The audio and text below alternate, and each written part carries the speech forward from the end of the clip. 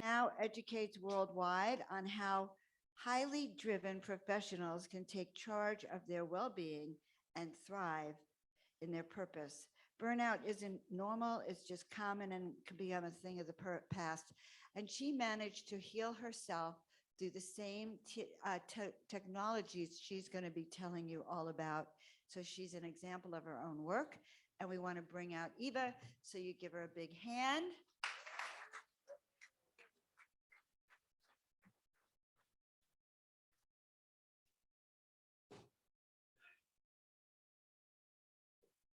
I was going to use that one, but I'm blinded. Thank you, Joan. So I know I'm in the right crowd. When I say the following, it'll be a little shocking. When I was a child, my father told me, Eva, there's no such thing as ghosts. And this was the very first, not very first, I'm known for being lippy. You'll hear some stories. I kept my inside words inside this time. And I thought, well, who am I talking to? Yeah, anybody have that experience as a child? You're a little different. And you have awakenings and you don't know what's going on because nobody else in the family is like this, so I must be adopted. And they kept telling me I was in jest, but I think in truth, that revealed itself later. And from there just came a whole myriad of downplaying. I was raised Catholic, fully recovered, thank you. But it took a toll. And they said things like, don't listen to your gut, your instinct. It'll lead you astray. Your emotions lie to you. How many of you have learned differently? Yes. Yeah, lots of hands. So I was shut down. And by the time I was 13, I had depression that went unnoticed and undiagnosed until the age of 20. And then I was told I was infertile. I had autoimmune disorder. I had contracted scarlet fever. Who gets scarlet fever? Now, yeah, I did. I got scarlet fever, and that was a shocker. Wow. My immune system was really poor, and they attributed all of my woes, my problems. Oh, you have chronic fatigue. It took 10 years to diagnose. I was one of the first to get the diagnosis. Chronic fatigue, anxiety, insomnia, depression, and those are travel mates, right? They roll together. Itchy skin. Doctors said, just put some lotion on, you'll be fine. Didn't work. Arthritis at the age of 22. What? What's going on? Hypothyroidism. The list goes on. IBS, short-term memory loss. I was told I'd be in a wheelchair by the age of 35, at the age of 30. And this is a fun story I'll jump to. I'm in the doctor's office, and he does an MRI, and he's showing me, look, you have worn out at the age of 30. You have worn out your L4-5, the space between. I says, what causes that? And he says, we don't know. Gone to the doctor and heard that one? We don't know. Yeah. So he's in a wheelchair himself. He says, you'll be in a wheelchair by the age of 35. And he's writing out a prescription for me. And he says, take Advil every day for the rest of your life to get rid of the pain. And he tears off the prescription, and I says, Advil's over the counter. What are you giving me? And he says, oh, this is for the depression. And I says, well, right now I'm not depressed. And he says, you will be.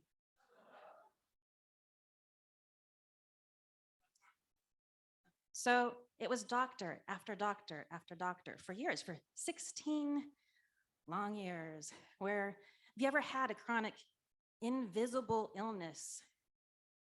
People go, what's wrong with you? You just unmotivated? You're lazy? What are you doing? My dad said a lot of things to me. My dad said to me, Eva, you're way too young to be so old. True story, right? This is where I got the common, it's not normal to age like that. It's just common. And we draw the line in the sand for ourselves and we go, well, I reached the age of 40, I should lose my eyesight, right? Don't we do that? Everybody thinks that. And so then we end up with glasses. I'm 50. I went to Costco to have my eyes checked. She put the little things in front of me and put down the little scale. She says, read the bottom line. And I said, made in China. No glasses, right? And she's whipped around. How old are you? I'm almost 50. And I dance in heels and I'm not in a wheelchair.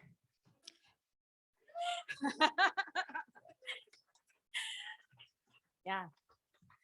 So that 16-year search, since I was blessed with insomnia and up at 3 o'clock in the morning, I'm on my computer, and I put in a search string. Back when Google was not nearly as helpful as it is today. Today they're like, oh, did you misspell that? Did you mean this? Yeah, back then you had to be very specific. And I'm talking, let's call it lots of years ago. So 2010, let's go back there. And this was also at the same time, I was playing with spirit. And I was trying to get into a place of gratitude, right? And most people have heard of Abraham. You've heard of Abraham? Yeah. A lot of people start with her channels. And so I was getting to understand universal law and how to apply that for my body and my health and to get out of that. Oh, wow. I'm focused on the pain. How can I enjoy my life? Right. So again, up at 3 o'clock in the morning, put in a search string of 30 different symptoms, some diagnosed, some not. And I came to a very strange, very long article talking about minerals. It was describing how I felt as if it was reading my mind, whoever was the author. This is how you're going to feel if you are out of balance minerally. We cannot pray away physical ailments as much as we want to. And a lot of spiritual people feel their body is in the way. We get resentful of it. Why do we have this body? I can't stand this body. It's full of pain. It has problems. Guys, we can't ascend without our body. It's coming with us. Yeah. We don't get to leave it until we die, until this dies, right? Because our spirit has never been born, so it can never die. But it is the house. The body is the sacred house. I'm not saying anything I don't think any of you haven't heard before, but this really brings it home. The foundation of our body depends on minerals. So hence started the work of what I now call mineral alchemy. So getting the body mineralized, what do? We go on Google, we search our symptom, I must need this. And so we take that and we hope it works. What if you give the body what it needs and it can heal itself? Has science to it that doctors just don't know, because that's what they told me over and over and over and over again. They don't know. And it's okay. I want them if I break a bone, if I sever a finger, if I need something removed, I will go to a doctor. And thank you for your knowledge.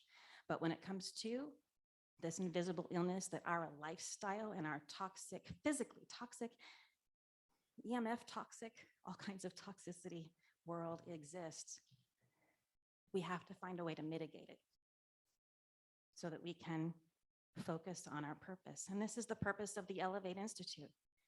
Get the body out of the way. Stop focusing on it, right? So many of my clients that come to me with problems, similar to the list that I gave you that I had. I go, Eva, I've tried everything. And I said, not this. Right? So as we get started in something like mineral balancing, and you start giving your body what it needs, and it's not guesswork, it's not woo-woo, although I have to say I am very woo. It is based in a science that involves you. A little bit of hair. You test the hair, find out what the body needs.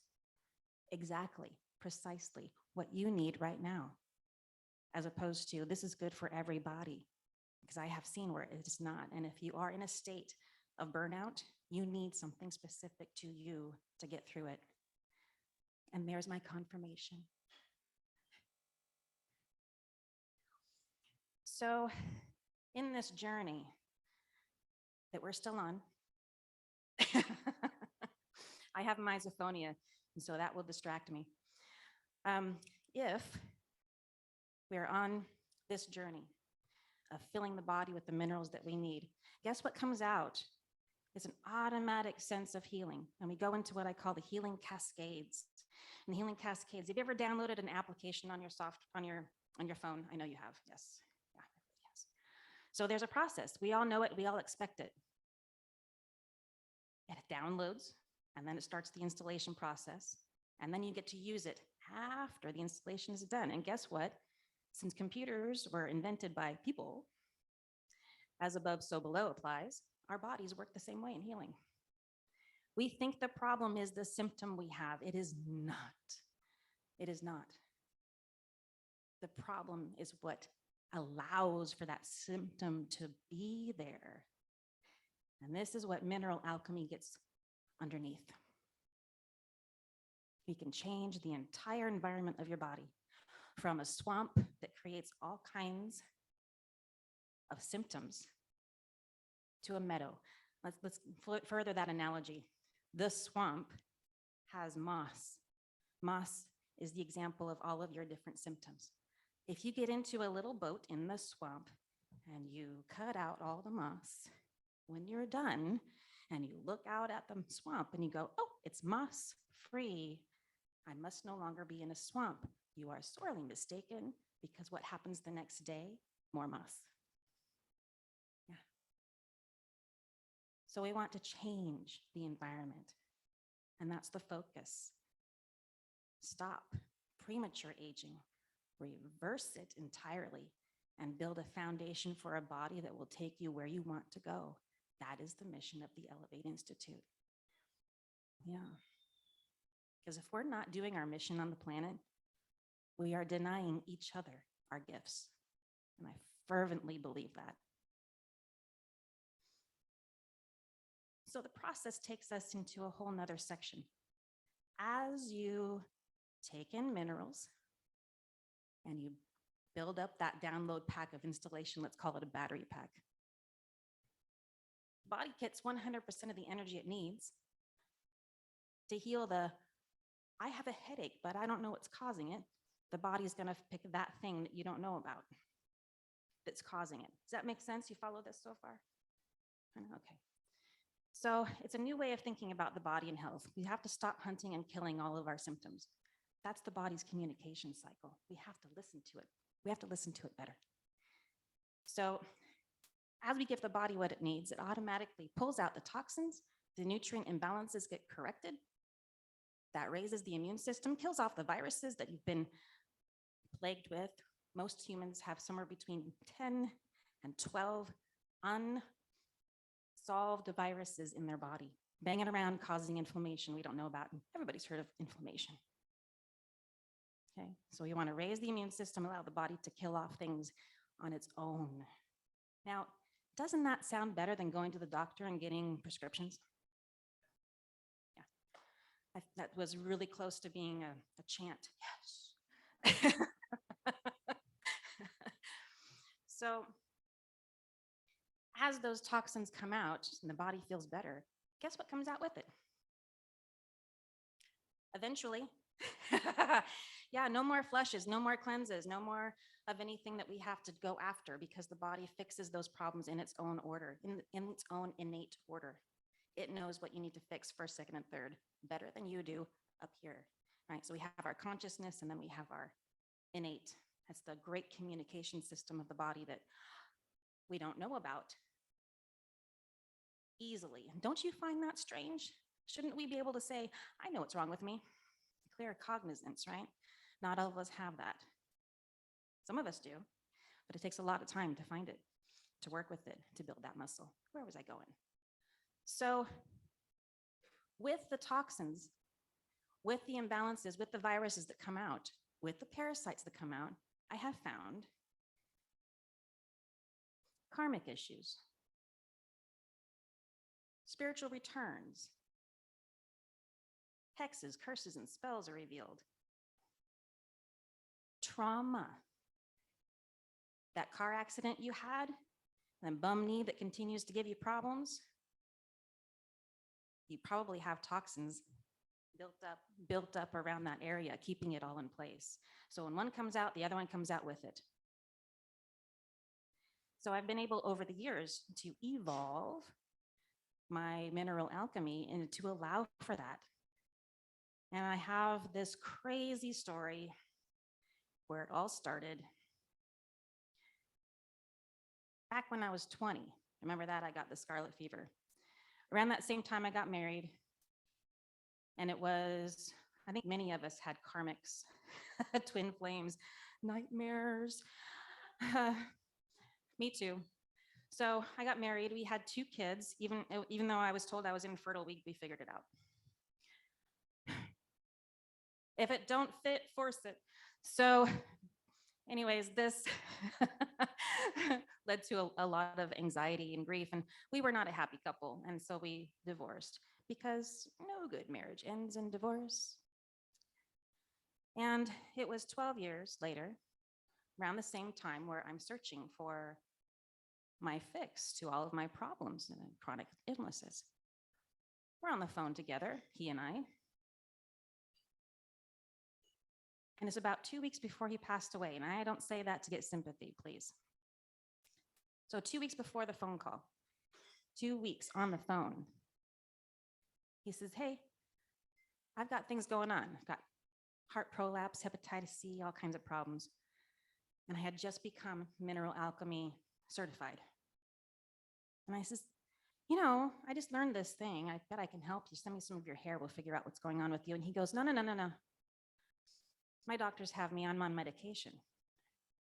2 weeks later, he's in the hospital to clear a kidney stone. They gave him something intravenously to calm him down so they could put him through, what's that called? Ultrasound thing. They break up the kidney stone.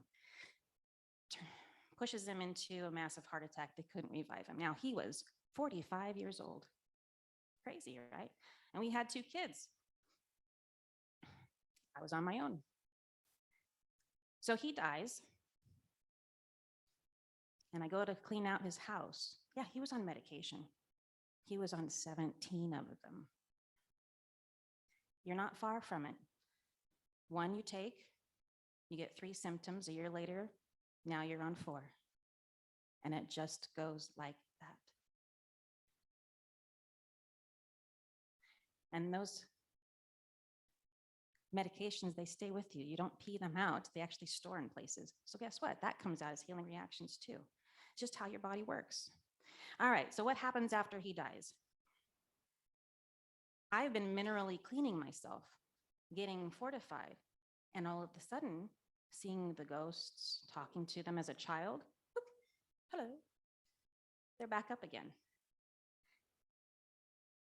And I hear this voice over here, and it sounds like him.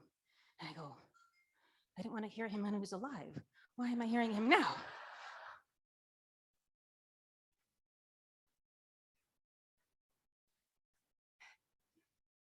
So I call up my practitioner, and I says, hey, Nikki, I think my dead husband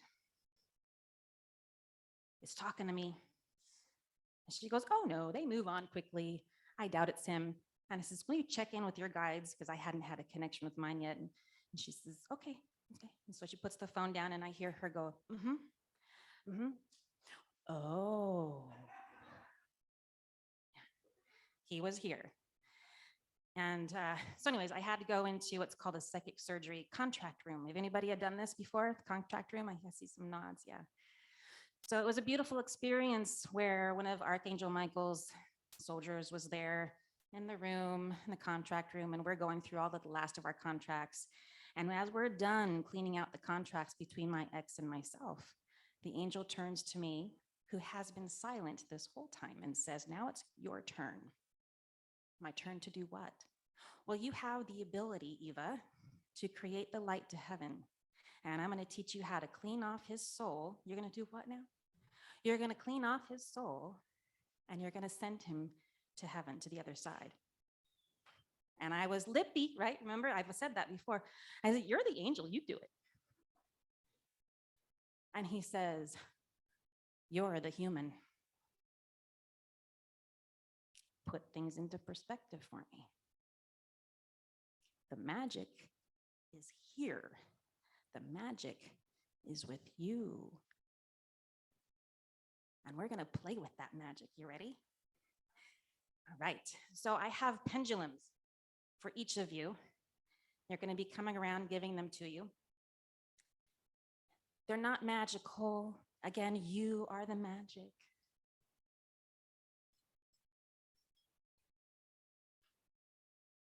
Yeah.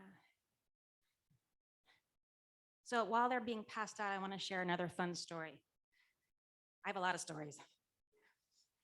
So 14 years ago, when I started this business, I attended one of those small business development things in Cal State, LA. There was 500 of us in this room. It was a huge, huge, huge auditorium. And there was a lady in the back with me with a little iPhone. And to everyone's distaste, the ringer went on a couple of times. So it would ring, and she couldn't figure out how to turn it off.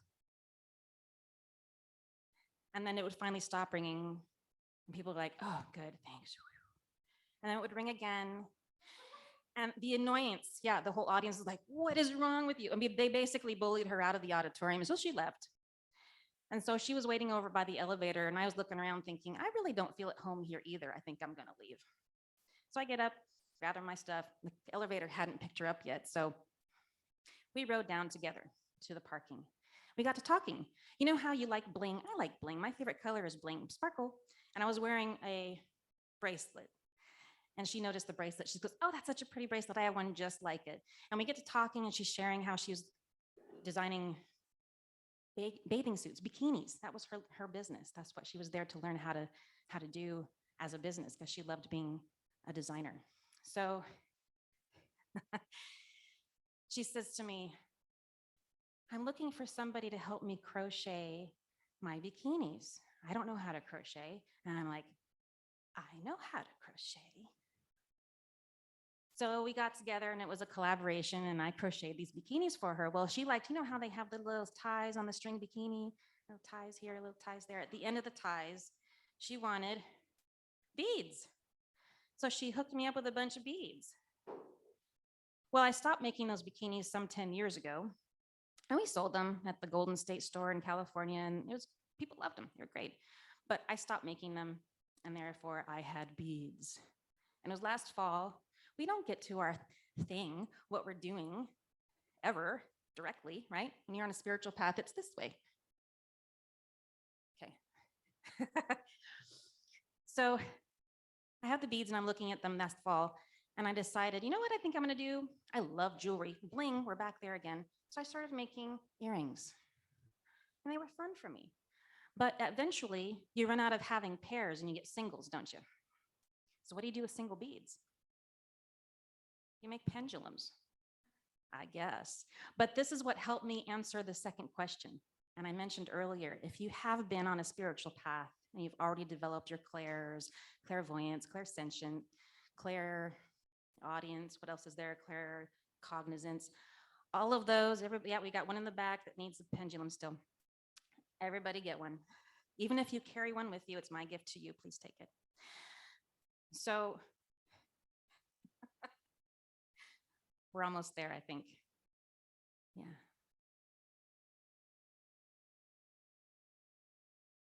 All right, where was it with my story? I forget. Yes, we make pendulums. And our story is not straight, it's winding. And it was about, I have been wondering this for a long time. For those of us who haven't been on that spiritual path and haven't developed this muscle of listening to our body in a spiritual way, how do we evolve consciousness? That's what we're here to do, is it not? Evolve consciousness so that we can hear our body and our innate pendulums. You can connect to that inner wisdom. And I'm going to show you how I use it with my clients, because as they're going through healing reactions, I need to know, are they on the program? And usually they're not. They're not drinking enough water. They're not getting enough sleep. They're not eating the right foods for them. They're not taking their supplements in full. There's something off. But if they are on the program, there goes my phone. If they are on the program, then I can at least adjust it during a healing reaction and get them on their way. Okay, so everybody has their pendulum? This is the form. So you want to scissor the chain between your middle finger and your forefinger and let about 6 inches of it drop so it can swing. Who here has heard of facial micro expressions? No? Yes, I've got a few hands. Yes, okay, good. So the body has micro expressions. Like if you don't want to tell a friend your real opinion about how that dress looks, the first expression is the real one of horror, and then your body, your face changes to, that looks good. All right, but your body doesn't lie, and it's going to take the micro expression from your hand, and it's going to amplify it in a pattern that is essential and recognizable to you for yes and no. So let's do this. The form is, you hold it in your dominant hand, and you're going to anchor that arm close to your body.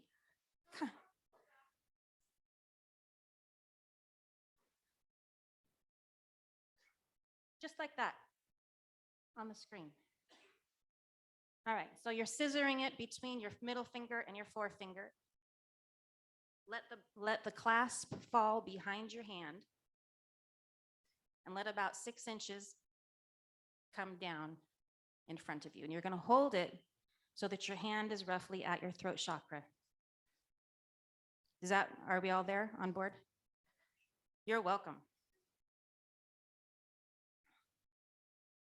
And you notice she's putting her hand underneath the crystal. Go ahead and do that with your non-dominant hand. And then you're going to place all of your attention off of me and onto that crystal. And these are not anything fancy. You know where I got them?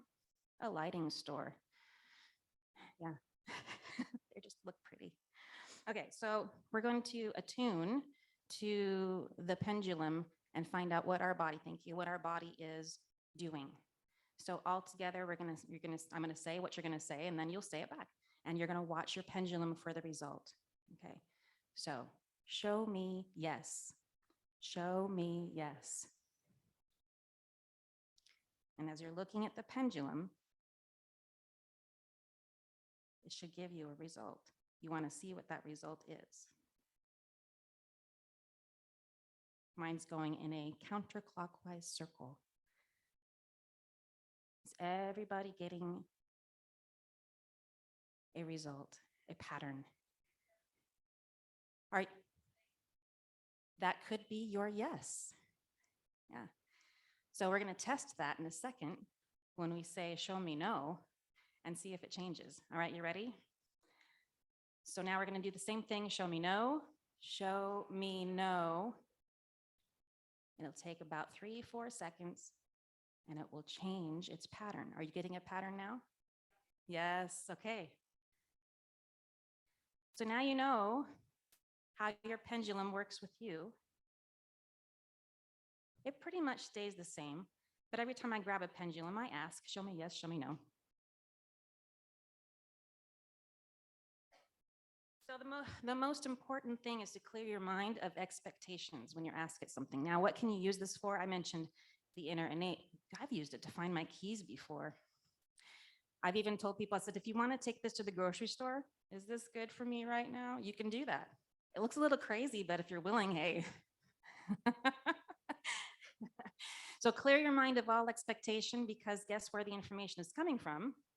Your noggin. Yeah. So clear your mind of the answer before you ask. And asking has to be a closed-ended question, yes or no, right? So you can, if you like, play with it more and say a few things. Have I had enough water today?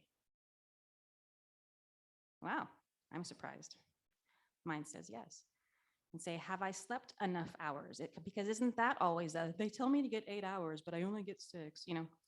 You can use this to confer with your body. And so here's what happens with my clients. They call me up and they go, I have a headache today. I'm blaming you. How do I fix it? And so I tune into their higher self and I do this a different way. And I use remote kinesiology on my hands, and it's really fast. But I'm teaching them now to use their pendulum. So now rather than going, all right, are they on the program? Yes or no? Are they going through a healing reaction? Yes or no? Right? Do they need to change their supplements? Yes or no? Do they need fewer supplements? Yes or no? What are those fewer supplements? Let's go down the line of what they've been recommended. Do they need more zinc? Yes or no? Yes, they need more. How much more? They need one more. One more? How about 2 more? No, back it off. The answer is 1 more. For how long? Do they need to do this for 3 days? 4 days? Isn't this taking some of the guesswork out of what you've been trying to do with your body? Yes. Okay, good. All right. So we're going to play a little bit of yes, no. I invite you to use these throughout the rest of this conference. What resonates with you? What do I want to move forward with? Should I buy that book? You know. Okay. For the next year, does my body need to focus on health? Yes or no? Record your answer.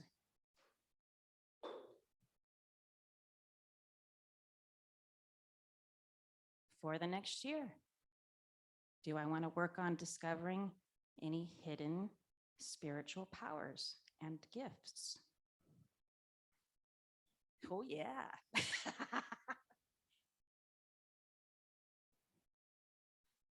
For the next year, do I want to focus on finding my divine partner? Learning more about me? What is the focus?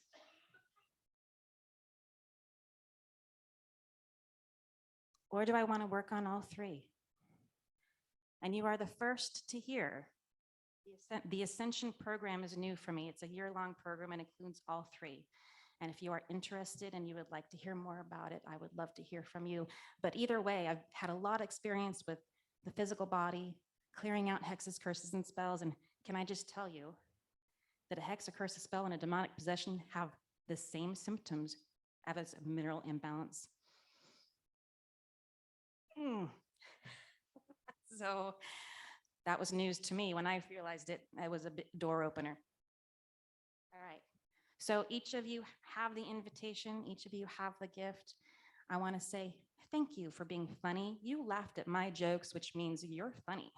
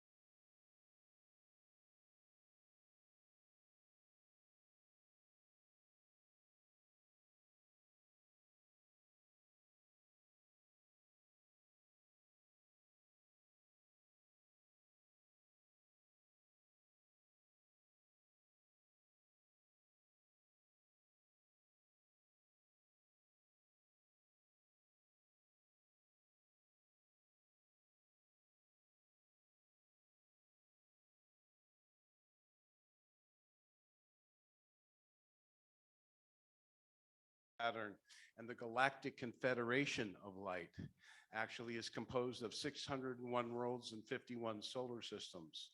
I'm going to introduce you real briefly here, and we're going to go, a lot of the introduction is going to be focused on my dear friend, Dr. Raymond Keller. Please welcome him. He's been a UFO contactee since the age of 15, and he was in the Inquirer and has a lot of research his whole life. He's been destined for his position as a Venusian historian. He has been one of my great teachers. I'm going to share a little bit about my early teachings and how I got started in some of my credentials as a bona fide face-to-face contactee. Raymond Keller is a professor, and he was allowed to live on Venus for 2.5 months. We're going to see how much of that we can get through. I want to lay a groundwork for the information that we're sharing. At the same time, share some other things. And we're going to be out. Today's the day to see us. We're going to be in here at lunchtime at the break, and we'll be talking. And then I'm probably will also be out there.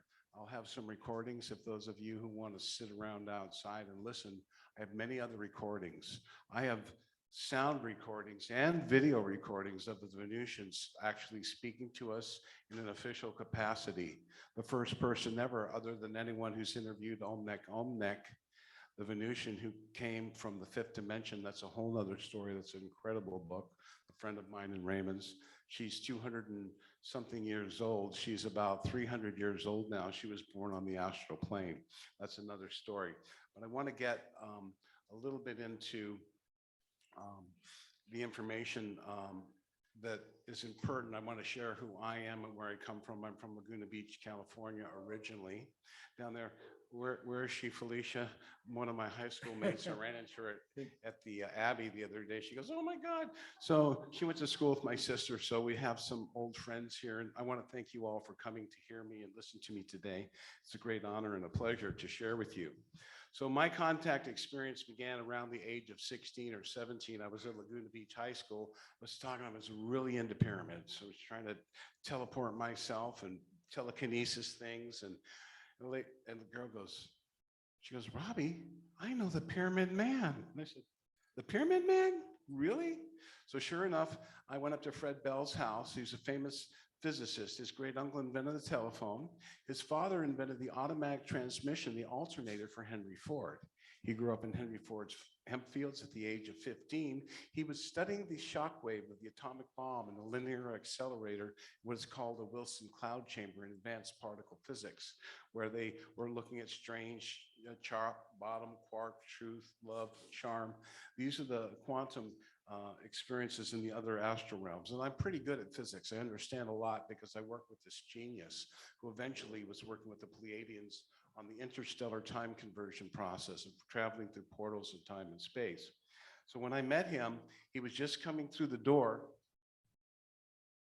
with his first gold-plated pyramid. There was a guy, I'm hearing some music. Is that me? Oh my God. What the hell? Who's doing that? By thunder. So Music of the spheres. I'm just gonna take this horrible time that I'm wasting here and turn this off completely. There we go. So he was studying the shockwave of the atomic bomb, and at the age of 16, the military grabbed him as soon as his 16th birthday, which is illegal. They grabbed him and conscripted him into the Air Force. And he went to ROTC and UC Santa Barbara, which was my alma mater, actually, north of Los Angeles there. At the age of 17, he had a PhD in physics at the age of 17. By the age of 20, he was in charge of the world's top radar, say, at the NFS PS38 at Point Reyes, California. California goes out, it makes a curve, and then that little point, that's Point Reyes. That's the farthest westernmost point other than Alaska. And he was witnessing UFOs coming in. They go, "Who's in charge of this whole thing?" And they look at this 20-year-old kid. And he was sitting there as the UFOs were coming down during the Cuban Missile Crisis, vectoring off the pathways and headed down at 15,000 miles an hour. He was filling out the reports. They didn't like that. They burned them. And he was saying, "Sir," he was a smart aleck, precocious little SOB. And he said, "Sir, you can't do that. Section code 3222, whistleblower from way back." Finally, one night he got a little drunk, took his Harley out there, Wasn't a Harley, I think it was a Triumph, but he made a big stink in front of the base commander's house, 3 in the morning, revving that thing up, brodied out. The next day, he comes in, he fills out his report again, you're gonna burn it again. He goes, "Well, did you see a UFO today?" He goes, "Yes, we did, sir." They put him in the straight bucket and took him to the loony bin. He said, "Tell them to give me an honorable discharge," which he got. Then he went straight to NASA. He was working on the electrical inside the capsules at 20 years old in 1963. He filed suit with the ALCU on his way out. And so he was working with Werner von Braun. And then guess what else happened? It wasn't very long. Something else. It's like 1964 or whatever. He's in there and he's complaining. "Hey, these guys are doing shoddy workmanship. Who are you?" "Well, my great uncle invented the telephone, dude. I think I know what I'm talking about." So they didn't listen. He went up the chain of command. Finally, he confronted Werner von Braun in the halls. "Yeah, I bet I've heard about you. What's this? What's going on? Peter, take care of this." Yeah. So they fired him the next day again. So he goes to work for JPL and Rockwell. Okay, so he's sought after, a highly sought after genius. And he was working again on the electrical, on the Saturn engines. And he said the UFOs were coming down outside the hangar and they would send out 2 little probes. One would go clockwise down and clockwise back up. The other one would go clockwise down and counterclockwise back up. So he was aware of the UFOs from a very early age. So these are kind of his experiences. And about the time I met him in 1973, he had moved to Laguna, not before being taught by a San Francisco guru named Syringa Roy. Syringa Roy was a Rajput prince, and he was Fred's initiator and kind of a personal guru. I met him. He never spoke a word. He just smiled and laughed. He taught me a lot of things. It's called the Nada Shringa Neural Life Illumination Yoga. It's not, you don't focus on the guru as a person. The guru is a light bulb activating within yourself your own Christ consciousness in the inner light. And we'll go into that a little bit more. So a little bit later. So hanging out with Fred in this. So that teacher had an ashram in San Francisco in 1966. On Haight and Waller was the front door, and the back door was Haight-Ashbury. He was the guru that said, "Let's do love-ins, let's have music in the park, dress colorfully, love each other," and that wave of consciousness. A woman I met said he went through an initiation and held some flaming logs and gave what they call arti to the inner circle of the discipleship. And so that was his background. He has an esoteric spiritual background. He had a trip aboard a spaceship at Giant Rock out in the airport in the early 70s as well. So I went up to his house. He was making these first pyramids ever. So these pyramids are kind of cool. So pyramid, just so you know, this is how I kind of make my living. I do the talking for free, and we have some books and stuff, but I sell some jewelry. Some of it's kind of pricey. If it's not for you, it's okay. You know, anybody that can afford it, yeah, we do appreciate it. And I'll be sharing this. So I have some pyramids here. I wanted to pass these out and let people go ahead and you can try them out. So you can just wear them on your head. So I'm going to explain about a pyramid real quickly scientifically. I'm going to go through my little infomercial. Then we're going to get into the beef of the good stuff. So a pyramid, technically speaking, is progressive energy transfer through geometric focusing and dynamic electrical amplification over a measured plane of coordinates. That'd be the scientific definition. In layman's terms, it's simply a crystal. If I took 2 pyramids and put them base to base, you would see an octahedron. This is the gold's molecular structure, shape, and this is also the shape of a natural diamond. Why do people value diamonds and golds? Because of the pyramid, pyramidi, from Latin, fire in the middle, to wait in the middle.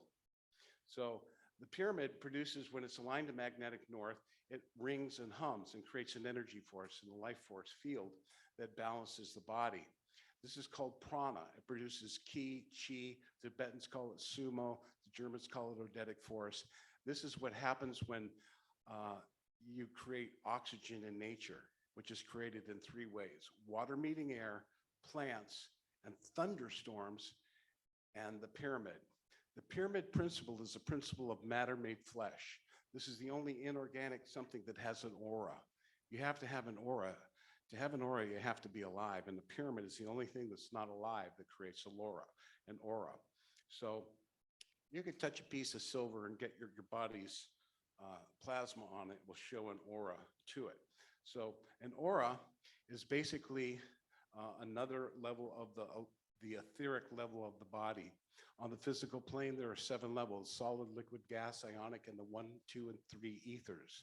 The 3 ethers are a more subtle realm, which we would recognize as the aura or the human biofield. In the body are 72,000 major navies. You are an electrical current of energy. So this current, sum total of the electrical current creates your aura, because electricity and magnetism are reciprocal. Edison produced a positive pole and a negative pole and created electrical charge, ions running through a tube.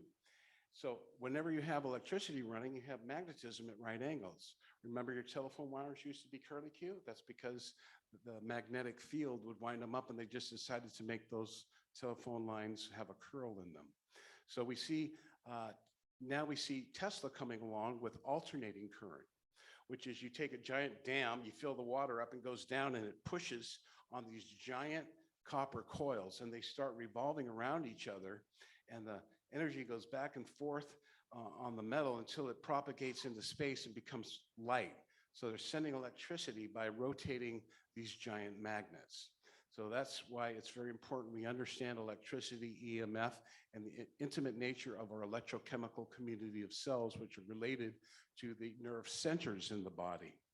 So you have the Ida and the Pingala, the Sushma, the divine masculine, feminine vortex in your head, and I'll show you that in the pyramid picture in a moment. So we have this wonderful pyramid energy.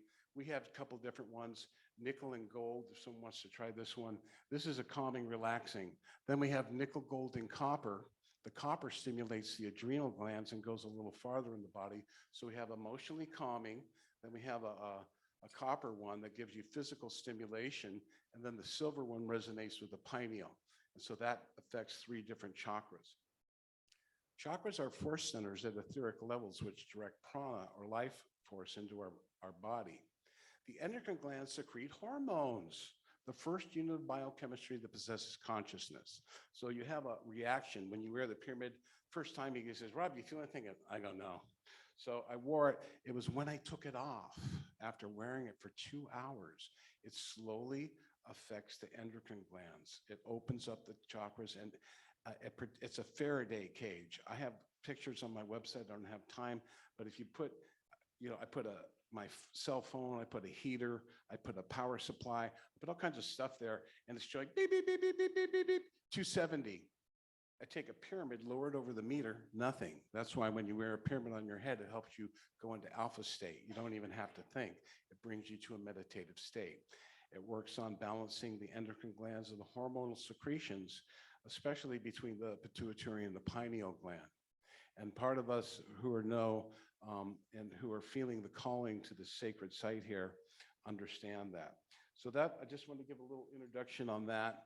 I also have a book. We have lots of other pyramid products that are pretty exotic. You see the pyramid necklaces here, and we do muscle testing. If anyone's interested, we can talk on that. You can look at it on my website, which I'm going to show you right now, is the Promise Revealed. This is we'll go back to, go to the homepage real quick. So the promiserevealed.net, this is where we're at today. We're going to talk a little bit about the Gospel of Thomas, if I can get through that.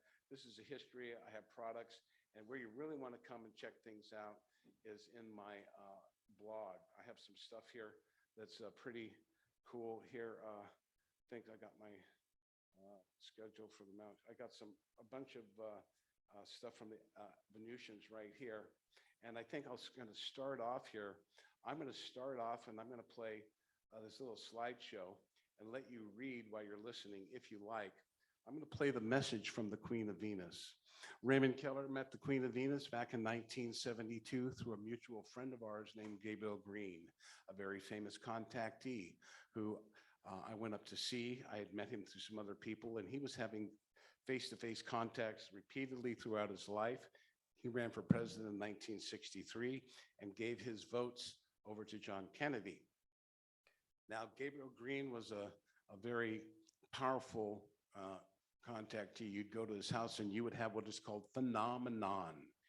I learned a lot in my ET 101, meeting them after leaving his house and them sending teachers to me and having spaceships land in front of me. We'd go out and there would be a spaceship and they have a telepathic communication with my first contact was Semyasi, the Pleiadian of the famous UFO contact from the Pleiades. Colonel Wendell Stevens was interviewing him, and before Colonel Wendell Stevens died, to honor me, I took him to Egypt, and he was sending us Billy Meyer's notes when I was 17. I was reading Billy Meyer's contact notes, which many of them I've never seen published. And so he gave me, before he passed away, 3 weeks before, he gave me copy 002. I can tell you, Billy Meyer. That's kind of my UFO contact experience with Fred Bell. And going up to his house when I was a teenager, he would go, "Come on up to the temple tonight, Rob, it's humming." So I'd come up and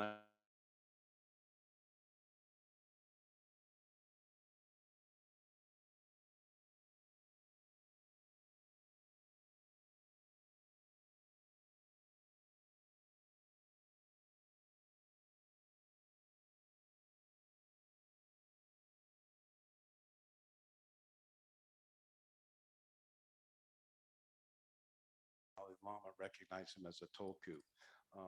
I know him as Ron Spencer.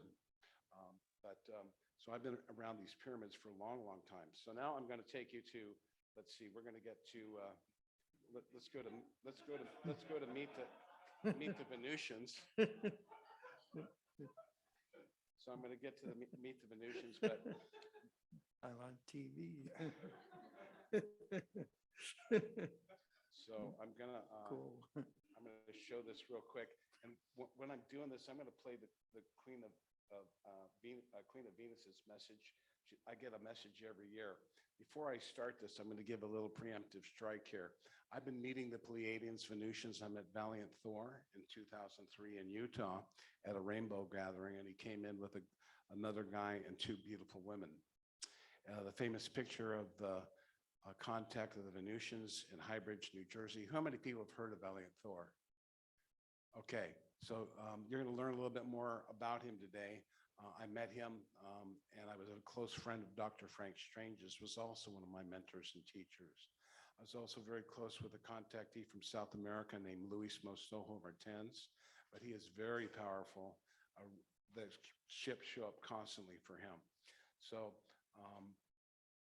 Dr. Frank Strange's told me a lot of intimate things about Valiant Thor, and I was a member of the Inner Circle, and they asked me to join the Order of Melchizedek.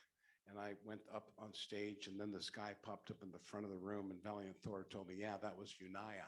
They take on various bodies. So Unaya will be talked about in the last message I'll play if we have time, from Valiant Thor directly.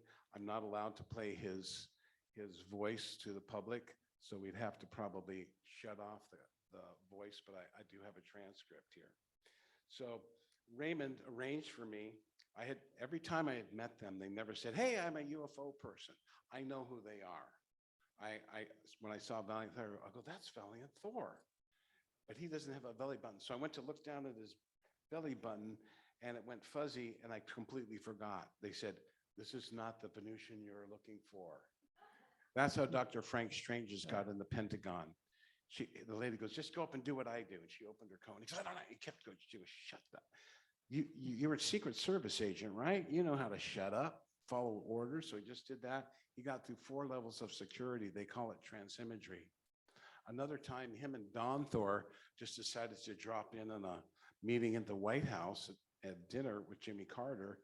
And he said, Jimmy Carter came up to him and goes, "Where are you guys from? You look interesting." And he looked at their shoulder. There was nothing there, and said, he goes, "State Department, huh?" So the Venusians have this incredible, wonderful ability to be able to kind of put something over us as part of their mission, but it's not done for ego. Everything is done silently behind the scenes. The message is not about silver spaceships and spacesuits, but about the message and the teachings of Christ, who came from Venus. And that's a whole other story. We'll see if we can get to that. So Raymond arranged for me in 2019, on the 67th anniversary of George Adamski's first contact, modern day contact. There were others. Howard Menger, who I also took to Egypt, who was a contactee where Valiant Thor came and took that famous picture, and I'll show that to you here. We find that they look just like us. And when I met them, they're exactly the same. I met Jill, his wife, the blonde, super white hair. She was at the back of the meeting at Dr. Frank Strange's. I kept looking. My girlfriend's going, stop looking back there at that hot chick. You know, I was like, you don't understand. So at the end of that, I went up to her and she walked up to the front. And I didn't want to bust her even in the Dr. Frank's meeting. I didn't want to go, there's Jill, the one on the cover, you know. But I said, have you ever seen a UFO? They hate that word. She said, no, never saw a UFO. I saw a spaceship in New Jersey once, Rob. Now she was admitting that she was Jill. And so I talked to her and we had a little conversation. She goes, what do you think about this new financial reset? I just rolled my eyes. I said, it's going to take a lot more than money to heal this world, right? So she went outside and she went like this and got on the phone and walked away. And I went back to Dr. Frank and I go, Dr. Frank, we had a visitor. He just smiled. He was so happy. So I saw two of them at his meetings. One initiated me in the order of Melchizedek. He came up and lightning bolts went through my head. It was pretty cool. And then I met Valiant Thor with four other women. I won't win that story. And at Gabriel Green, I asked them what they looked like, and he said they loved the 50s. So they came up right after I left his house, mint condition, baby blue and white, convertible Chevy with two guys in the front wearing T-shirts looking like Happy Days and American Graffiti, and three beautiful women, pigtails, ponytails, and came up, and they were sitting on the back with saddle shoes, knee socks, blouses, and checkered shirts, which were a little more like the naughty Japanese shirts than they would have had in the 50s down above the knees. And they came out, they went skipping through the store. Don Thor got out and he got to the register at the same time I did. And he said, I'll have a pack of Camels. And I'm looking at him, I'm telepathically saying, go ahead, Don, have a smoke. I know you guys don't smoke. And he raises his eyebrow and goes, He goes, I'll have a pack of matches. And he started pounding the cigarettes on the counter, right? So then he gets the thing and he had penny loafers with a penny in it, a white T-shirt, jeans with the rolled up collars on the bottom. And then he goes like this and he takes it like this and he looks at me and he rolls it into his sleeve. So that's a way that they were meeting me throughout my life. Until Dr. Keller, who got to go to Venus in 2012, and I'm going to try and get through that. Can you give me how much time I have left? So anyway, so he arranged a meeting. He asked Alon, the security chief, 2,400 years old. He is known as the accidental apostle. He was placed as the regent of Venus by Jesus Christ himself because he was the accidental apostle, the one who died on the cross. He said, you'll be with me this day in paradise. He became an ascended master that day. He was known as the good thief. So Raymond met him as well. He's the one that gave him permission to look into the Akashic records and create these wonderful series of books of research on the influence and the history of Venus on the earth throughout the ages. He covers everything from government lies and rockets to Venus to the ancient history and the wonderful beneficial influences of the Venusian angel force interacting amongst humans on the earth, like Apollo, Aphrodite. These were actually Venusians living on the earth and influencing society unbeknownst to society. They kind of had a very strong influence. The woman I met, Commander Raines, was speaking to Thomas Jefferson, John Quincy Adams, John Adams, Thomas Paine, and she was also working with the French revolutionists in the Masons order. She was one of Les Neuf Sœurs, one of the 9 muses, to those who were working with the hierarchy of light. At that time, the Freemasons were good. They still are good, the innocent ones. Now, there's the bad guys use that, but let me make some things clear. Benjamin Franklin was head of the Venus Lodge. They did the Boston Tea Party. They were the resistance. They were disclosure, fighting the reptilian royal elite rule. The Venusians in the light force, the hierarchy, have always intervened in times of critical juncture when the earth is about to fall under this absolute domination and spell as it is now. That's completely gone. I'm going to give you that good news now. So we just have to step into that. So I said, did Thomas Jefferson know you were a Venusian? She said, the tall intellectual Venusian may have suspected I was from another realm. He would come home from a horse ride, and she would be in his locked study. No one had announced that she was there. She was just sitting there. She'd hand him papers. I said, what did you teach them? Liberty, equality, fraternity, and justice. I said, did you teach Benjamin Franklin about electricity? She said, I may have led him into areas of research that led to that discovery. So now I'm going to talk about my conference this year. I have one every year. Next year, it'll be a little different. But this conference is held on the slopes of beautiful Mount Shasta. This year, we're going to go off the grid in a different place. It got a little busy. I had literally 300 people in 3 different rooms and 30 speakers and 2 locations. And I'm going to bring it back to its roots. We're going to get off the grid, camping. It's going to be a lot more fun, a little easier for us to all handle. So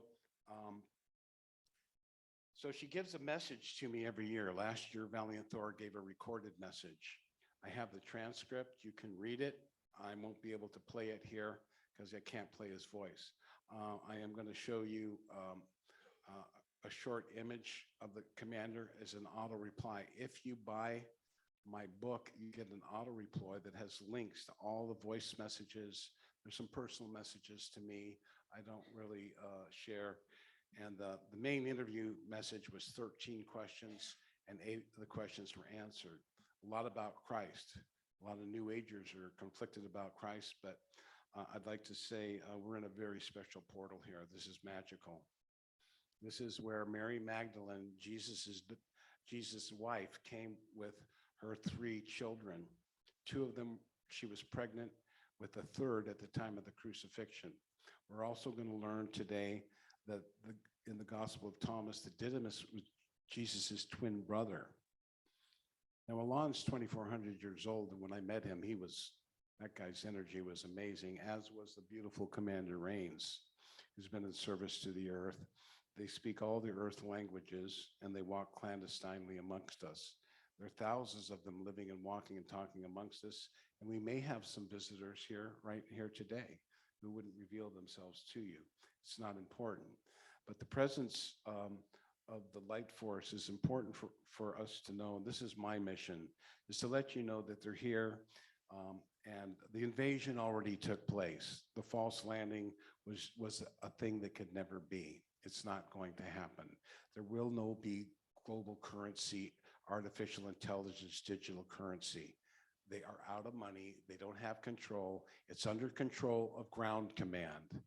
The covenants that were written a long time ago, 16,000 years ago, invited the Anunnaki, Marduk, and the fallen angels inside the earth to own this world. They were able to end a very bitter and dangerous war that they probably created in the first place. But they got legal ownership of the earth 16,000 years ago. And through the transhumanist hybridization program, they put their proxies of their elite families in positions of power, lust and greed, and they control the monetary system, or they did. So all your taxes went to the Queen of England and to the Rothschilds. There's no more taxes. The IRS has been wiped out in America. They don't have anybody's records. The quantum system and the control networks have been taken down and taken down. They kept trying to open up portals to Satan to lead the way, and it's not happening, folks. There's the light of God never fails. So before I play this actual message, I'm going to be playing you're going to see some slides, just kind of little eye candy for you. You could maybe read some, and we'll get into Meet the Venusians and Raymond's mission and some of the advanced technology that they've shared with us. So you're going to learn about ascended masters and the technology called translation. The Queen of Venus is about 400 and getting close to 450 now. 50, Yeah, 440. 440 years old. She was born on Earth in 1585, and we'll go into that in a minute. So now I'm going to play a message that she gave, which was the title of my conference last year, was The New Spiritual Paradigm, Angels and ETs in the Multidimensional Omniverse. Now, keep in mind, she was born in the Basque region of France in 1585, so she does have a Spanish accent. They're absolutely beautiful, and I will show you evidence. She does not age. Valiant Thor didn't age. Jill didn't age, and Don Thor, they don't look a day over 35. So this is the technology known as the vril or life inspection, and that goes back into a lot of other stuff. And Raymond and I, it's all over his books. There's a tremendous amount of metaphysical and spiritual knowledge in here I'm going to share with you. So before I do that, I'd like to do a quick prayer in honoring of this sacred portal and all of the magical presence beings here that are very connected to the spirit and the fairies. Last night, I had a deep meditation, and in my meditation, in my prayers last night, I sensed this deep, fertile, rich forest. The energy here is very protecting. It just feels like, you know, I could smell no electricity, just the smell of the woods and the people and the kinship with Christ's wife and his children and Joseph of Arimathea starting the first church in England right here before 70 AD. This is a sacred and holy place. And this is a vortex like Mount Shasta, Sedona, the Great Pyramid, Chichen Itza, many other portals around the planet. We're going to be talking about some of the future things in terms of the book of Revelations and the coming tribulation periods. And I don't want people to go into fear on that. So here's the quick prayer from the point of light within the mind of God. If you know it, you can say it. Let light stream forth into the minds of men. Let light descend on earth. From the point of love within the heart of God, let love stream forth into the hearts of men. May Christ return to earth. From the center where the will of God is known, let purpose guide the little wills of men, the purpose that the masters know and serve. From the center that we call the race of men, let the plan of love and light work out, and may it seal the door where evil dwells. Let light, love, and power restore the plan on earth. So be it. Amen. Amen. Okay, the Venusians have some other prayers. I don't have time for that. So now I'm going to play the Queen's message, her voice, and listen to her. She's going to mention about some challenging times ahead. And a little preemptive strike here without going into fear. They have told us that we're in a 55 million mile hydrogen cloud. This is superheating in the atmosphere. Normally the atmosphere outside the Earth, all the way to Pluto, is absolute zero. Right now, it's 10,000 degrees and probably rising. Now, combine that with natural solar flares, solar minimum maximum, CMEs, that's turbocharging. It's not just global warming, it's solar warming. And it's not all caused by mankind, although our nuclear radiation is the primary cause of our nuclear warming, of our pollution. We also putting metals in the air, spraying us like cockroaches with smart dust to create a transhumanist control network. You have artificially foods. Everything that the elites and the families have done to us is designed to jam our frequency and block the mighty I am over itself, and it can't be done. No tidal wave of fear, no mountain of hate is ever going to stop you from recognizing and realizing yourself as a true spiritual Christed being that you are. You can attain this. This is what Jesus came to taught. The authorities didn't like it. They said a man can't be divine, but you're all divine. Within you, it contains the eternal spark of the Creator that is known as the Christ consciousness. Christ is immanent. Where's God? God's everywhere. There's nowhere that God isn't. God is within all form, transcendent to all form.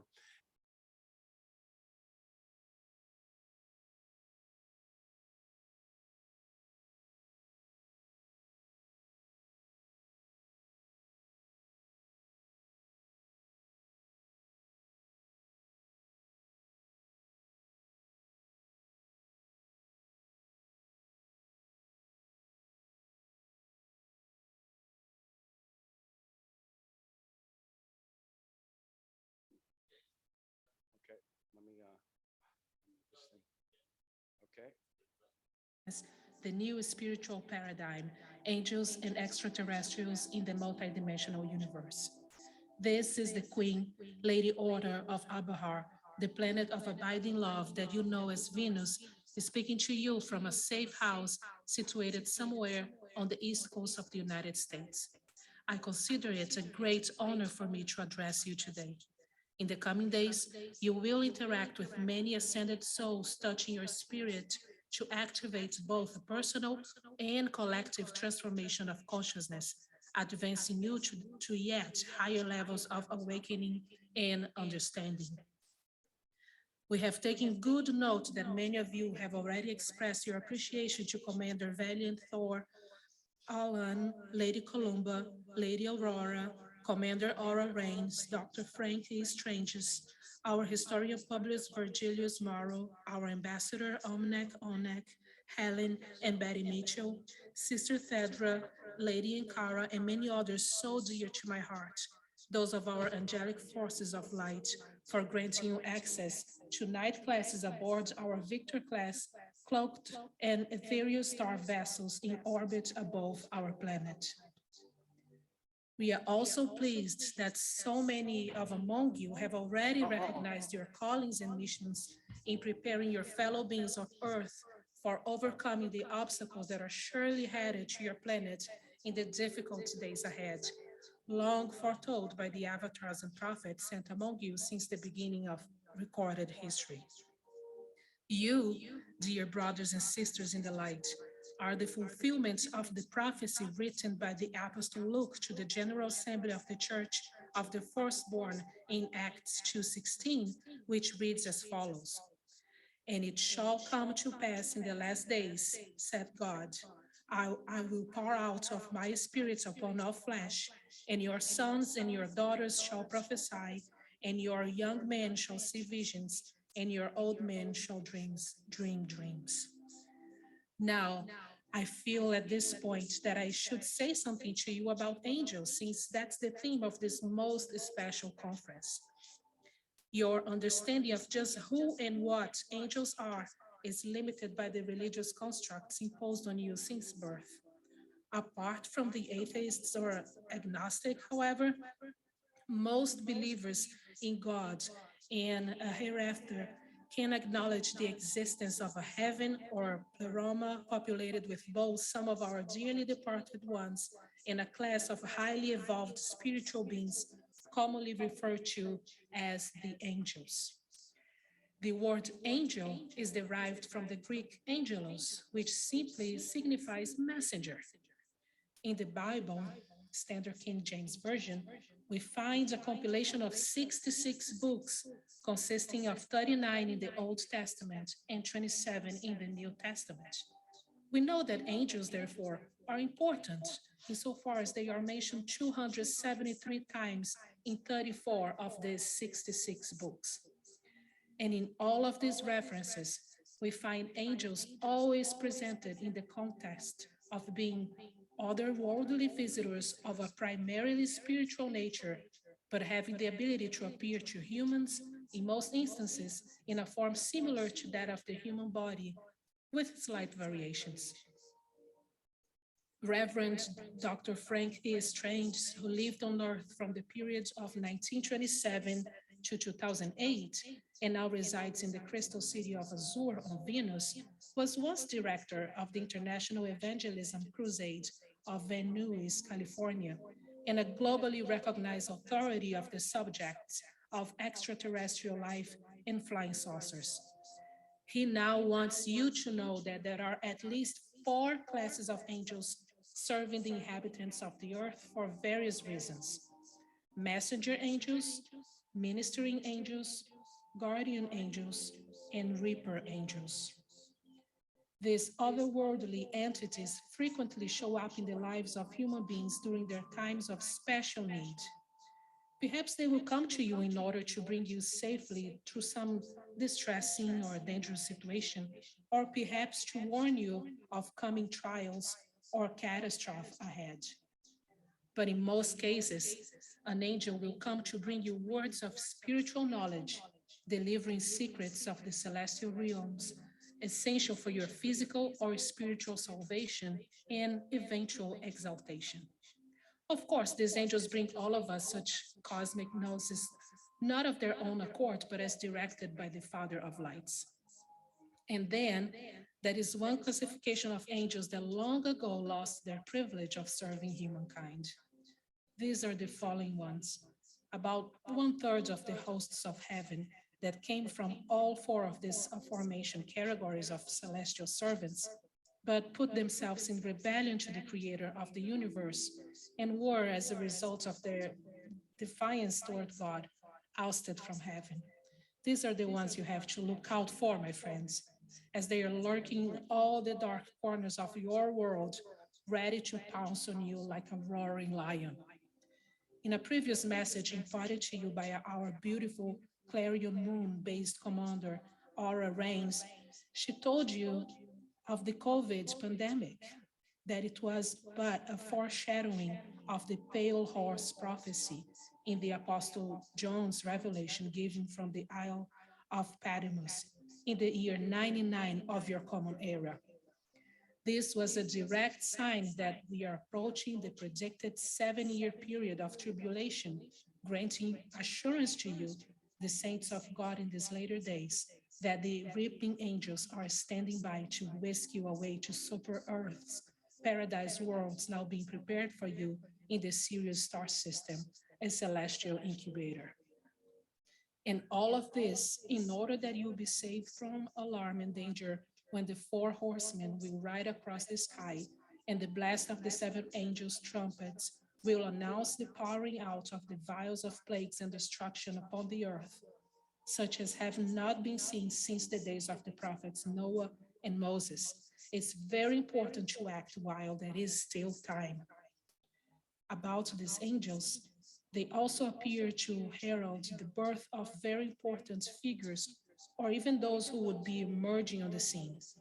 Sometimes they would come to caution the world about an enemy who could potentially threaten it. There is another scripture from the book of Revelation, chapter 14, verses 6, 7, which has great importance in our day. It reads as follows: "And I saw another angel fly in the midst of heaven, having the everlasting gospel to preach unto them that dwell on the earth, and to every nation and kindred and tongue and people, saying with a loud voice, Fear God and give glory to him, for the hour of his judgment is come, and worship him that made heaven and earth and the sea and the fountains of waters." This will be the last call, the last chance for many to escape in the rapture of the saints. The terrible calamities coming as foretold in the remainder of chapter 14. Do not hesitate to sound the voice of warning throughout the land. These visitors have been appearing since the beginning of time. If you go back into ancient history, you will find that in many cultures and civilizations all around the world, there is evidence of otherworldly visitors with wings who would come to speak with important figures on earth in whom they felt could help them in carrying out the contents of their messages. The wings, of course, quote unquote, are representative of this being's ability to fly.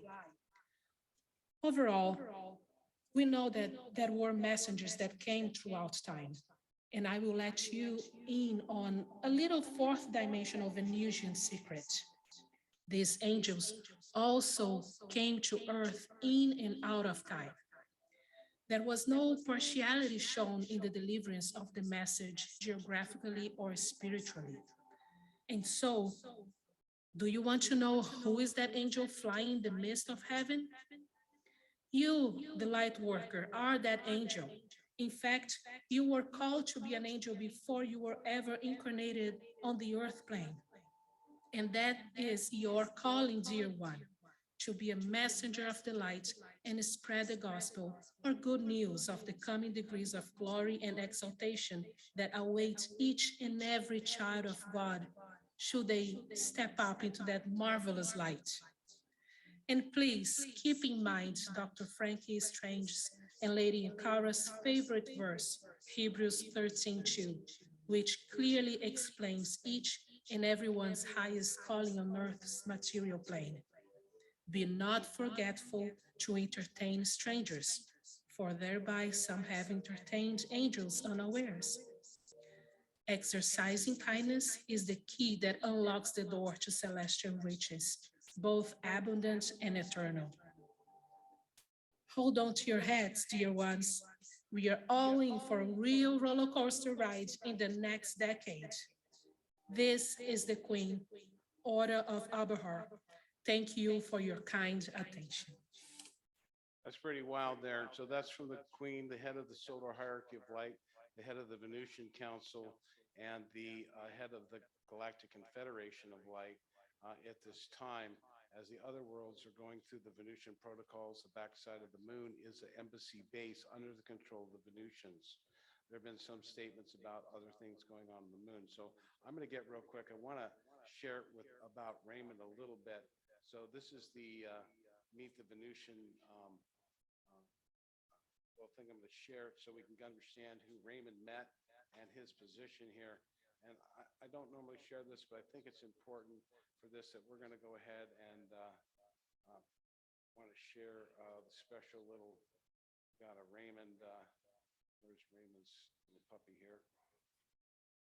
Raymond was fortunate to be given technology, and so I'm going to play this for you. So I'm going to play the slide. That this technology, so we're going to play this little slide. He was given a technology called a Nimbus. Harry Potter stole a Venusian name. This is a security device that allows it to be activated by the higher mental aspect of the adept. And Raymond went up to Venus, and he was able to look at the Akashic records every day for 2.5 months. So they gave him this, and when I saw this is pretty wild, it's kind of like Louis. But what's going to happen here is he's going to disappear. So he doesn't use this to go in and, let's say, go steal money. This is about spiritual mission. He has possibly or not had some missions where he does for them behind the scenes, and he's allowed to use this device. It travels anywhere within the Earth's atmosphere. It's an atmospheric transportation device that can get a Venusian out of a hot seat. Some of them valianthoric and dematerialize at will, come and go. So he told the guy at work, and the guy had a Christmas tree thing and said, I'm going to go ahead and play some laser. He says, well, you won't see anything behind me because this buffers. So Raymond's going to disappear into a parallel dimension. This is not a lie. This is not fake. This is absolutely real. And this is just to let you know that we do have a brother here who's well connected with the Venusian angel force. And again, I want to say that this is not about Raymond and I. This is about just being messengers. They told me, do not care what people say, and I get a lot of feedback. Ancient Aliens, Conscious Life Expo, Contact in the Desert. No one wants to hear that we're actually meeting. I know Michael Salo very well. Unfortunately, he doesn't believe it. I have spoken to Lena Denon. I know how she has had experiences. She doesn't believe my contact. It's okay. I said, ask Valiant Thor. As yet she hasn't. I would encourage her to do that. But I'm going to tell you that this is absolutely real. So I'm going to get quickly back into this Meet the Venusians, and I'm going to show you the Queen of Venus, the woman whose lady you just saw. And I'm going to get through this real quick. And then remember, Raymond's going to be here all weekend sitting at the table, and today is a great day. After this, I think we might go out and to the coffee area if anyone wants to have any talks with us. So this is Raymond and me, and then I'm going to show you real briefly. She doesn't like her picture shown too much because she has a Earth life, but you've all special people come here. That's the commander of the moon base, Commander Aura Reigns. She's 6-dimensional, and she said she's been serving. Raymond created these 2 books, and the Queen sent him 2 emissaries to congratulate him. This is a picture of Raymond and the Queen. You'll notice the sandals she's wearing, and she's holding something in her hand. The other thing that Raymond's holding in his hand is his Nimbus.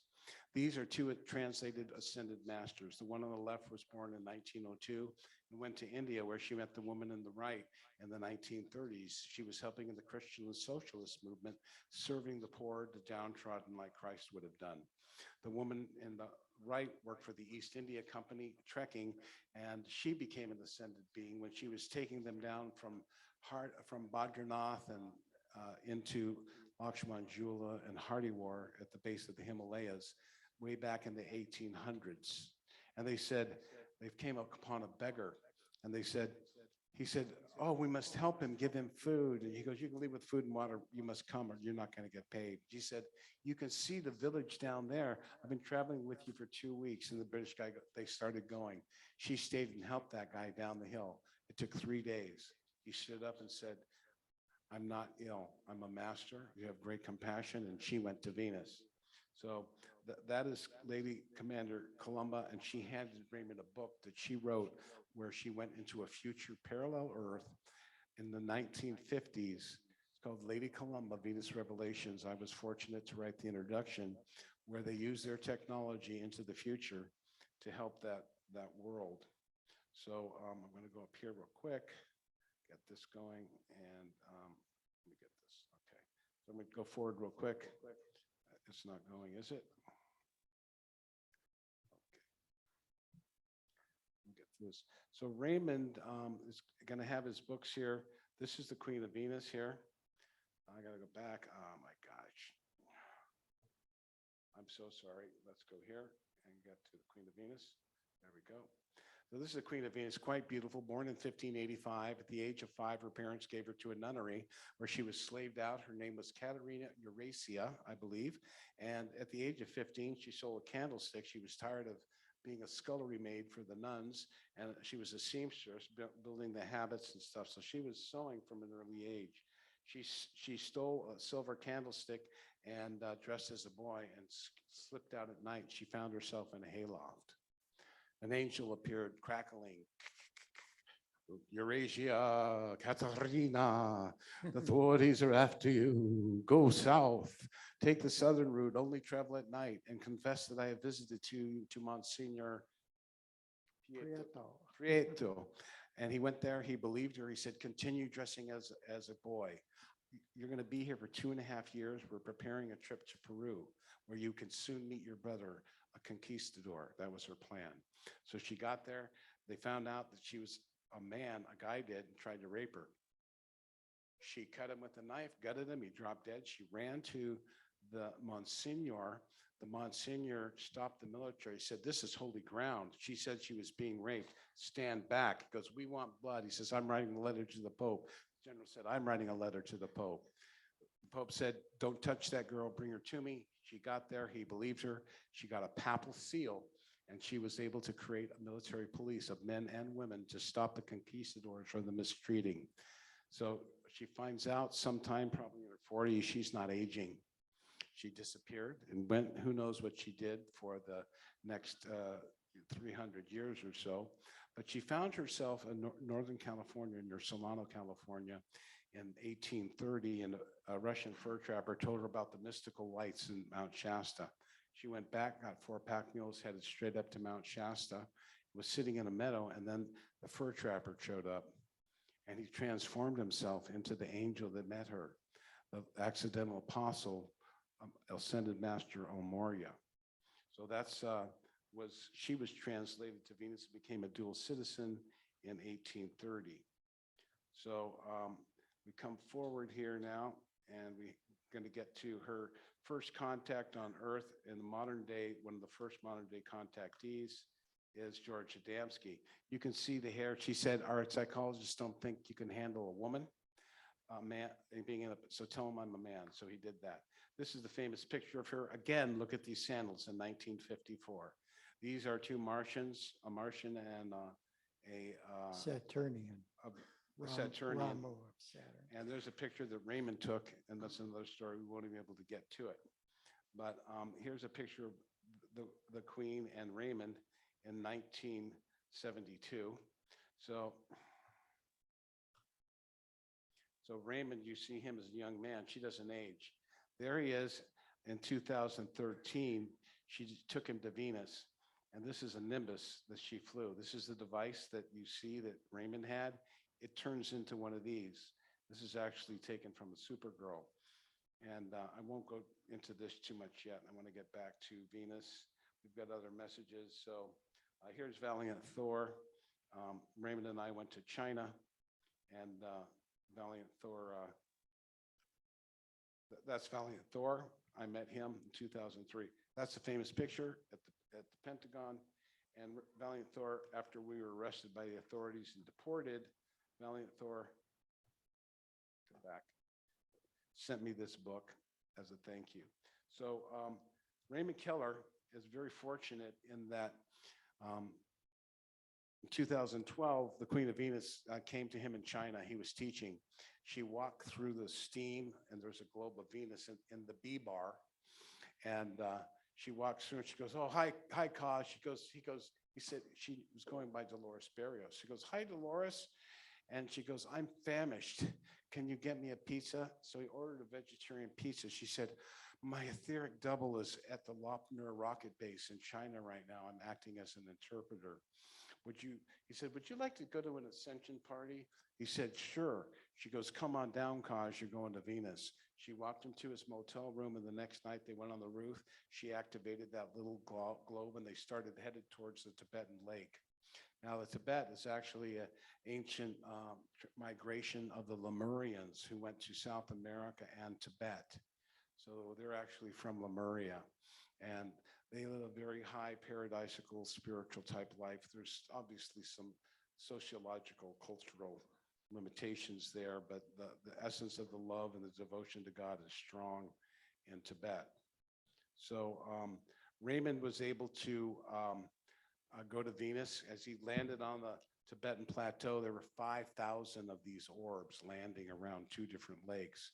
He saw Valiant Thor's Victor 1 flagship and the other cigar-shaped ship, and they went to the moon. And they went to the temple city of Azure on the physical plane.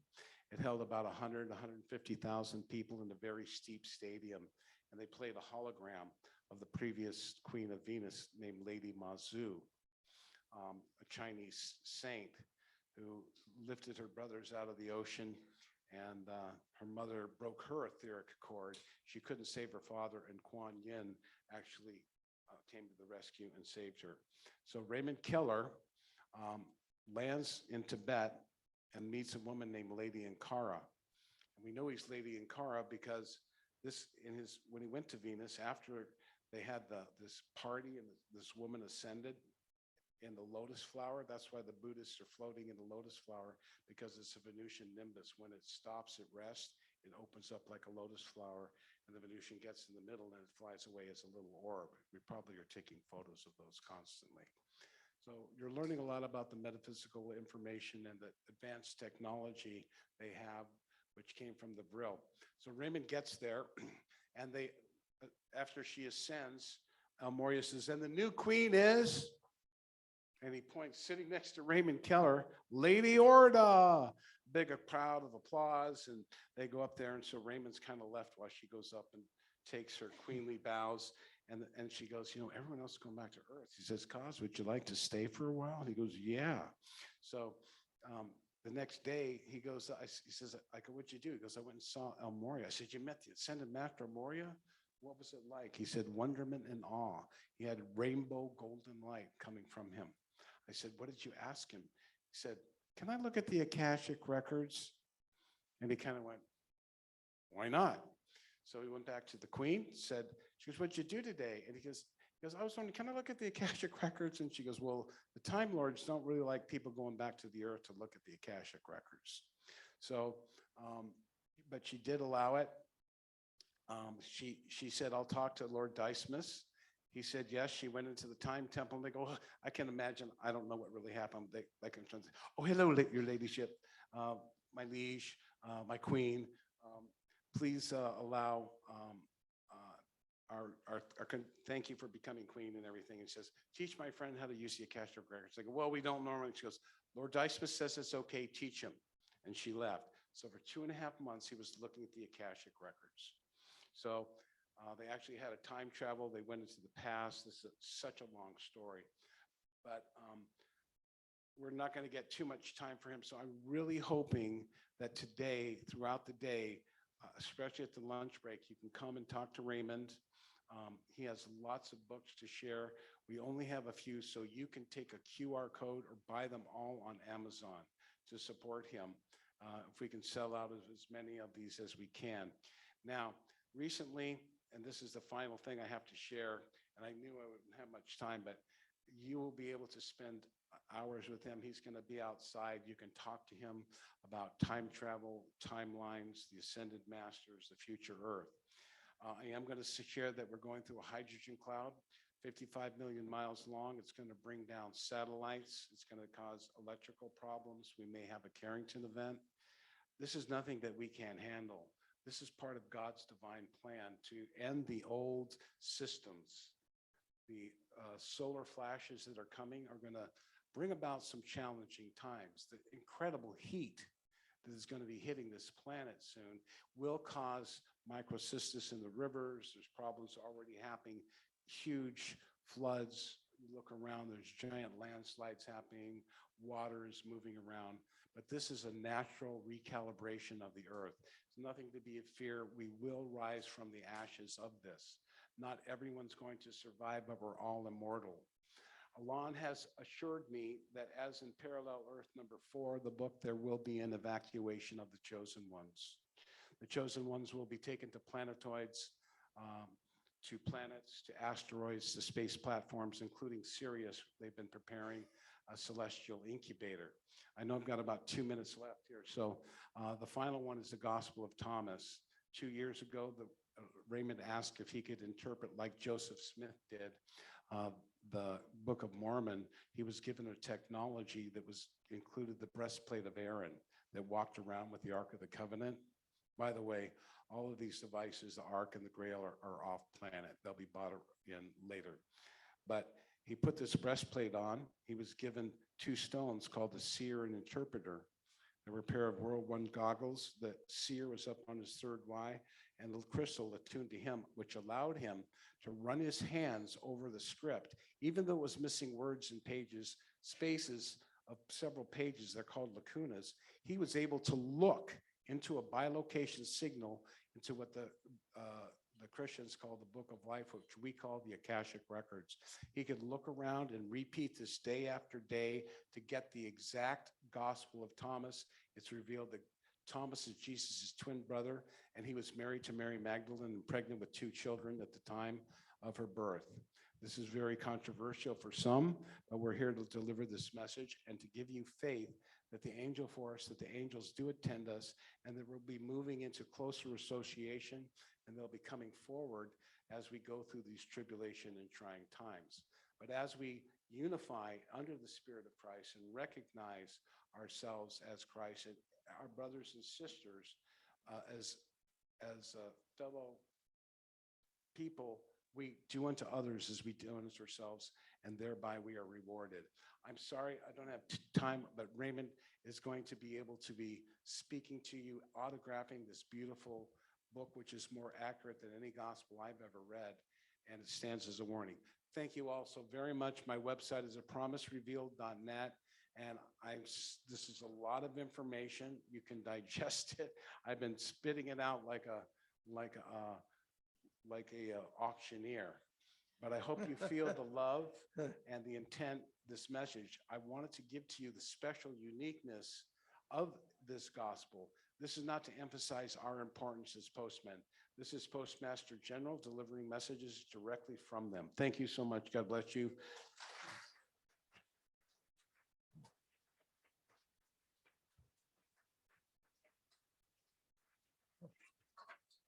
Yes, I'd like to give a short elevator speech here.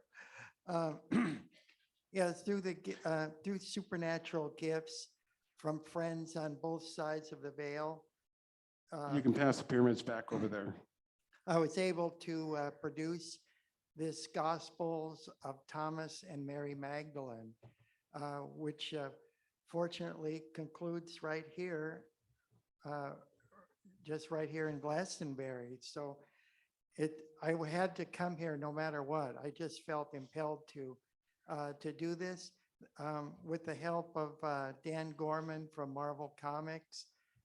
Each book is illustrated. There's the Gospel of the Young Jesus, the esoteric teachings of Jesus the Christ, the Acts of Thomas as he traveled as an apostle in India, and then the Gospel of Mary Magdalene restored. And just thank you all, dear friends, for coming to the meeting. And I'll be at the table, and I'll be around to answer any of your questions. Thank you so much. Thank you, Raymond. Thank you, Rob. All right.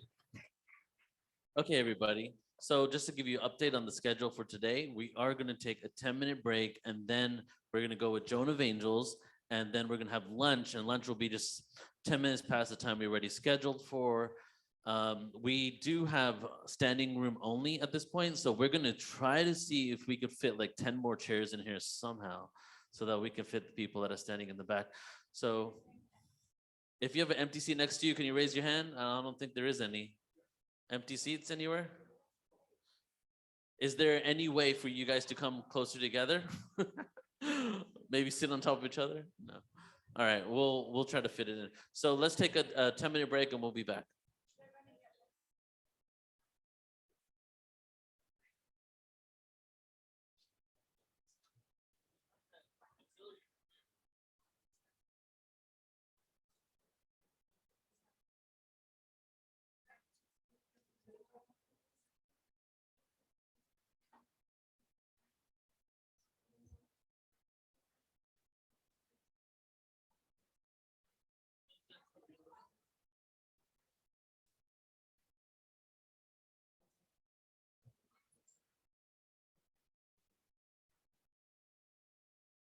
Madison, can you click the power on the camera? The red button at the top.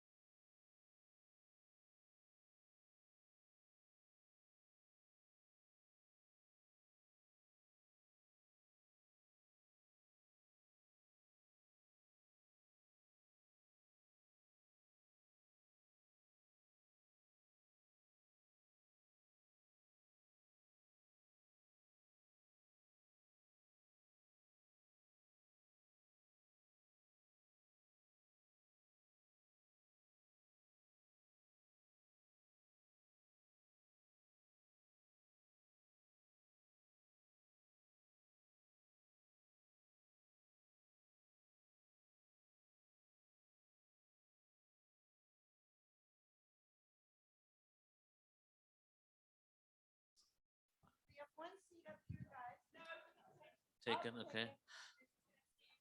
All right, come on in. We'll just wait a few seconds just for more people to sit down.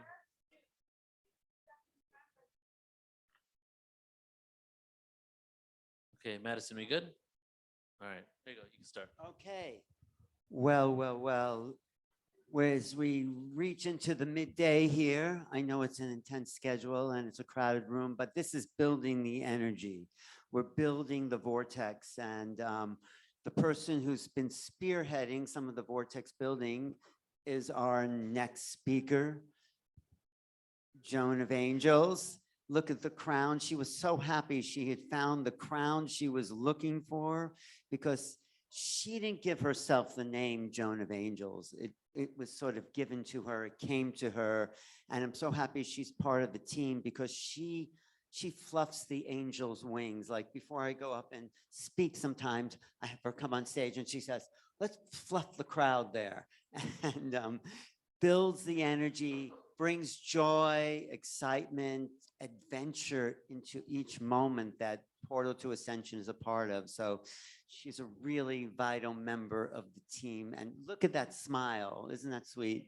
And she is just full of energy all the time. So let's give Joan of Angels a big, big hand. Okay. See, Joan deserves 2 rounds of applause. So I'm going to do an intro as well, so we can do it again just to set it right. I met Joan in 2012 at a booth at Conscious Life Expo. And a few months later, she's at my first large conference, and we became really good friends from that point onwards. It was the one house that I would feel like I could go to and I feel really safe. We would go visit her in the desert, and it just felt like the safety I never had when I was a child. From being a great friend to being a spiritual coach to helping out with my marriage that didn't actually work out. So to then officially coming on to Portal to Ascension almost 2 years ago. And I started with just, giving her a few events to produce, and then she exceeded my expectations. I'm not even kidding, like at least like 150 fold. Like, her abilities, her communication style, her energy, positivity. She is the constant reminder of Portal to Ascension. I'm very linear, practical, task oriented. I get things done. And then she always brings me back into the reason why we're doing it. And together we've been able to create some magic. And now she's the executive producer at Portal to Ascension. She helps out with all 110 events a year. And just when I want to take 2 days to do it, she takes 2 minutes, So she's just been, not only that, she's my best friend. So I'm just so happy to be walking the planet with her and doing this in this lifetime. So Joan of Angels, everybody. Woo. Well, wow. Okay, I have standing room only crowd. That's one of my biggest dreams, to have standing room only. So I want to thank you all. But I want to thank you all from the bottom of my heart. I want to thank Neil and from Portal to Ascension, and Alan, and every one of my friends who helped supported me in really becoming Joan of Angels. And I will say, becoming Joan of Angels has been at least a 7-year journey.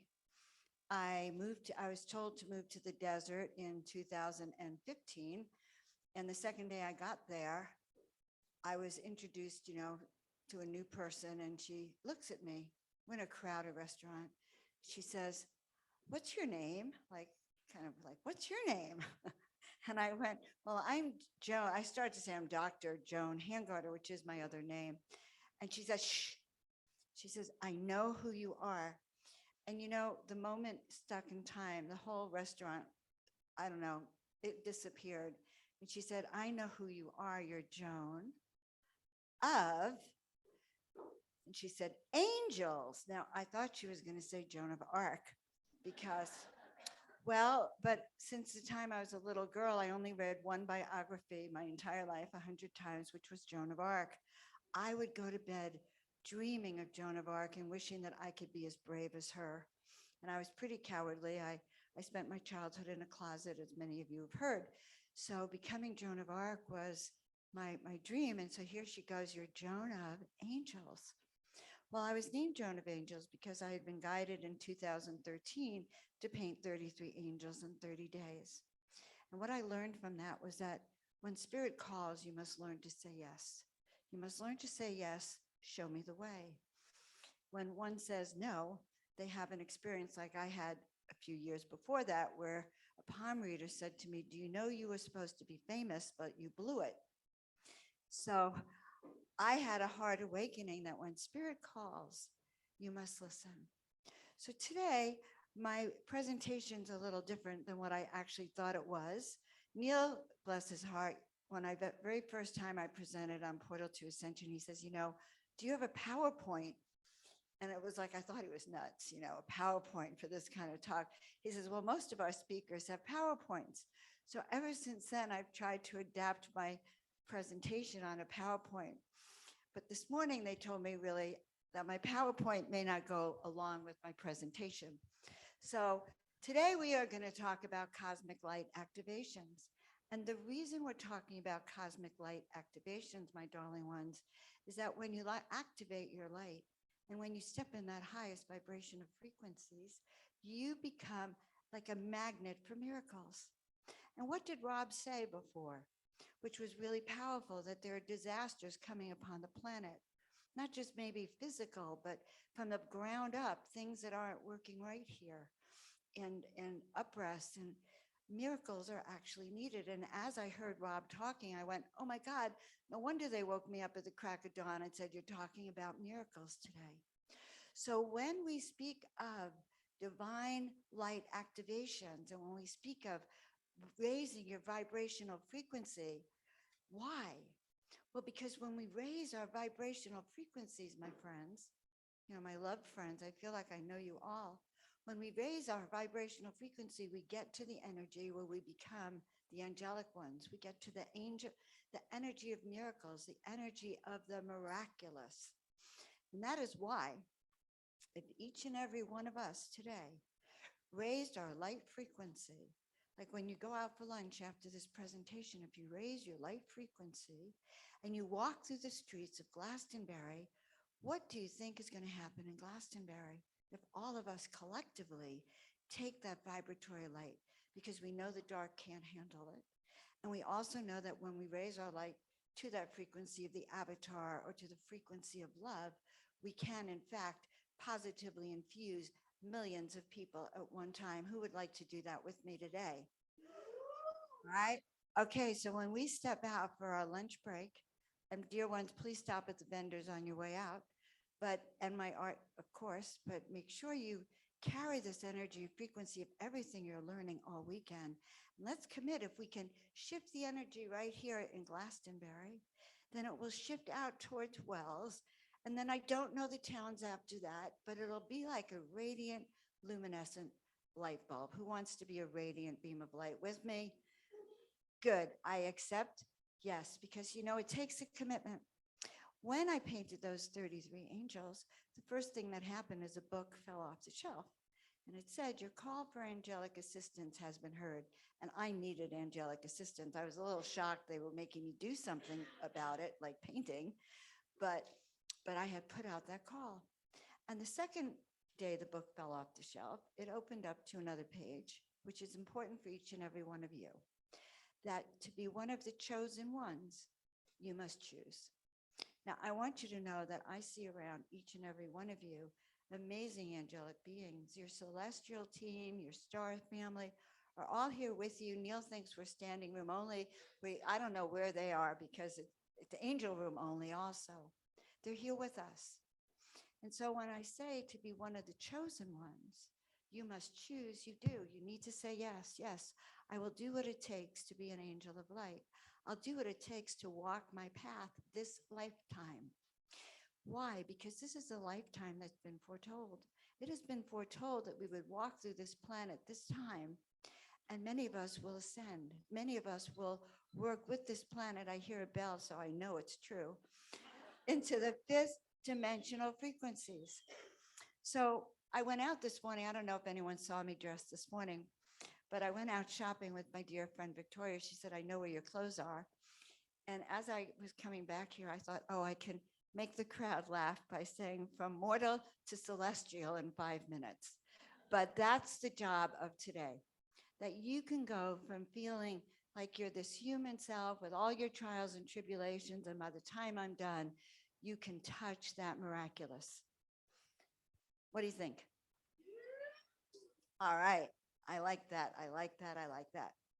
So from mortal to celestial, become a radiant beam of light. And it is possible because when you raise up your frequency and you connect, so we'll do a little connection. I want you to close your eyes for a minute. Breathe deep in. Sweet. And I love to do a process where I have everyone send it, breathing in and sending your roots down to the center of the earth, going down, down, down. You go past all the little people, the rivers, the Telosians, anyone who's down there, go through all to the center of the earth. And then I want you to send that antenna of yours all the way up to the heavens. And it's literally an antenna, and it's like having a cord going right through you. And you can, in fact, start to expand that so there's a pillar of light that you are walking in. Now, this tower of light, I also call the tower of miracle power. So as I see, even in here, you're raising up this tower. It's so exciting. I see little dots. I think it could be light too, but I see little dots around you. But imagine if my tower of light connected to yours, and then to yours, and we all connected. And here we are now with that energy that's all the way up to the heavens. And that is the energy that spreads miracles. It spreads light. It spreads miracles. You can imagine it like towers of light all around the planet where people just like us gather and raise their frequency. And so we're part of saying yes to be one of the chosen ones, to be chosen to raise your light, which I think is a miracle to begin with. You must choose. Are you choosing? Are you choosing? Yes. Thank you. I was a school teacher once. But actually, I was a chiropractor, and a doctor means teacher. And I always felt that I was here to teach people how to turn on their power. And that is what I do. I have many names now. I love them all. I'm the Oracle of Ancient Wisdom because I'm an oracle, and I have many memories of Delphi and of being in the Colosseum where I was given my mission as someone who was here to inspire millions of people. And I'm in fact going to those places in Greece with the hopes of taking a big tour of women oracles returning next year. I'm also an angel of cosmic activations, and I do that through my art. And someone told me I should call them activations, but we do soul art activations. And I've been called now recently the badass angel because, and I'm telling you that because it's kind of funny, but we had an incident and I had to be the one to tell someone the bad news. No one else wanted to tell them bad news because the men, as much as I love them, didn't want to like be hardcore, but I have the gift of precognition. So I can actually see now because I've had so many disasters in my life that I did not listen, okay? So because of my previous disasters, which is how my guides had to train me, have it all fall apart because I didn't listen, I knew that I was really being guided. So I had to call up and give the bad news. And it was kind of cute because I don't like confrontation either. And I called up, I said, I have unfortunate news for you. And it went very smoothly. Neil's around saging me and doing all sorts of things. And I hung up the phone because it was the easiest phone call I had ever made. And I yelled out to Neil and Madison, I'm a badass. I said, I'm a BAA. And they looked at me like I was nuts. What's a BAA? A badass angel. So that's my new title. I've had it for less than a week. I'm kind of delighted with it. And I'm Joan of Arc as well. And I know I'm Joan of Arc. In fact, I met some women here the other day who didn't even know me. And she said, well, you know, you're Joan of Arc. I do know that I carry that resonance. Many of us have a soul family. I'm probably not the only Joan of Arc on the planet. There's maybe 1,000, 2,000, 10,000 of that soul family essence that carries that frequency. So that's who I am. And my mission in this life is to wake people up, to help you remember why you're here. You know, everyone goes around, and I teach on soul purpose, but everyone goes around going, what am I here to do? Well, first of all, you're here to remember. And remembering is no small thing on this planet, because if you notice the day you come down here, what do? They change the rules, or they change the timeline, or they fake the history, or they fill you with so many drugs that you can't even remember your name. So we get born onto this planet with a mission of remembering. It's an oxymoron, right? It's pretty hard to remember because they wipe your memory out. And so the game is on. How quickly can each one of you get activated and remember before they take you off again for the next cycle? So seminars like this, workshops like this accelerate your activation because we're taking you through a portal. And I think it's pretty exciting. By the way, all the art I'm showing happens to be my art. But I want to start with a simple process. Some of you heard it yesterday. I teach a discernment process. That's how come I learned precognition, by the way, because the discernment process actually works. Close your eyes and imagine a horizontal line. On the left is 0 and on the right is 10, and you have a clock hand. And this clock hand will tell you on a scale of 1 to 10 what your vitality frequency is right this moment. 0 means you're dead, 10 means you're turned on, and 5 means you're neutral, neither here nor there. I suggest if you want to live out the rest of your life walking on the ascension path, you actually make a decision to become a 10. You get out of that inside. You get to the top. Okay, so close your eyes. And I want you to imagine now on a scale of 1 to 10, what is your vibration today? Right at this moment.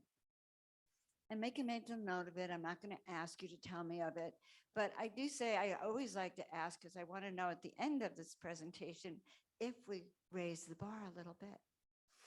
Okay, you can open your eyes. Now, if you see those dials there, if you notice your frequency is a little low, you could turn up the dial. It's as simple as that. From left to right, you turn it up to high. Why not? I used to do that with all my chiropractic patients, by the way. And they would notice that their test scores got better and their willingness to have a great life got better. So are you ready to have a great life? You're ready to be a miracle maker, a miracle master. You're ready to just be such a radiant tower of light that wherever you go, people feel that. And they say, oh my God, I'm changed by your presence. You just looked at me and my heart melted. And that's a gift you have. So when I say from mortal to celestial, in 5 minutes or less, I mean it. Turn on that dial and you can get there. So I invite you to come into the portal with me as you notice the door is open. And we have a lot of things to do today. I can see my thing here. Yeah. Okay. Perfect. So we are the ones we have been waiting for, and it is time to embody and remember your true self. And that is what my work is about. Why? Because it took me many years to have the courage and confidence to be myself. In fact, it wasn't until Neil came and kind of encouraged me to leave the desert and really seemed to like the things I brought to the table and the way I am and the way I speak, that it encouraged me to be more of myself.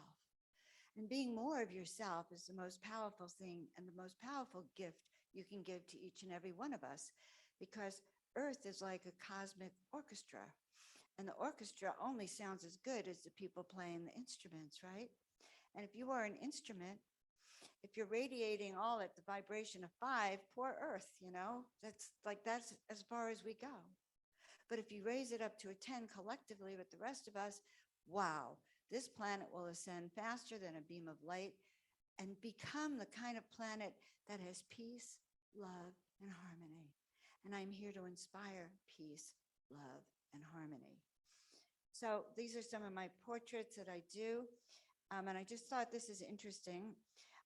For ages, you have come and gone courting delusion.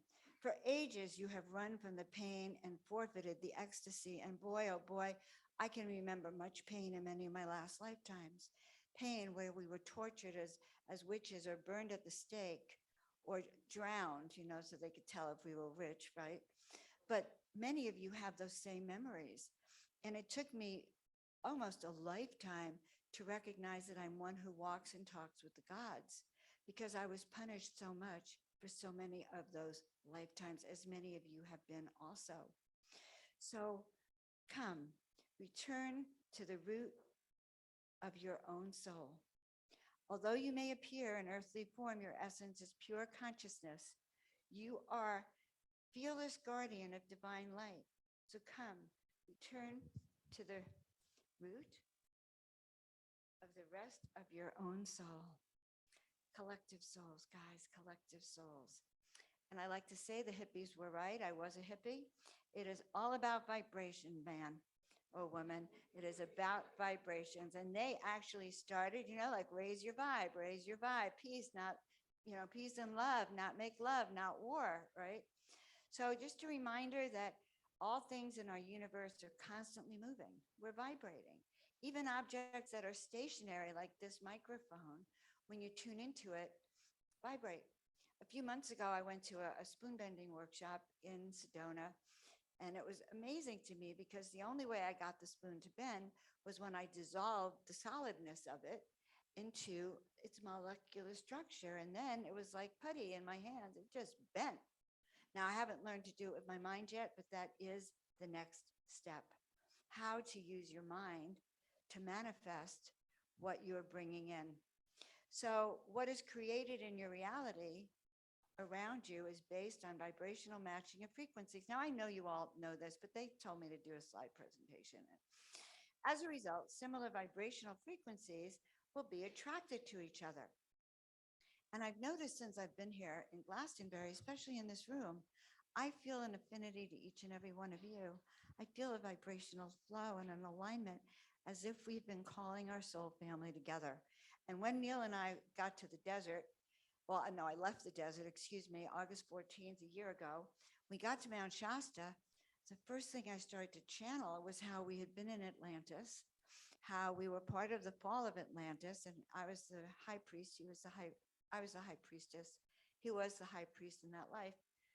But I saw the drowning of Atlantis, but I also saw how we sent scrolls out, people, high beings, and maybe some of you, with scrolls to all parts of the world.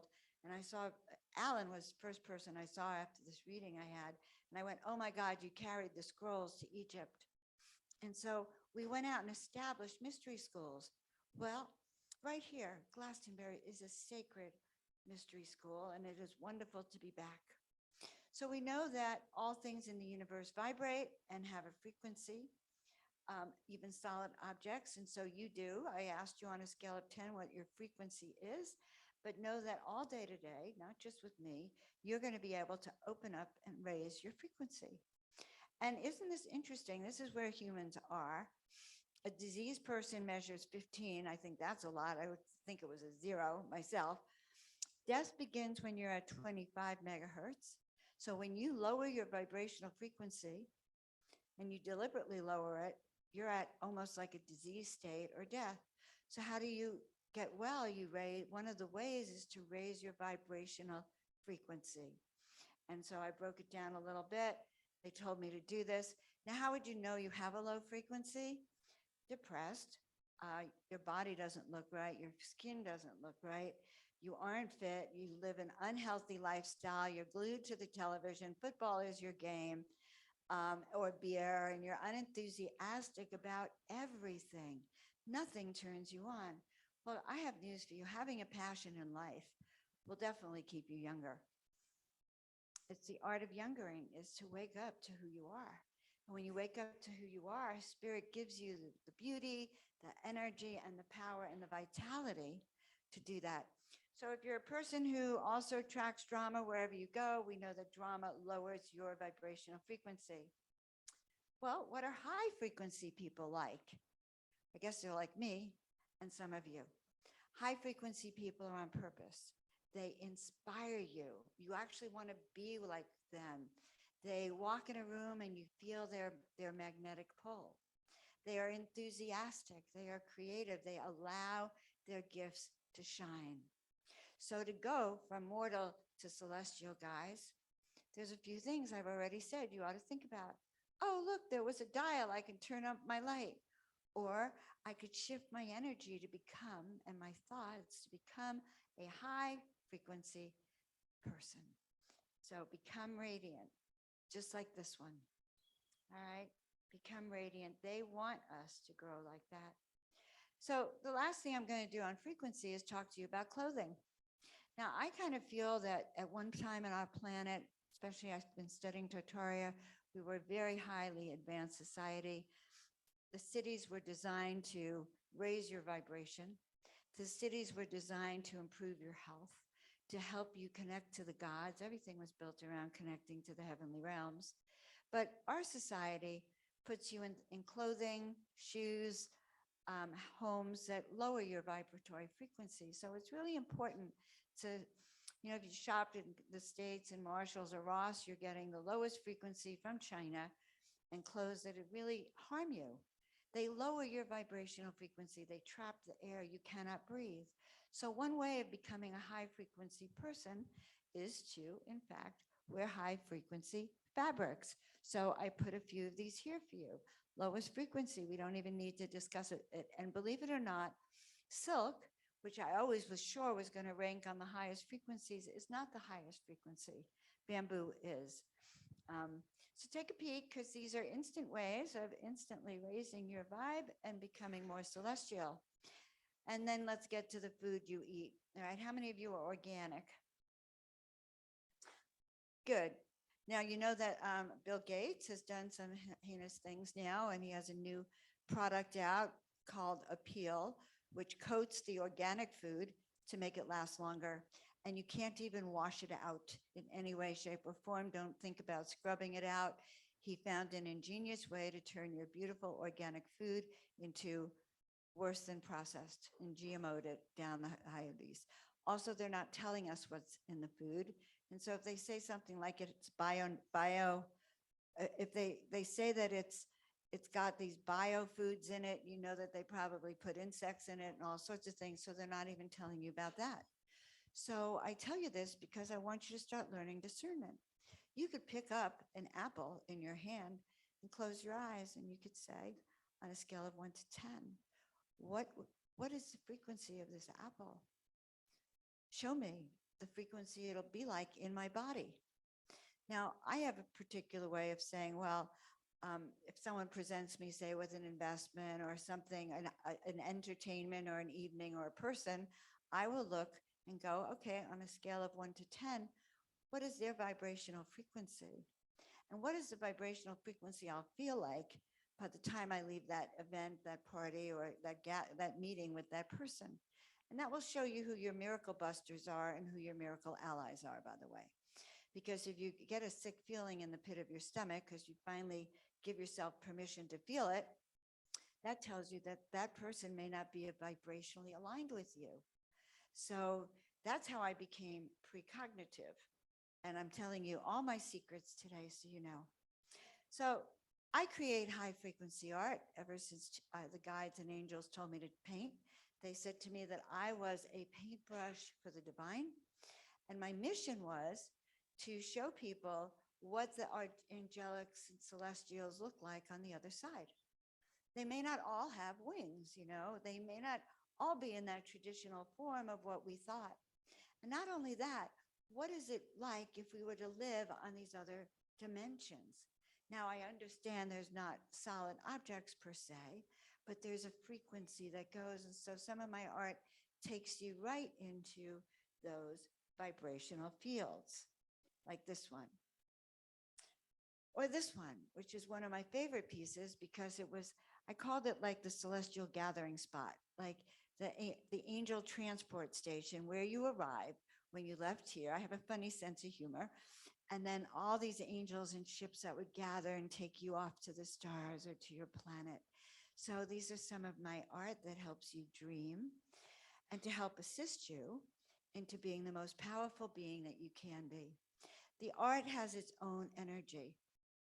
And some days sometimes on stage, I'll bring people up and I'll have them actually embarrass themselves because they have a low frequency. And then I give them the art and they become the vibrational frequency of a 10.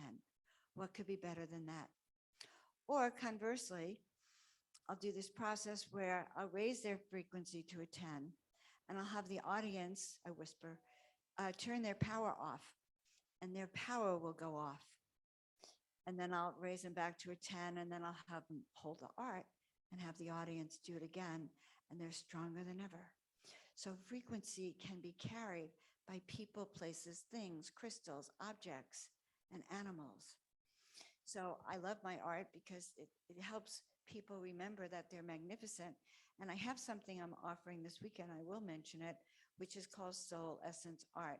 And if you haven't signed up on my website, joanofangels.com, you should do it because I'm not taking signatures because I can never read anyone's signature after. So just go there and see what I'm doing. But this soul frequency art, soul essence art, is when I take you on a one-on-one and we look into what you're here to do, your highest visions of what spirit has to say. It's a very profound session. And then I go into deep dive and art comes to me, images come to me, channelings come to me about who you are.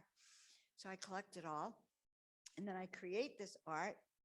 Now I don't create physical art right now because I'm on the road. I'm a spiritual mover and shaker of light now. Oh, good new name. But then I create the art and I reach out to you and I, either play the recording or channel it all for you then, and I show you all the different variations. And usually everyone, so far it's worked out that the one I think is the best representation is the one my person usually thinks so. So we create a physical piece of art and then I send it to your home. And then, and only then do you get that cosmic activation. And I do an activation of you under your painting so you can, or facing it, it sort of depends on the scenario, to activate that piece of art for you.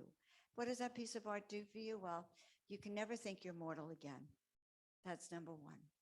If you lack confidence and wake up with, lack of confidence, which many of us do if you're here on the planet, it will inspire you to be who you are, because you turn around and you go, oh my God, that's who I am, not this avatar body. So that is why I say that art can really take you to those places. And they can help you feel into the presence of being an angelic or a starseed. And I do extraterrestrial kind of art too. But it brings you to the most highest resonance of who you are. And I'm very excited. And I do have pieces back there for you to look at. So this came forward when I did a piece for a really wonderful client of mine, Doug. We have a testimonial on the website, but he was flabbergasted. He said, I've never spent this much on anything like art. And then he said, but I had to call you. And this is some of the images that came forward to him for him. And he was really a most mundane kind of looking person. And the images that came through were so powerful because he was an angel of light. He was a warrior for the light. And that came through. So when I said that, you can't read what this says, but it says, do you remember? Do you remember when you walked through these pyramids and teleported, I think, to the top of the pyramid and holding very sacred space? So many of us, and I feel like many of you, left Atlantis in different waves, and actually we were teleported to Egypt, probably landing on some of these great pyramids. I may have that print out there. I know I have an Egypt print. And I'm an oracle. For a year, I lived in Arizona under the UFO highway, and the house was a magnet for beings. We saw beings all the time. There were orbs that would come, and the orbs were so strong they'd go between the camera and my car would be wiped out. Ascended masters walked in this particular household. It was quite profound. And the person I was living with, I started to have these visions, and I remembered being in this very sacred, I know there's a word for it, Greek, there's a word for this particular structure, but I saw him there. I saw him communicating to the gods there. So when this painting came through, this picture, I have such memories, and that's why I'm going to Greece. So after a month in Egypt, taking 2 groups of tours there, that's why I shepherd you all, I'm getting practice, okay? But after that, I'm taking a 2-week trip to Greece to recover more of my memories, to go to the Greek Colosseum, where I actually remember, and I was anointed an angel when I was 30. And I'm going back to Delphi, where I have had many memories of being one of the oracles at Delphi. Going with my friend Victoria, we're going to tour the whole area. And now I think we have a collection of high frequency angels who want to join us. And if you want to join us again, sign up on my website. It's going to be called The Return of the Oracles. You do have to be feminine for that particular trip, though, must say. But it's the Return of the Oracles. These are the temples. These are the temples from Atlantis where we once walked. And I say we because you would not be here if you were not in the same frequency of the mystery schools of Atlantis, Egypt, Lemuria, and beyond. So I want to welcome all of you. I may have even walked with you in those temples and feel the presence of what it feels like. Can you imagine waking up in the morning or in the evening and coming out and seeing the stars here, or being in that temple I just showed you, to bless and worship with the gods and to be in these heavenly celestial places. So it brings me great joy. This is one of my favorite ones. And I feel like these are the temples. If I was to see them on a spiritual level, these are what the temples actually look like. So imagine stepping into your soul's power to embody your highest timeline. And you see that cute little ship coming down? That was probably us as we were coming over there. This is a little bit about the soul essence portraits. And my Greek self, Egyptian self, I'm getting all, as we say in Yiddish, b'shtei. I'm going to stop this. Perfect. Okay, so now I want to thank you for listening, and I want to do one thing for you. I want you to all stand up, okay? I want you to remember what I said in the beginning. I said you are a tower of miracle power, right? So I want to activate each and every one of you as a tower of miracle power. So quick, send those roots down to the center of the earth, send your tower, your antenna all the way up to the heavens. Whew, you feel it? Feel that celestial energy pouring down on each and every one of you, activating, inspiring, and uplifting. Feel yourself magnetizing with it, energizing it. Now, as that tower goes up, I want you to imagine there's energetic ley lines across this planet, and your antenna is attaching and sending light frequency, not past Glastonbury, past the United States, past Asia, past Egypt, who knows what direction I'm going, around this planet, so that every radiant tower of light around this planet is magnetized. And just repeat after me. I am a tower of miracle power. Miracles manifest wherever I go. And most important, I remember my mission. I came here to raise the light.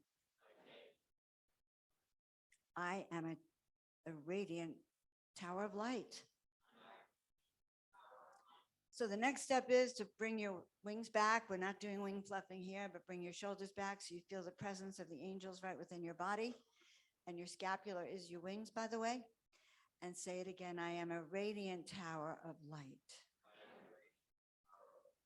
We can add all sorts of things. Wherever I walk, people feel the presence of the divine. And they feel that they can step into the miraculous. I have chills. I want to give you all a big hand. I thank you so much. Walk through town with that energetics. So on your way out the door, stop at all these booths, give the vendors a lot of love, check out my art, and then have a wonderful lunch, and we'll see you back next time.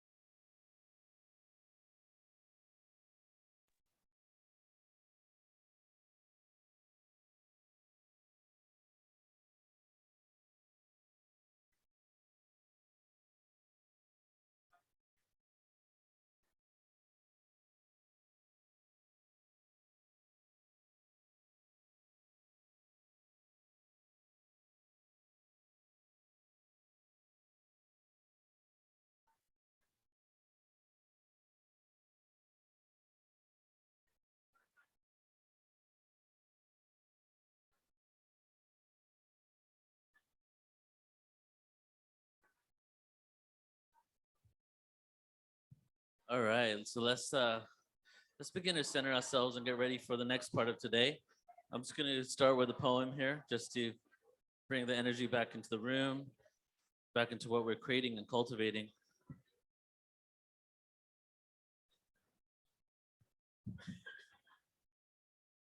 All right. Okay, if you can hear me, clap twice. Okay. There we go. All right, so just checking to see if there's any available chairs. All right, we're gonna have standing room only for this one. And we're about to get into the rest of the day, which is gonna be phenomenal. We're gonna have Magenta Pixie, Lori Wheeler, Geraldine Orozco, Alan Steinfeld, and then we're gonna end it off with Laura Eisenhower. So strap on your seatbelts, guys, because we're definitely gonna be taking off. So I'm gonna do this poem that I wrote fairly recently called Cocoon.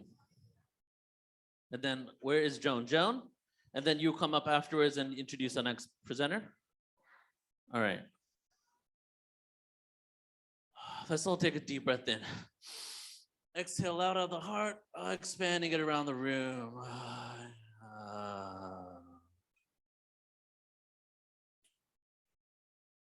As I enter my cocoon, emotions flood my eyes as I tear up inside, expressed in love for my heart that has been wounded so much. Is that why we are here? To be aware of the cycles of time, the intensity, the ability to reach a level of consciousness that had presented itself on this beautiful planet countless times. This planet is so beautiful. The story of how we became. Thousands of years with humanity and time coexisted instead of being authoritative and controlled by the ages that have come and will go and will continue to come again. Each eon presents an opportunity for liberation. As I sit in my cocoon, eyes closed, safe now from the faces, the hatred, the pain, it hurts me often. Knowing the cycles is not a form of implementation. Integration of the construct of the highest order when we do not follow leaders but our own sovereign leaders of our own right. A facilitator of energy. Why are we here? Who are we? The philosophy of humanity. What makes us unique, but also what connects us to the plants, animals, and what lies beneath our skin, the vehicle to transport our essence. This time has come before. I cannot judge the transition of one construct into another, one system into another. Who can judge me? The frequencies were designed to provide a depth of experience. Duality came from an infinite singularity until the infinite potential burst into countless possibilities.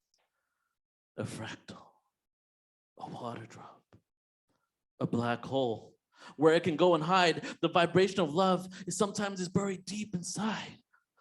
Why am I here? I often wonder, who am I? Why do I exist? Why do I know what I know? I cry often for the beauty of what it means to be human, for the uniqueness of our position as the galactic position of the Earth shifts to better assist in my mission. My mission? What if I gave it up? Does life continue and is the energy enough? I gave up my mission multiple times as I could not deal with the depression and the self-hatred inside. I grew up having to lie. Fears, insecurities can lead to a demise or a way to rise. I experienced both. I love the earth so much that sometimes the love makes it hard to communicate with words. My hope for humanity has been tested over and over. I lost all hope, but then a silly joke or just by people watching, my faith is restored. We are beautiful. We are beautiful. We are so beautiful. I wish we all knew. I have experienced hate for myself that altered my health, but now I realize only I can help me. Only I can help me. Only I can help me.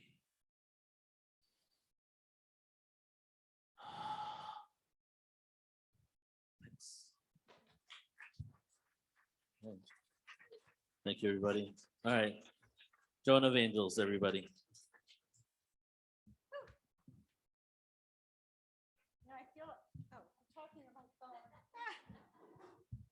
I feel like I'm ascending just when walking up the stairs, guys. Well, welcome back. We're happy to see you all, even standing room only. Thank you for being patient. We tried to manifest chairs. All right, so we have an amazing guest today, speaker, and I want to introduce her. I'm really honored to do so. Magenta Pixie is a channel for the higher dimensional divine intelligence known as the white-winged collective consciousness of nine. The transmissions she receives from the nine have reached thousands of people worldwide via the extensive video collection on her YouTube. Magenta Pixie has worked with people from all over the world as an intuitive consultant and Ascension consciousness coach. She lives in the New Forest, UK. She is the author of numerous amazing books. I hope she has some here.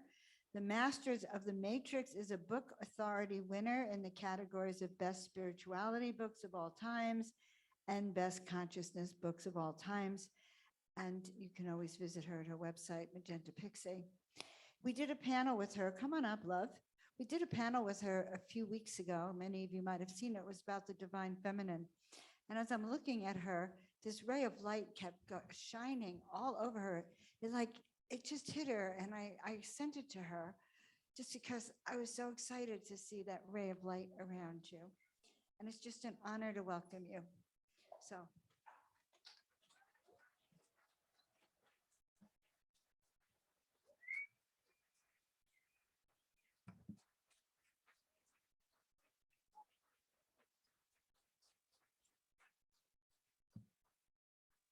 Hello, can you hear me? Thank you for that wonderful introduction, Joan. I'd just like to say how amazing it is to be here speaking in Glastonbury, being part of this wonderful event, Portal to Ascension. The energy is fabulous. It's literally so high vibrational. It's through the roof. I know yesterday at the beginning, we called in many, many different dimensional entities and energies, and I know that they came in, and it's just so powerful. I've been speaking to people who are saying they're having difficulty in actually grounding this energy, even people who are pretty expert in grounding, and that goes for me too. I've had to struggle to ground this energy. So what's happening here with Portal to Ascension is truly mind-blowing and amazing. I knew it would be fantastic here, but I honestly wasn't prepared for just how amazing it is and how powerful the energy is. I just want to say thank you for everyone for coming along today, and thank you to the Portal to Ascension team for asking me to speak. Today, I'm going to be speaking about the dragons of Aurora. This was information that came forward as I was writing 2 of my books about how important dragons are, and some activations came through, and then more information since I wrote that last book, and then new information came forward at around the time of the Lion's Gate. So I decided that's what I would talk about today, as they're so important right now. And hopefully the dragon energy will help everyone to ground. So what I do is I ask the white-winged collective consciousness of 9 questions. I bring the responses forward, usually when I'm in a light trance state, but that's the state I think everybody's probably in right now. And I bring forward the responses. I usually do this through automatic writing. So I asked them 8 questions regarding the dragons of Aurora. So what I'd like to do is bring forward the information that they gave me in response to my questions. But I will also say that I myself am learning along with everybody else. Just because I'm bringing this information forward, it doesn't necessarily mean that I understand it all immediately or that I can process it all immediately. It takes time. So I then give my own interpretation of what I think the 9 are saying, but that doesn't necessarily mean my interpretation is right. I hope it's close, but I would just like to say that your interpretation of what the 9 are saying is the most important interpretation. So thank you. I will now begin talking about the questions I asked them. So the very first question I asked them was, why are so many awakened individuals drawn to dragons? And it really seems as though they are. And even not just awakened individuals, there are individuals who are drawn to dragons who are not perhaps someone we would say is awake. It's a huge love that we have for these fabulous beings. And so why? And this is what the 9 said.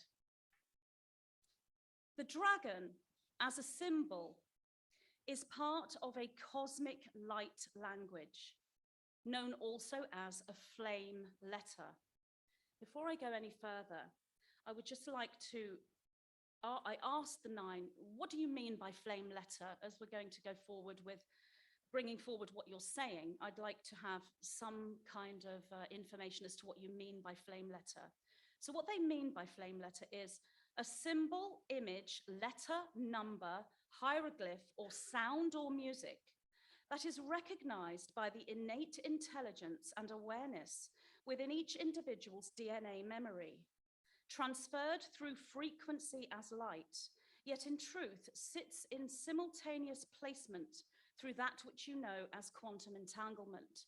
So I think what the 9 are saying here is, how we perceive this is we see a dragon, which is a flame letter. It is in and of itself a symbol that the innate intelligence within us knows what it is. The DNA recognizes it. It's part of a language. And how we perceive that is we see the dragon, and then the DNA responds to that, and we may feel that in a myriad of ways. But what the 9 are actually saying is, what actually happens is when we see the dragon and we recognize what that is, the DNA is understanding it and communicating with that symbol immediately at the same time. That's what they mean by simultaneous placement through quantum entanglement. So when we see the dragon, the DNA is already activating. So does that mean that the DNA is activating and then dragons are drawn into our reality? Or does it mean that we see dragons and that activates our DNA? Well, it's both simultaneously at the same time. So that's what they mean by flame letter. They went on to say it sits within the morphogenetic memory field, coiled within the DNA, within every incarnated human soul. So I asked them, just briefly, what do you mean by morphogenetic memory field? And they said, a unified field of electromagnetic plasma frequency that holds the memory imprints or thought structures of all that has ever happened, all that is happening now, and all that has ever happened in all quantum realities and all timelines, known to many as the Akashic Records or the Akashic Library or the Akash. So that's what they mean by that. So this is coiled within the DNA, within every incarnated human soul, this cosmic light language. They went on to say each individual responds to the symbol of the dragon in different ways, depending on their own soul trajectory experiences through a journey of individualization, yet also through the ancestral codings within the DNA. Yet a great many starseeds, when they activate this DNA code, are drawn to the dragon. For the image of such a majestic creature is a memory of times gone by, in inverted commas, as in alternate realities or worlds or future times yet to come. So I feel what they're saying is the dragon isn't just a symbol. It's not just a flame letter, even though that's a big thing. It's the dragon is actually real, and they did exist in our world before we entered into this epoch. They did exist in times gone by and in future times yet to come.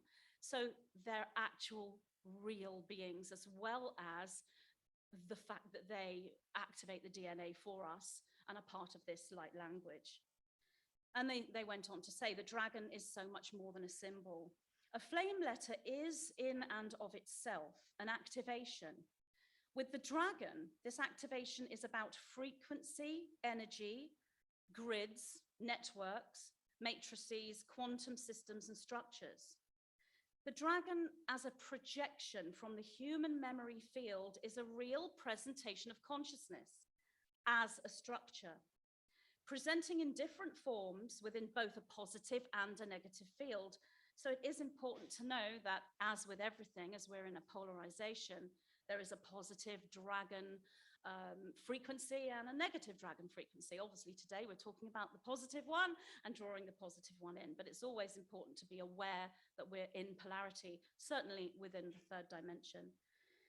It holds the catalytic codices for all that awakened, star-seeded humanity souls are here on your planet to do, such as planetary and galactic grid activation, guardianship of the stargates, and ascension itself. So what they're saying there is the dragon holds codes for the individual's mission. And that is why each individual responds to the dragon differently, because each person has a different, unique mission. So when you connect with the dragon, you are connecting with a unique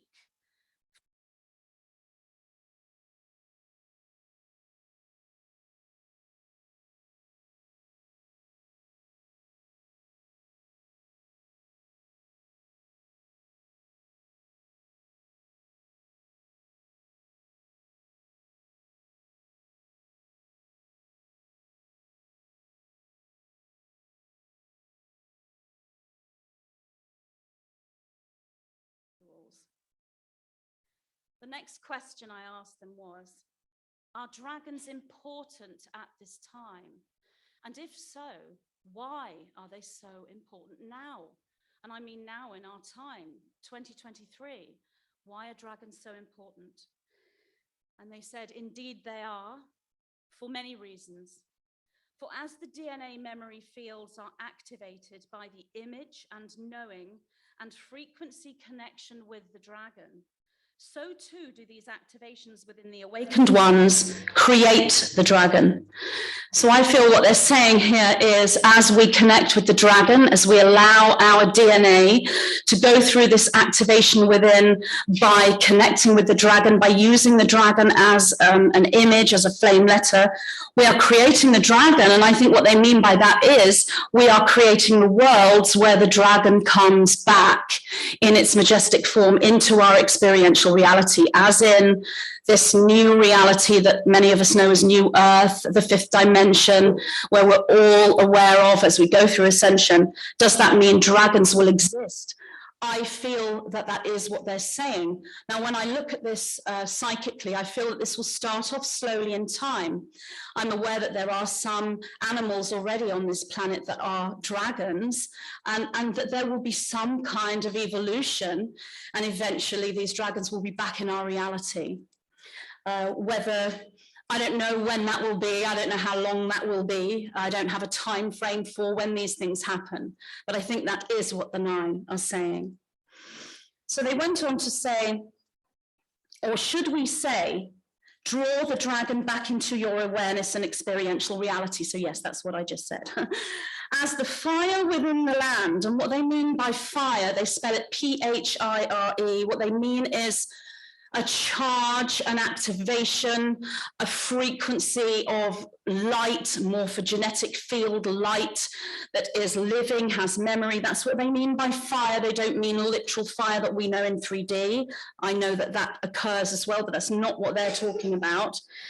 As the fire within the land, as ley lines, portals, and bridges into the morphogenetic, as vortices, rose convergence node points, as memory gateways, both in time and space.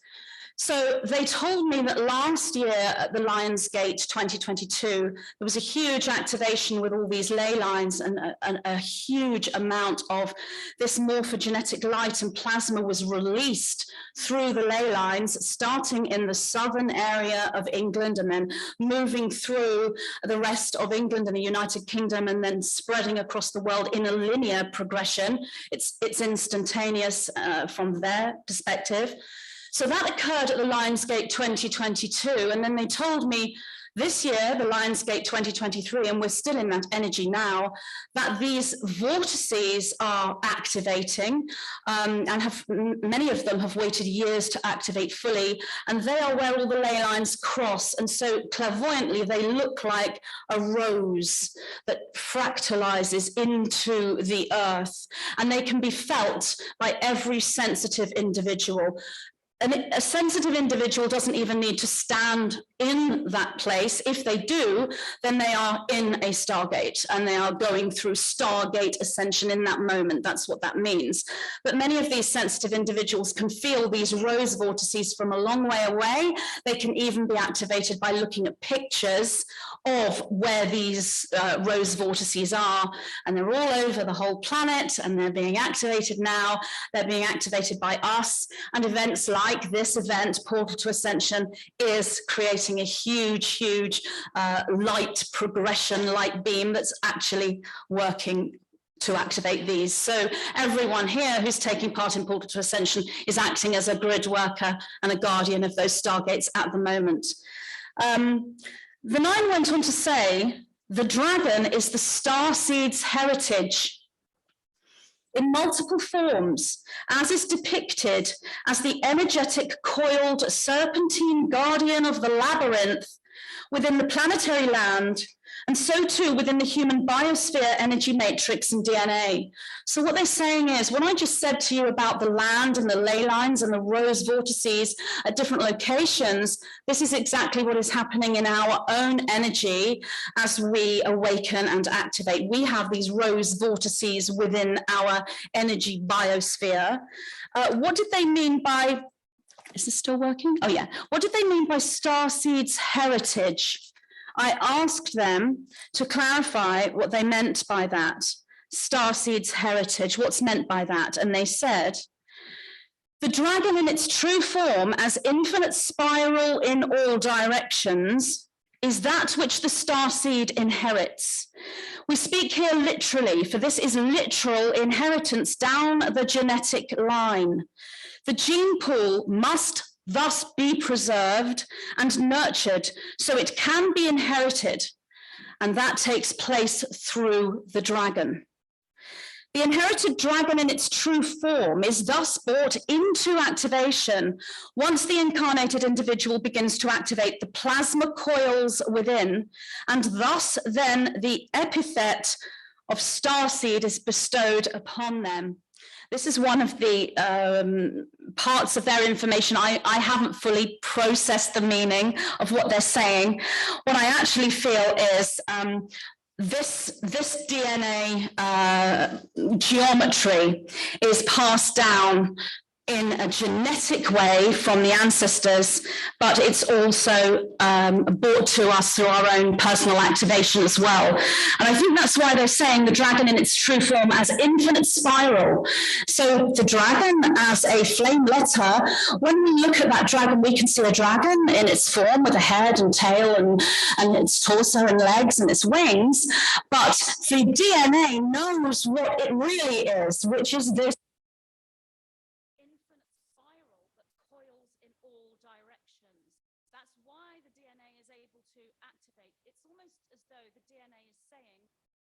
dragon. She is thinking of a dragon in a cohesive way. That means we must activate the true crystalline DNA, which is, many may know as the 12-strand DNA, which is a metaphor. It's actually a quantum DNA crystalline structure. So you don't need to understand the science of all this. It is quite complex, and I know that lots of people love the science and the geometry, and I do. I think it's fabulous. But I've met people who don't get it, and it can actually make them feel a bit lost and make them feel as though they're not worthy of being spiritual because they don't understand the science. Well, it's okay. You don't have to. If you work with the dragon and other flame letters, other elementals like mermaids and fairies and unicorns, all of these are flame letters. They all have a geometric quantum structure to them, and the DNA understands. You don't need to understand here at an intellectual level. It's great too, It's wonderful too, and it's always good to activate the intellectual third eye as well as the heart and the knowing. But you don't have to, because Ascension is personal to you. You can do it in the way that's right for you. And nobody's left behind once they activate. Just because someone else is doing this in a different way to you doesn't mean that the way you're doing it is wrong. So that's why the dragon is so powerful, because it is that quantum structure that all our DNA is activating into, presented in the form of this amazing, majestic, elemental being. So I then asked them, what are the Aurora networks? Because they're saying the dragons of Aurora. So that's important too. What are the Aurora networks? And they said, these networks, those of Aurora, are the awakened individuals known to many of you as starseeds. So that's who the Aurora networks are. They are the starseeds. They are the activated ones. Why do they call this the Aurora? Well, they said, the Aurora is the frequency that together is radiated by the starseed network as a pearlescent plasma light. Now, I feel this is why everything here today at this conference is so powerful, because when the Aurora network get together, or the Starseed network, or the Portal to Ascension network, whatever name you want to give to this collective, when they get together, they create not just form within beings, but they create this powerful plasma light, this encoded light that's downloaded to each and every person. I feel that is what's happening here. And it's quite unprecedented. I've been to events like this. I haven't known the energy to be this powerful before. So it's not just about the event, it's the timing of the event as well. It's, you know, today, August 12th, 2023. It's around the Lion's Gate. So we have an event and we have the correct, if you will, energetics or astrological alignments, however you want to see that. So we together here at this conference are creating this pearlescent plasma light. And it's a new light, it's a new creation. And I feel that's why so many of us who are so well practiced and expert in grounding, and many of us are teachers in grounding, are struggling to ground because it's a new energy. And this event has brought this energy here.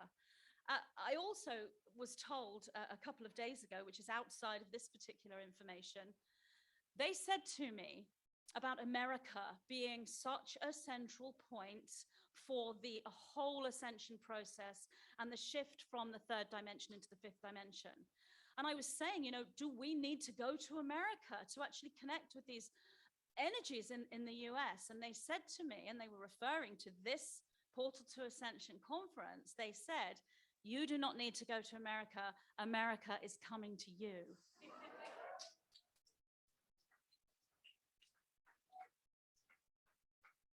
So that explains this energy. We need the US energy here with Britain. It creates something, you know, and that's what's happening with this conference. It's everything the nine have said, which I brought forward days ago, and I didn't even know it was going to happen until I got here, and here it is, and I know you can all feel it.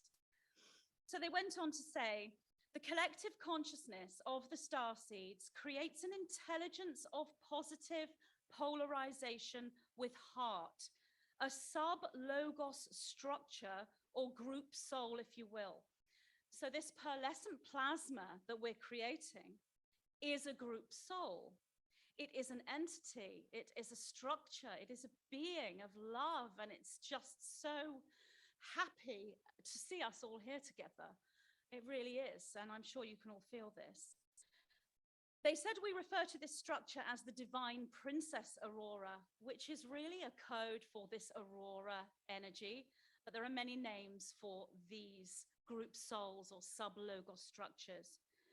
Divine Princess Aurora as the twin flame counterpart to Archangel Michael, and the reason why they mention Archangel Michael is his energy is the male overseeing energy for the ascension process, also known as Yeshua the Christ. There are many names for Archangel Michael. He's not just one form, it's a convergence of forms, it's the Christed form. These group soul interdimensional consciousness structures are also known as avatars, ascended masters, Yet in truth, they are a collective, focused, cohesive DNA radiation at group level. That's what they are. So, we can work with these ascended masters, these archangels, and all these amazing beings, but what are they? They are the collective consciousness of us when we work together at group level. And that's what's happening right now. So,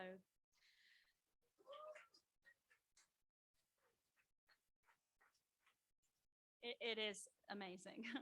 So I asked them, well, what's our link to this vibration? I guess I knew the answer by the time I asked this question, but I wanted them to respond to that. They said, the link is the fact that the awakened and activated one steps into this as soon as they move into that which you know as enlightenment, if you will. So that's the link. The minute you awaken, the minute you step into this awareness, that link is there. But they also said, yet so too does the awakened one create it. So you create the link. The link's already there for you, and you create it simultaneously through quantum entanglement. It's all simultaneous. But we're living in this linear reality, and it's not easy to understand what this simultaneous time, this simultaneous connection is when we live in a linear reality. That's the ascension. That's what we're learning. 3D and 5D merged together and experiencing both at the same time. Yesterday, one of the speakers said something really profound, and that was Zoe. She said, let's take this energy now, which is just amazing and so high vibrational and so powerful, but how will you feel when you get home? Will you take this with you, or will you be back to the sort of humdrum, normal reality? I'm paraphrasing. She didn't exactly use those words, but that stuck with me over last night. Because that's really important. That's what we're doing. We are taking this energy with us and then integrating it into the 3D reality and learning how to merge the two realities. And we all have to do this. We all have to go away from this conference and go back home, back to our lives. Yes, there'll be another conference. Yes, there'll be other events, other times when we can connect. But we have to find a way to take this energy with us and all the transformation that's taken place, and then take that into our day-to-day reality through an integrative process, and hopefully help others to do the same thing that we meet who may not be awakened. And we're there to help awaken them, because they will need that. They will need that as we go forward. I also said, how are the dragons connected to this network, this Aurora network? How are they connected to this? And they said, as flame letter structures, as image to communicate in simultaneous time, as instructional set for wave pattern for DNA formation within the higher geometry. That which you know as 12-strand DNA formation. Within the model we use, we speak at the level of 5th and 6th DNA strand. So they're saying here that the dragons are connected to the network as the flame letter structure, as the image to communicate in simultaneous time as an instructional set for this wave pattern within the DNA. So we see a dragon, we visualize a dragon, we work with dragon energy in our own unique way. This creates an instructional set.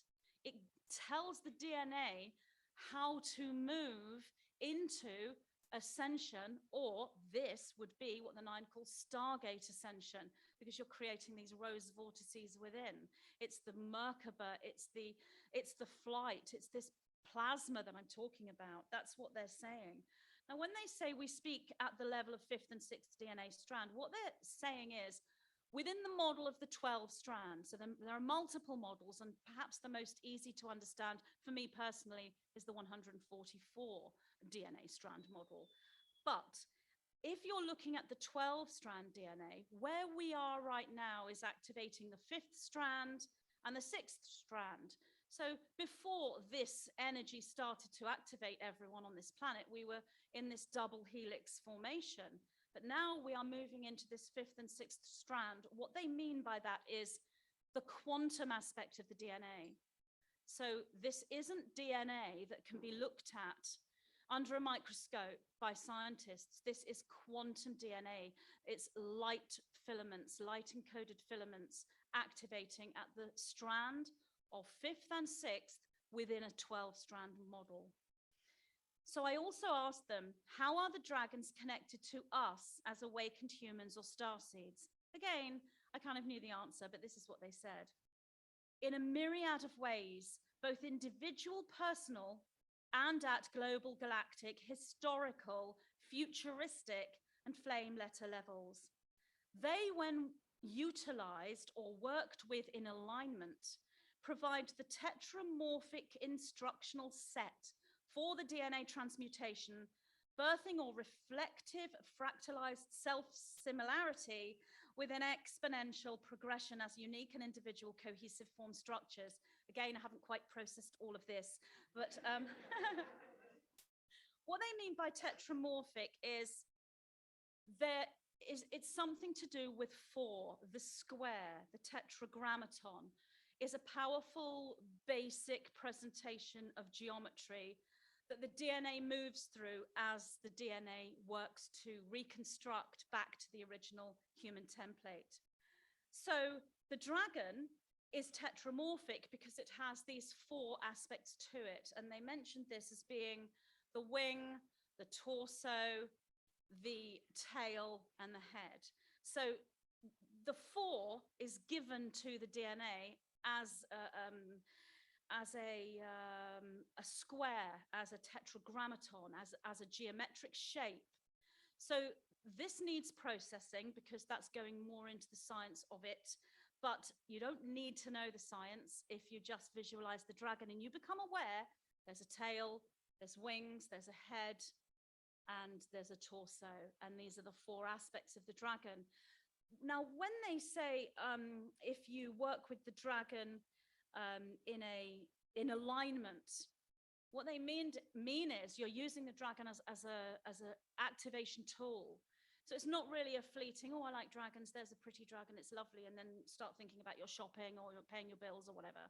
That's a fleeting thought. It doesn't take hold enough to create substance within.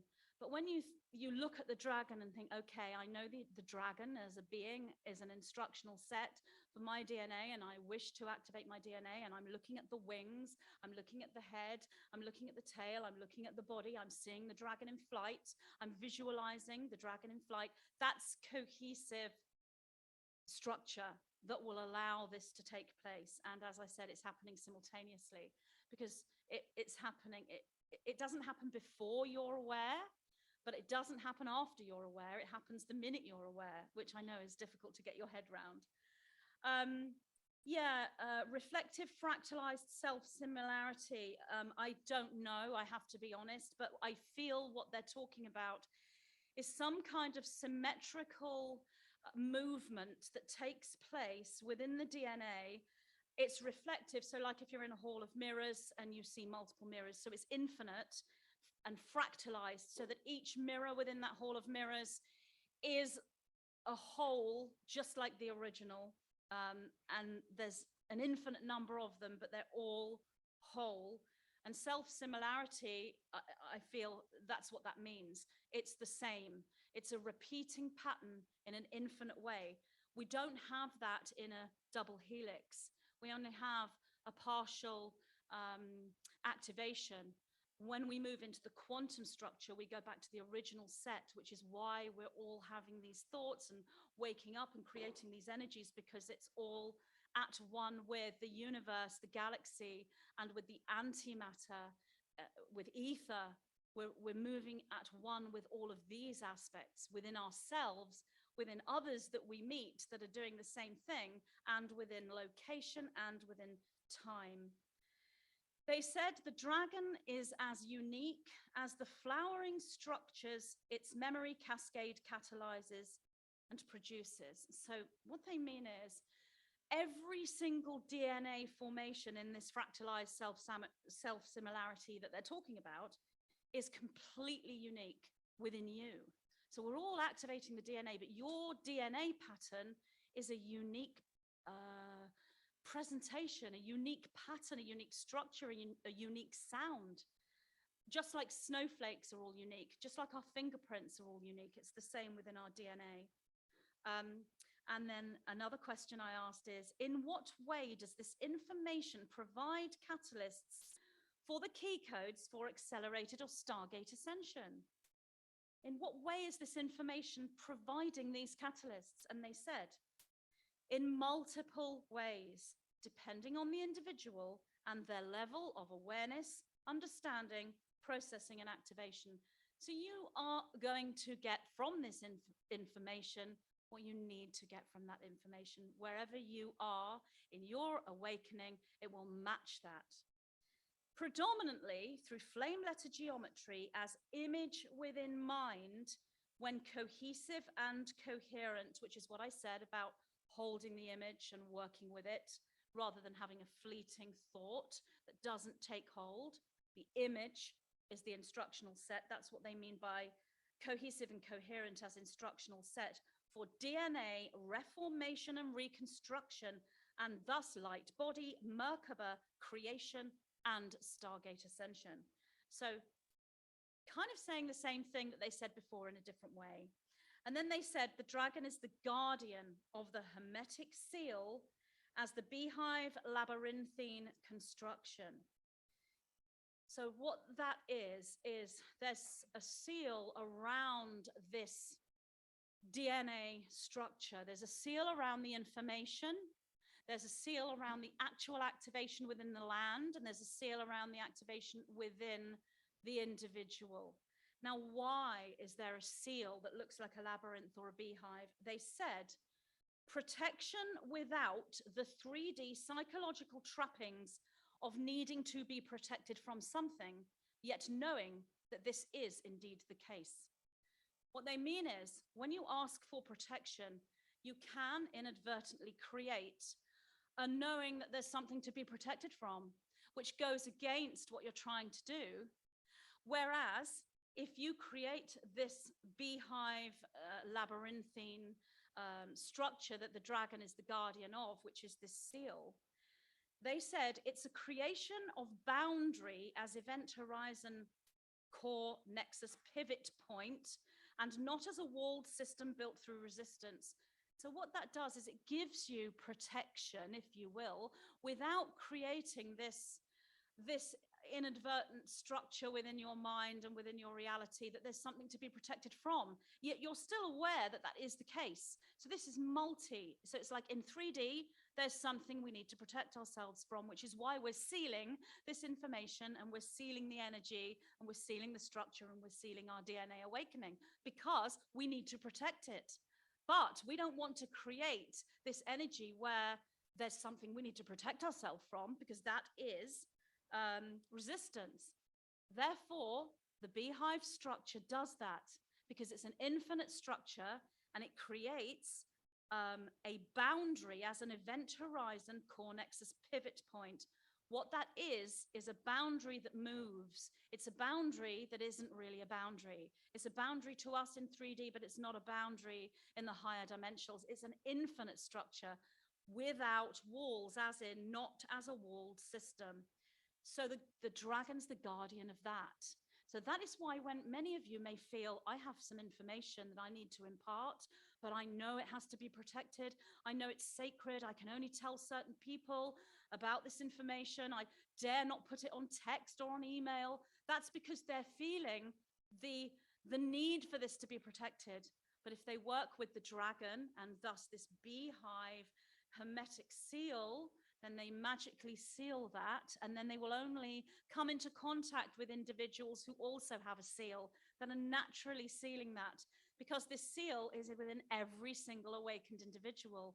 We can all, if you will, keep the big secret of our awakening, keep the big protection, but also we spread this to others who are waiting to awaken, because we don't have any walls, we don't have any boundaries. This structure is infinite. How am I doing for time, Neil? Okay, great, thank you. So the next question I ask them is, can you clarify, please, are dragons real? As in, are they literal living beings, or are they just metaphor as instructional set for the DNA transformation through imagery of mind? I have answered this already earlier, but this is what they said. Indeed, it is both of these. They exist within your literal third dimensional world in smaller form. They existed within your past epochs in the time you would know as Lemuria. They exist within your future as you move into what you may call the post-Atlantic epoch, New Earth, or New Hyperborea. I did ask them why they're calling this New Hyperborea, and they said, New Hyperborea because this is the return to that which is plasmic as crystalline or silicate as base core structure, as opposed to that which is matter as bone and blood through carbon base core structure. The new Hyperborea is the result of the star-seeded alchemy that is taking place upon your planet, if you will, of such which is reaching critical mass and the awareness, therefore, moving beyond the borea, which is the plasmic.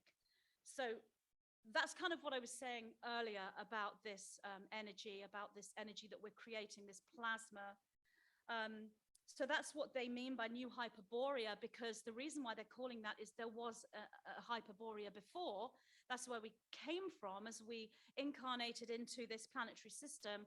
We were this non-physical plasma, etheric intelligence, and we formed through these levels or time periods, epochs, into matter and blood and bone, which is a carbon-based structure. But now we are going back, but we are not going like we come down from our origin and come down here and then go back again.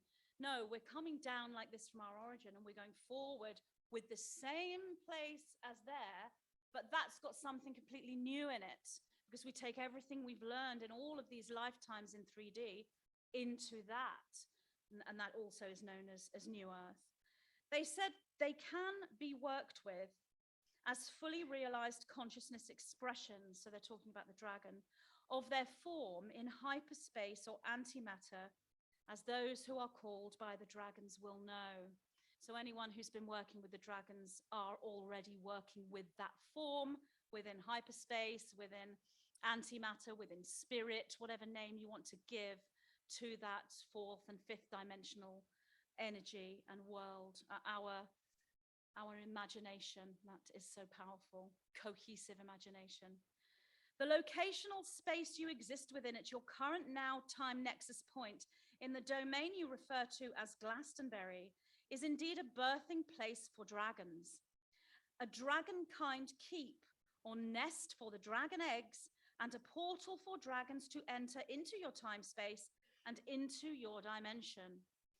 It is thus important to note the dragon as the flame letter for time travel, Merkaba activation, and ultimately the transformational transmutation process of the DNA. Specifically for the holographic instructional set or map for Stargate or accelerated ascension. This is wave form, quantum hologram that holds that which is tetramorphic. This is tetragrammaton and is as the tesseract and is the quantum structure for each elemental node point held at the four corners of your reality within dimensional and cellular structure. The dragon is the ultimate depiction of such, with head, wings, torso, and tail. So I'm going to bring forward what the 9 said here, because this is more of an activation rather than information at this point. And they went on to say, the fifth element is the tetramorph. The fifth element to the tetramorph is the dragon rider. So we're bringing in a fifth aspect to this dragon. It is the dragon rider that changes the structure from organic template as creational presentation to organic template as creator itself, holding the code for ether or antimatter, allowing the merge or meld or marriage within matter, which is fusion or infusion, and thus results in complete portal travel or interdimensional journeying that is known to you as Stargate Ascension. Within this transmission, we have presented and delivered the catalytic key codes for the mechanics of this progressional evolutionary process of which we speak. We are the white-winged collective consciousness of 9. I do.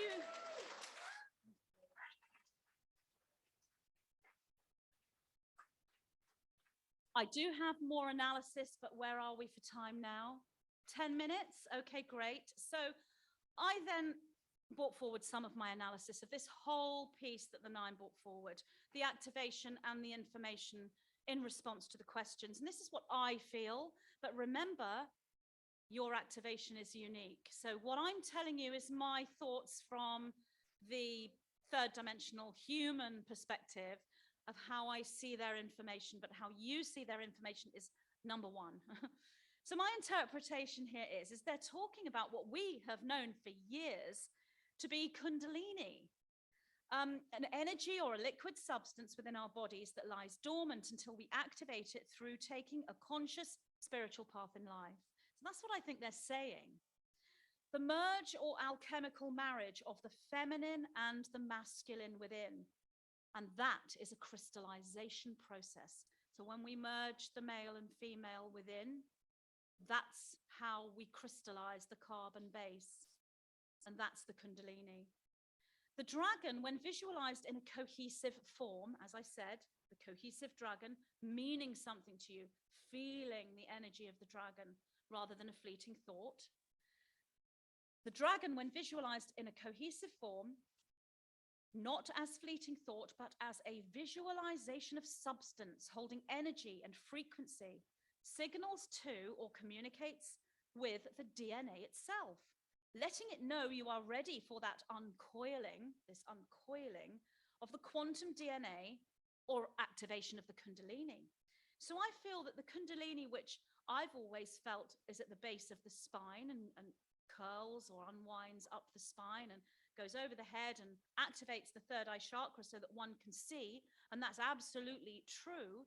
I feel that with the activation of the DNA, we've got an uncoiling going on in multiple parts of our bodies, not just the spine. I feel this is part of this quantum structure.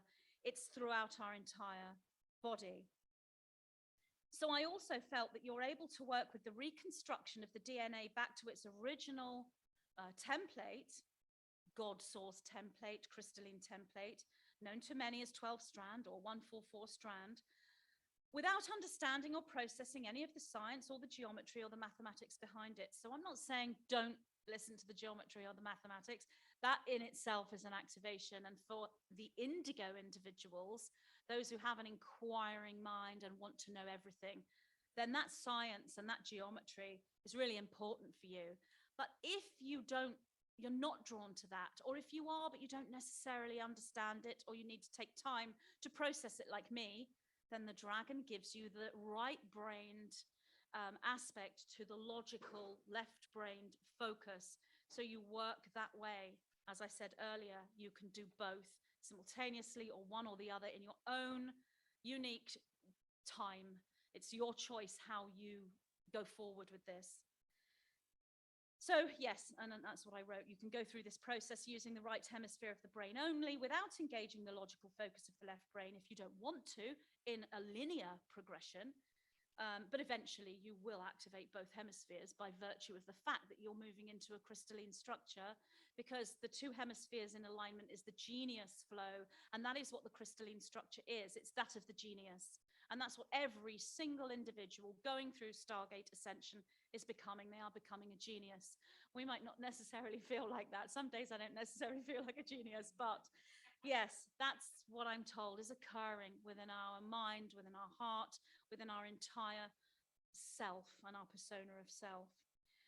I wrote that this gives you time to understand and process the mechanics. So yes, if you work with the dragon and you are listening to information about geometry and science, or bringing that information through in your own channeling, working with the imagery gives you time to process the more complex material at your own pace, because you're still activating, you're still going through Stargate Ascension. A lot of people see this in a linear sense, and I have people say to me, I'm not ready to learn about this, and so am I way behind everyone else. I don't know what I'm doing really. I don't know what my mission is. I don't know why I'm here where I am. I just feel I was guided.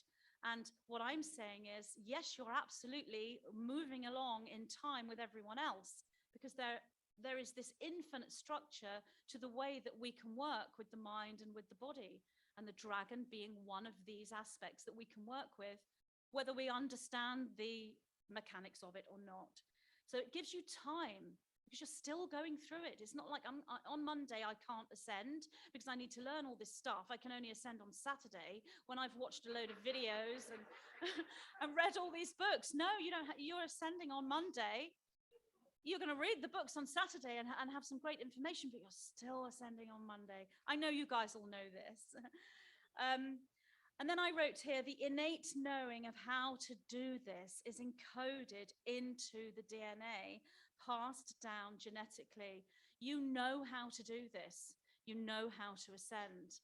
You might sometimes need some assistance from others who have done this work in their own unique way, and you benefit from their work, but you know how to do this innately. Every single incarnated soul does.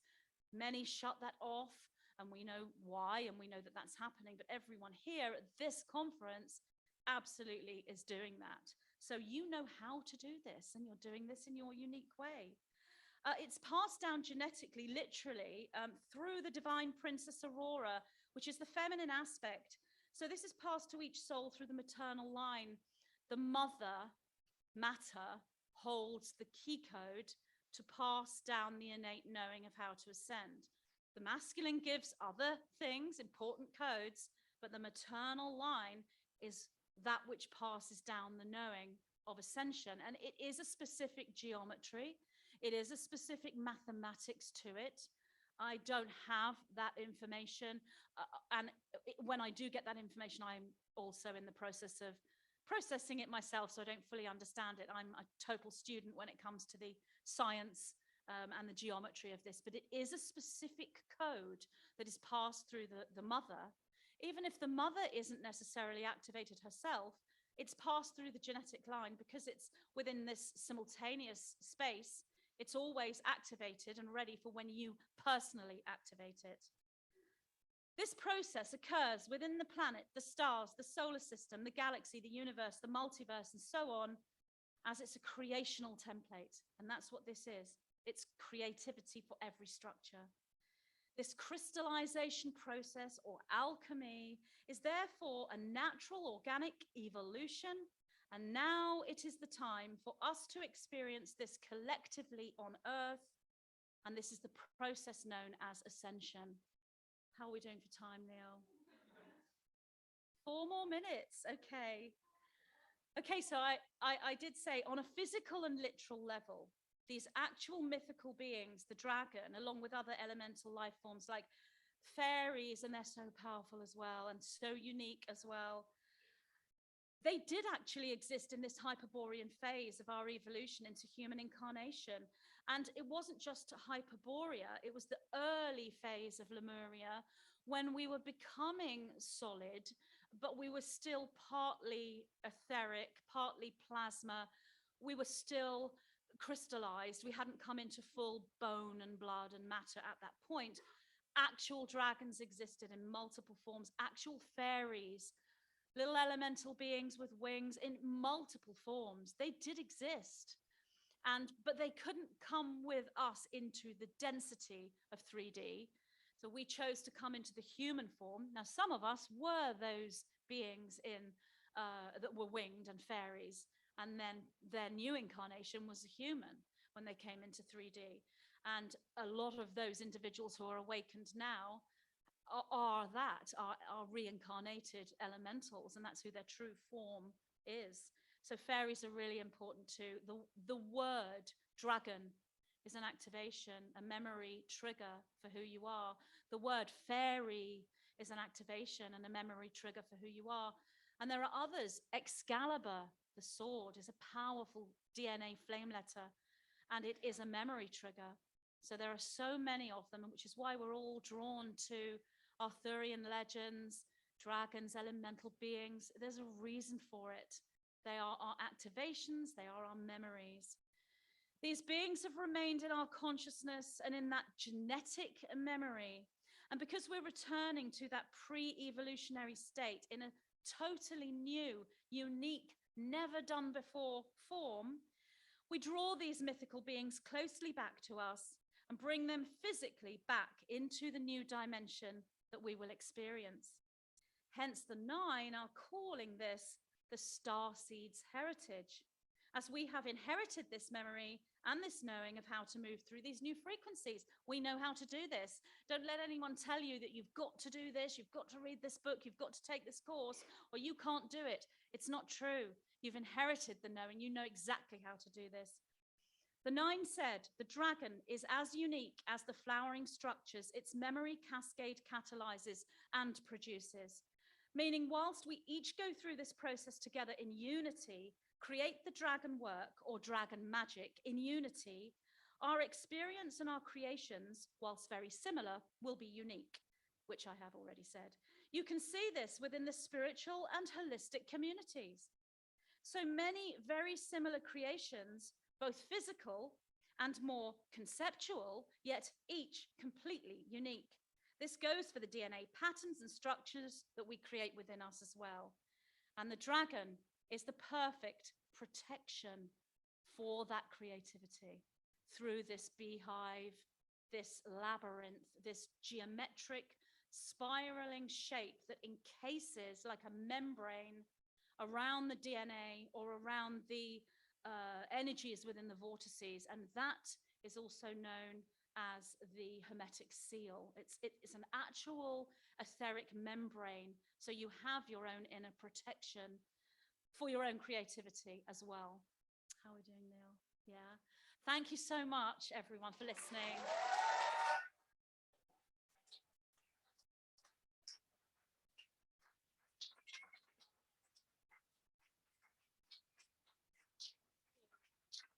Thank you so much. I love you all. Thank you.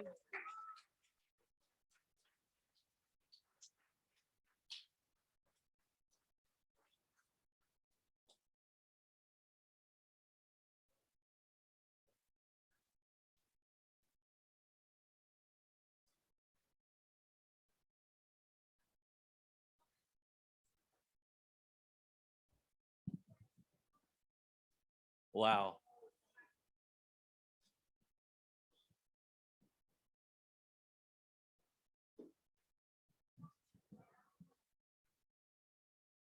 Okay. Full body chills. Thank you so much, Magenta.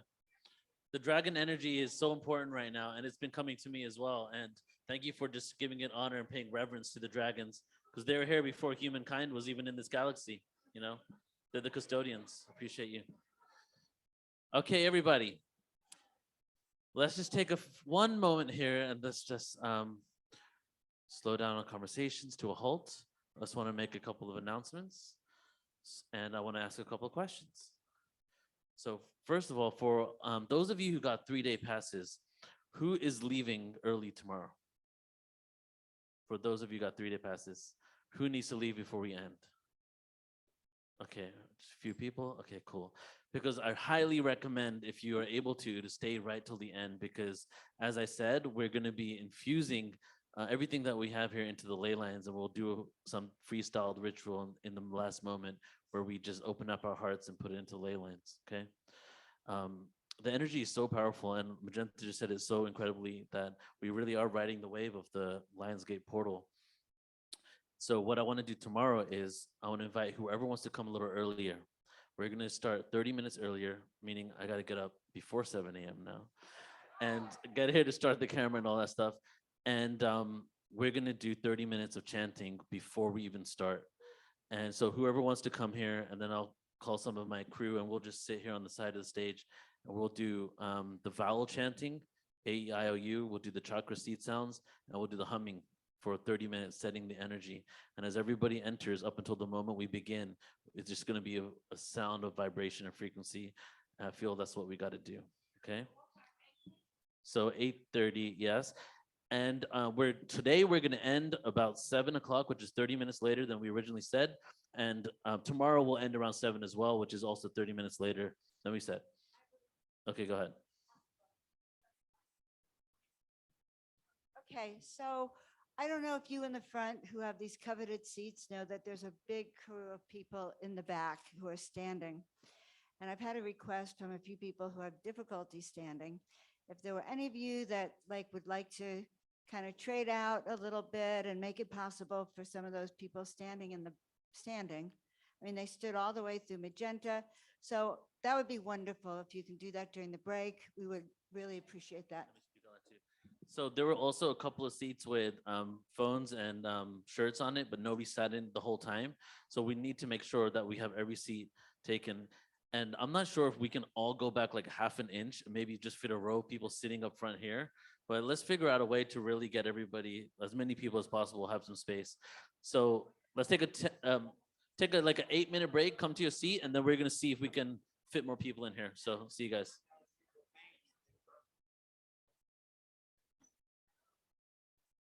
We're ready to be here at 8 o'clock.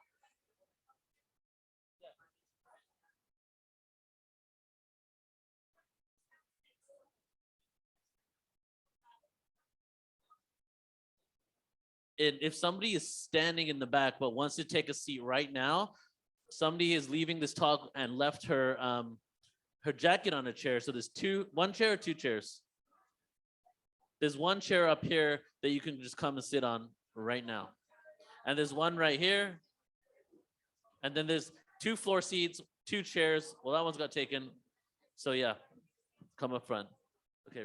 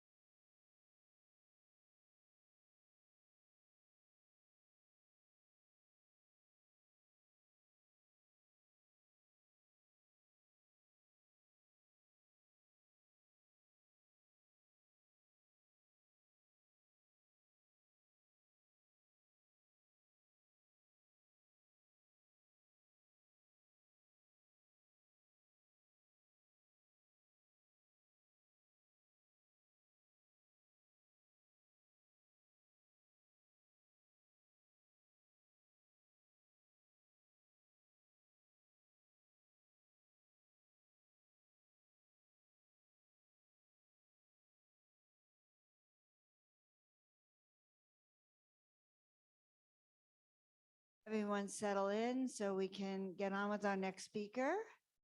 And our next speaker is very dear to our heart here at Portal to Ascension. She is a double sponsor of ours. She's sponsoring this event, and she sponsored our event in San Diego.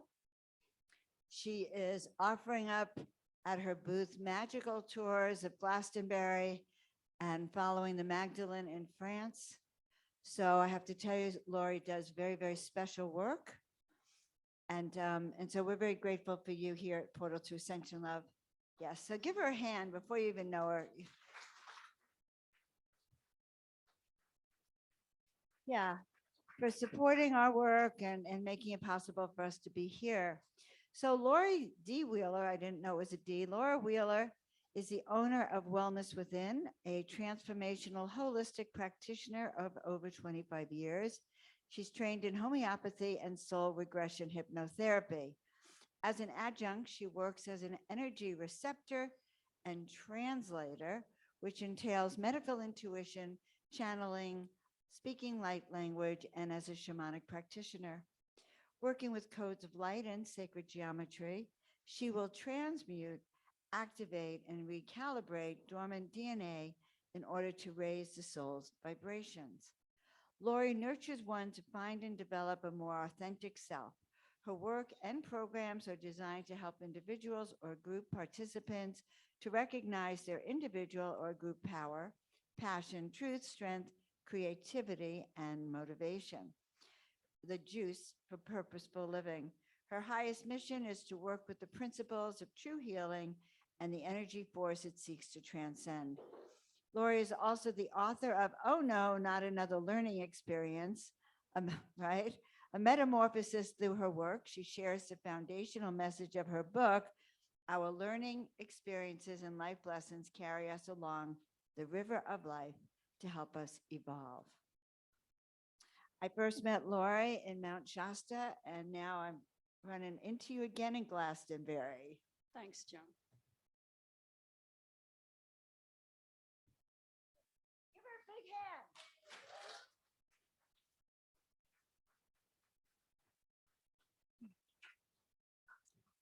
Well, I want to thank everybody for being here, for opening yourself enough to walk into that which you may not know, you may know, but for being here and being open to that and shining your light so that all others can see it.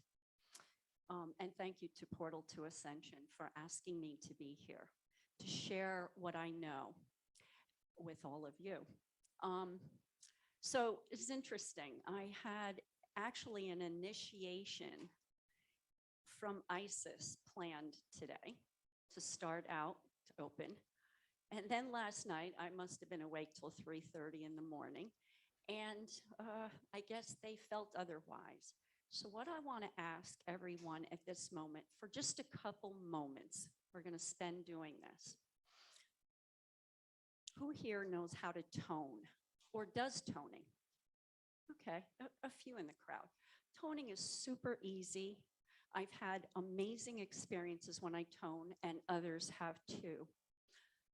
We're going to tone, but at the same time that we tone, as many of you may know, Hawaii has been hit with amazing fire.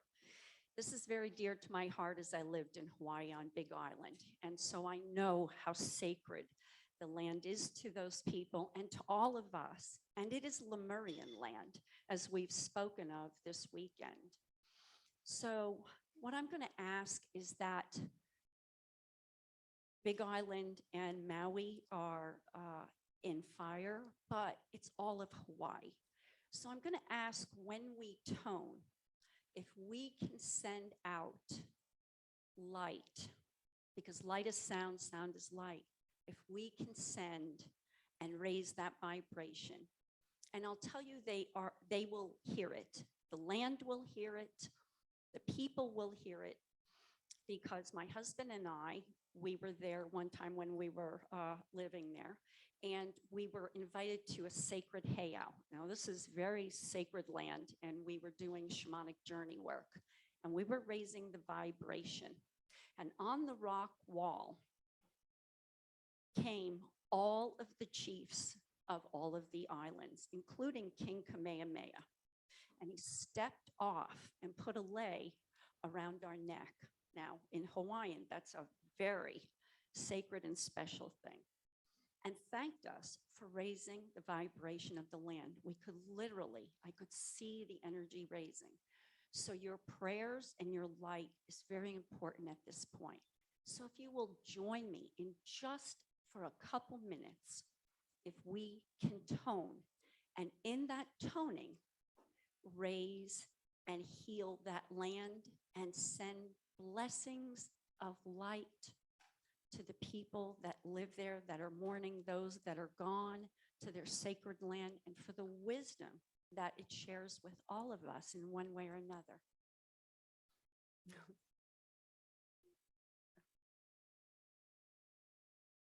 Okay. And if you don't tone, it's okay. Just send the light. But toning, so many things happen in toning. I could spend hours just talking about it. So we could take just a couple minutes and tone.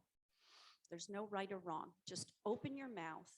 Your spirit's going to know where you need to go with it. Okay, on 3. 1, 2, 3. Ah.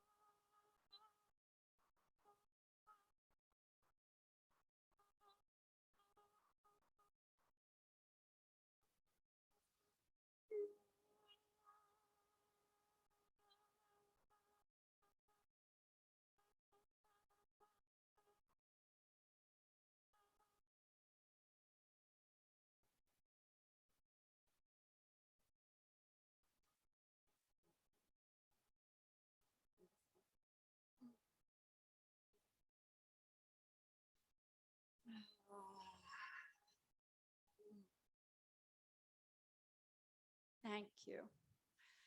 Thank you. 1,000 thank yous. Beautiful. If I could just tell you, we just raised the roof off the top of this building. So beautiful. Okay.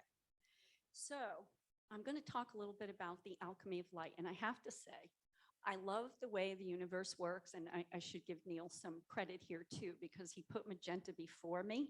And just what magenta was talking about is very interesting, because I'm going to follow on the heels of that, but I'm going to follow with some of the science. So I love that. So thank you, Magenta, for your beautiful information and words and wisdom.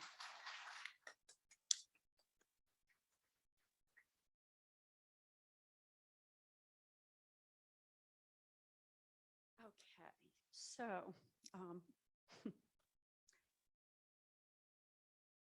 let's see, in the beginning, okay, there was light.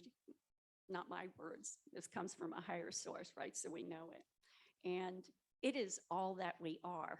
Everything is light. It is light. Different shades of light, different types of light, but it is light. And so I would like to say that light feeds us in one way or another, and that we may not even realize it, but how much it does, but it does. And I'm here to just share a little bit about that. So just a little bit about my story first before I begin, and why I'm standing here to share my information. So I work in the unseen realms and of energy and all that is in what we cannot see, what is not tangible, so to speak. And I've always been really fascinated by what goes on there, even as a really young child. But I have a curious nature, and sometimes it can get me in trouble, but it certainly furthers and advances myself. So,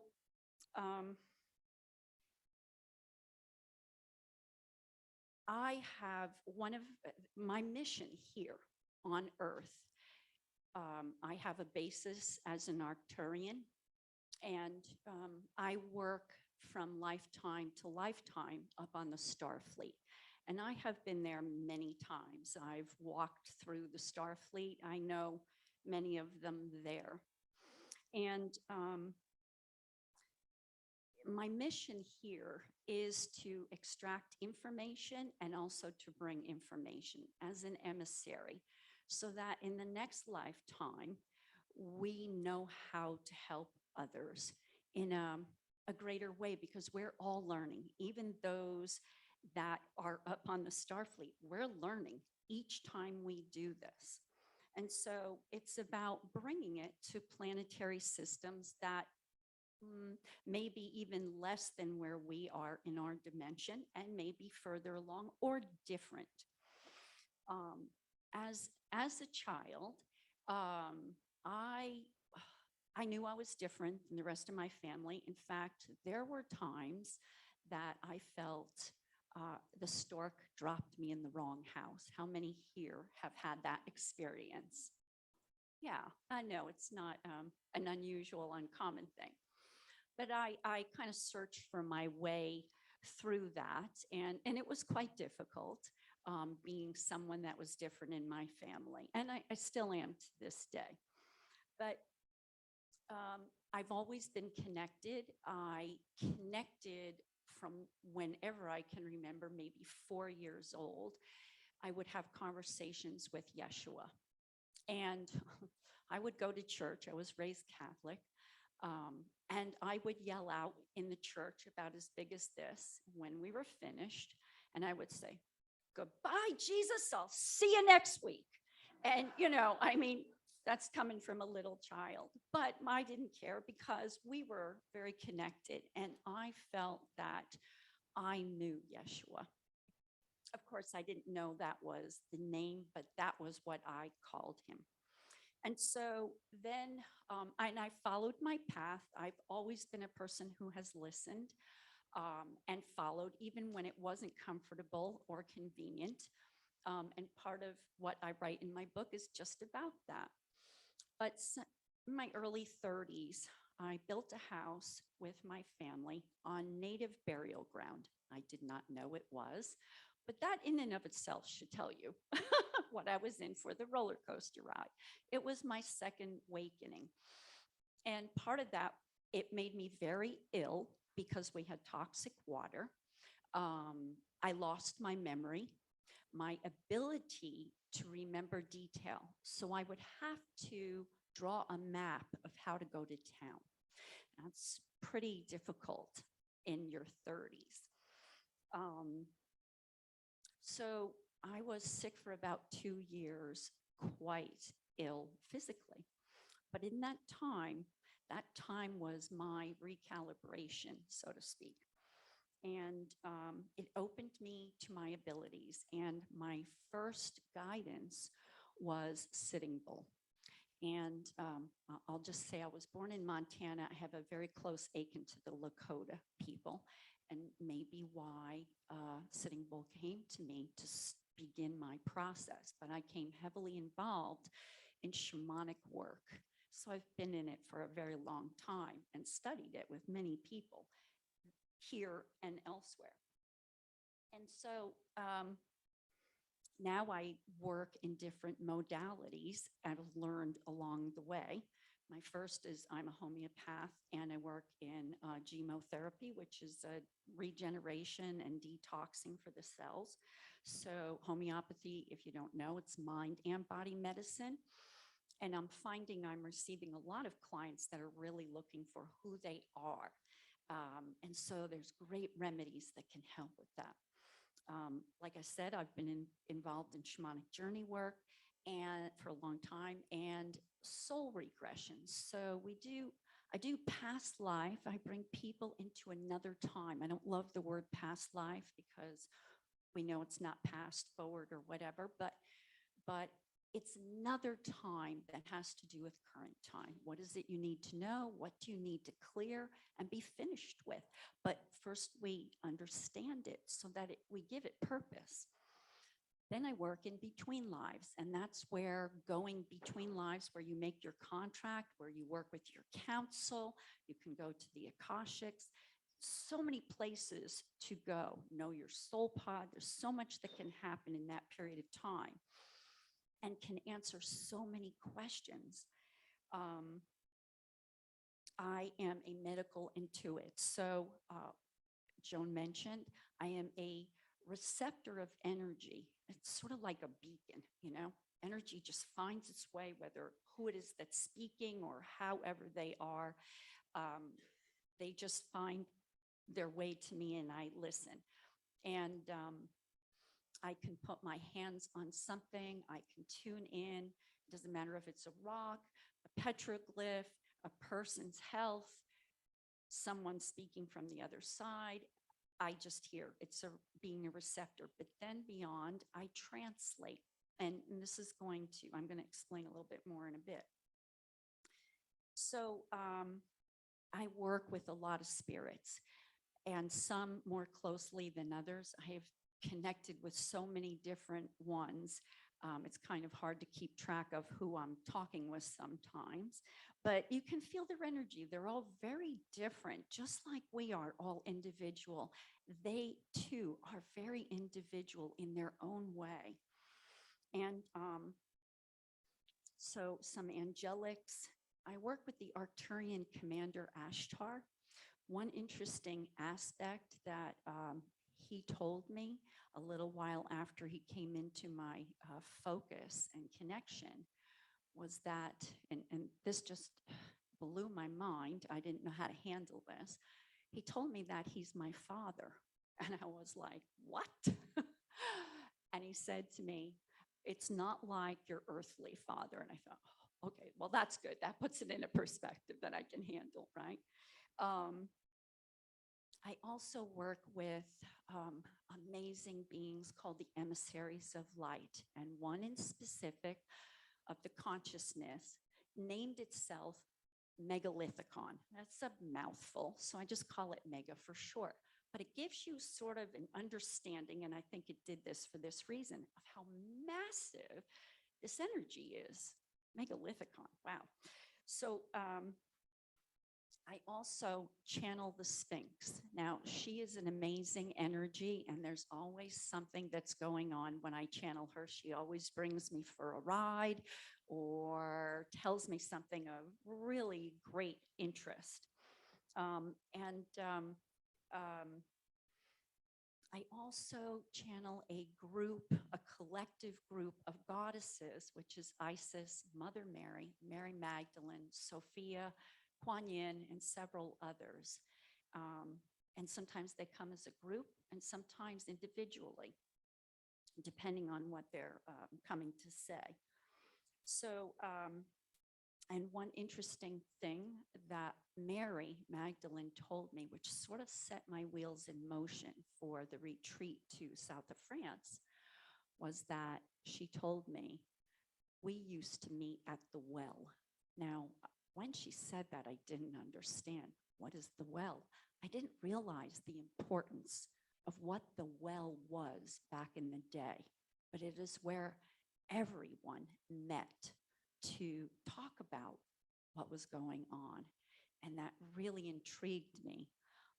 And so I'm very excited to go to the south of France to learn more and to reconnect with her and others. And then something else that happened was I learned how to bilocate. And bilocation is being in two simultaneous realms at once. And so on the land, I had a happening which took me into another time, and yet I was in my current time. So two timelines happening simultaneous. And it's not a difficult thing to do. It's kind of easily taught and you have to practice it, but like riding a bike, the more you do it, the better you get at it. But I guess it was important to my work because I've worked with many people in healing. And so it's been very helpful, and I could share stories about that, but that's another time. So, okay. So the doorway to change. So our human experience is through polarity. And I think everybody knows that. We distinguish infinite viewpoints in our polarity. If you think about it, I'm an artist, so I know that standing in a different direction gives me a whole other aspect to something of understanding. I can see things in a different way. And this has really taught me. I had a great vision when I was doing a shamanic journey once, and I met a guide that came in, and I had a question. And in very simple terms, as masters will speak, he said to me, "Move the bench." I'm going to tell you, it's probably one of the most profound things I've ever heard in my life, 3 words, but it says it all, because when you stand and you look in a different way, it shows you a whole other aspect, which is what living life is all about, time after time, lifetime after lifetime. So one aspect to moving through polarity is to stay present, to hold space, and then learn how to deal with adversity. And who here's had adversity? Okay, we could talk a whole day on that, right? And then transmute the energy and then model it. And so there are people that ask, what am I doing here? Well, maybe it is as simple as that, is that you are a model for others. And that's a big job and a very important job. So the concept here, it's your relationship to everything that changes. It's how you view it. That we know, I know as a practitioner and others that are also, that when healing occurs, it's because some perspective has changed. I mean, who here has already had a change from just what's been going on here through the energy? Yeah, it changes you. So it's why we have so many lives, and we're learning through that in that way. Okay. So I'm working right now with a quantum biologist, and he's an energy scientist. He's very cutting edge. As a scientist, he's a spiritual person, but he knows his shit. And I love working with him. We have a great dynamics. We understand each other as much as I can understand the science. And if I don't, he explains it to me in the best term that he can. And I try to explain to him what I see in the unseen realm. So it works. It's a good marriage.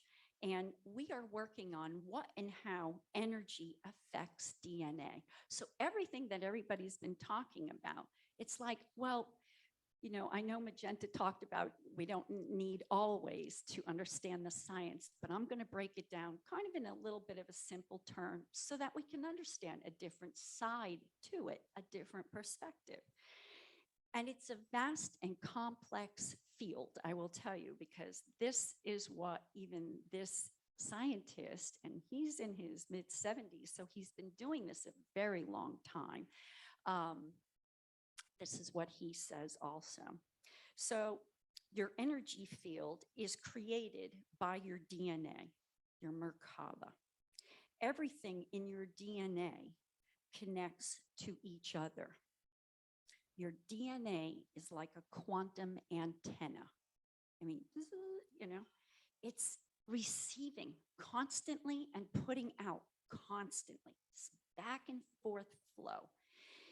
And it's incredibly sensitive to energies. So that's, you know, when you're caught in something, it's because your DNA is experiencing this. And I just want to mention, there are two DNAs, okay? You have your biological DNA, but you have your spiritual DNA.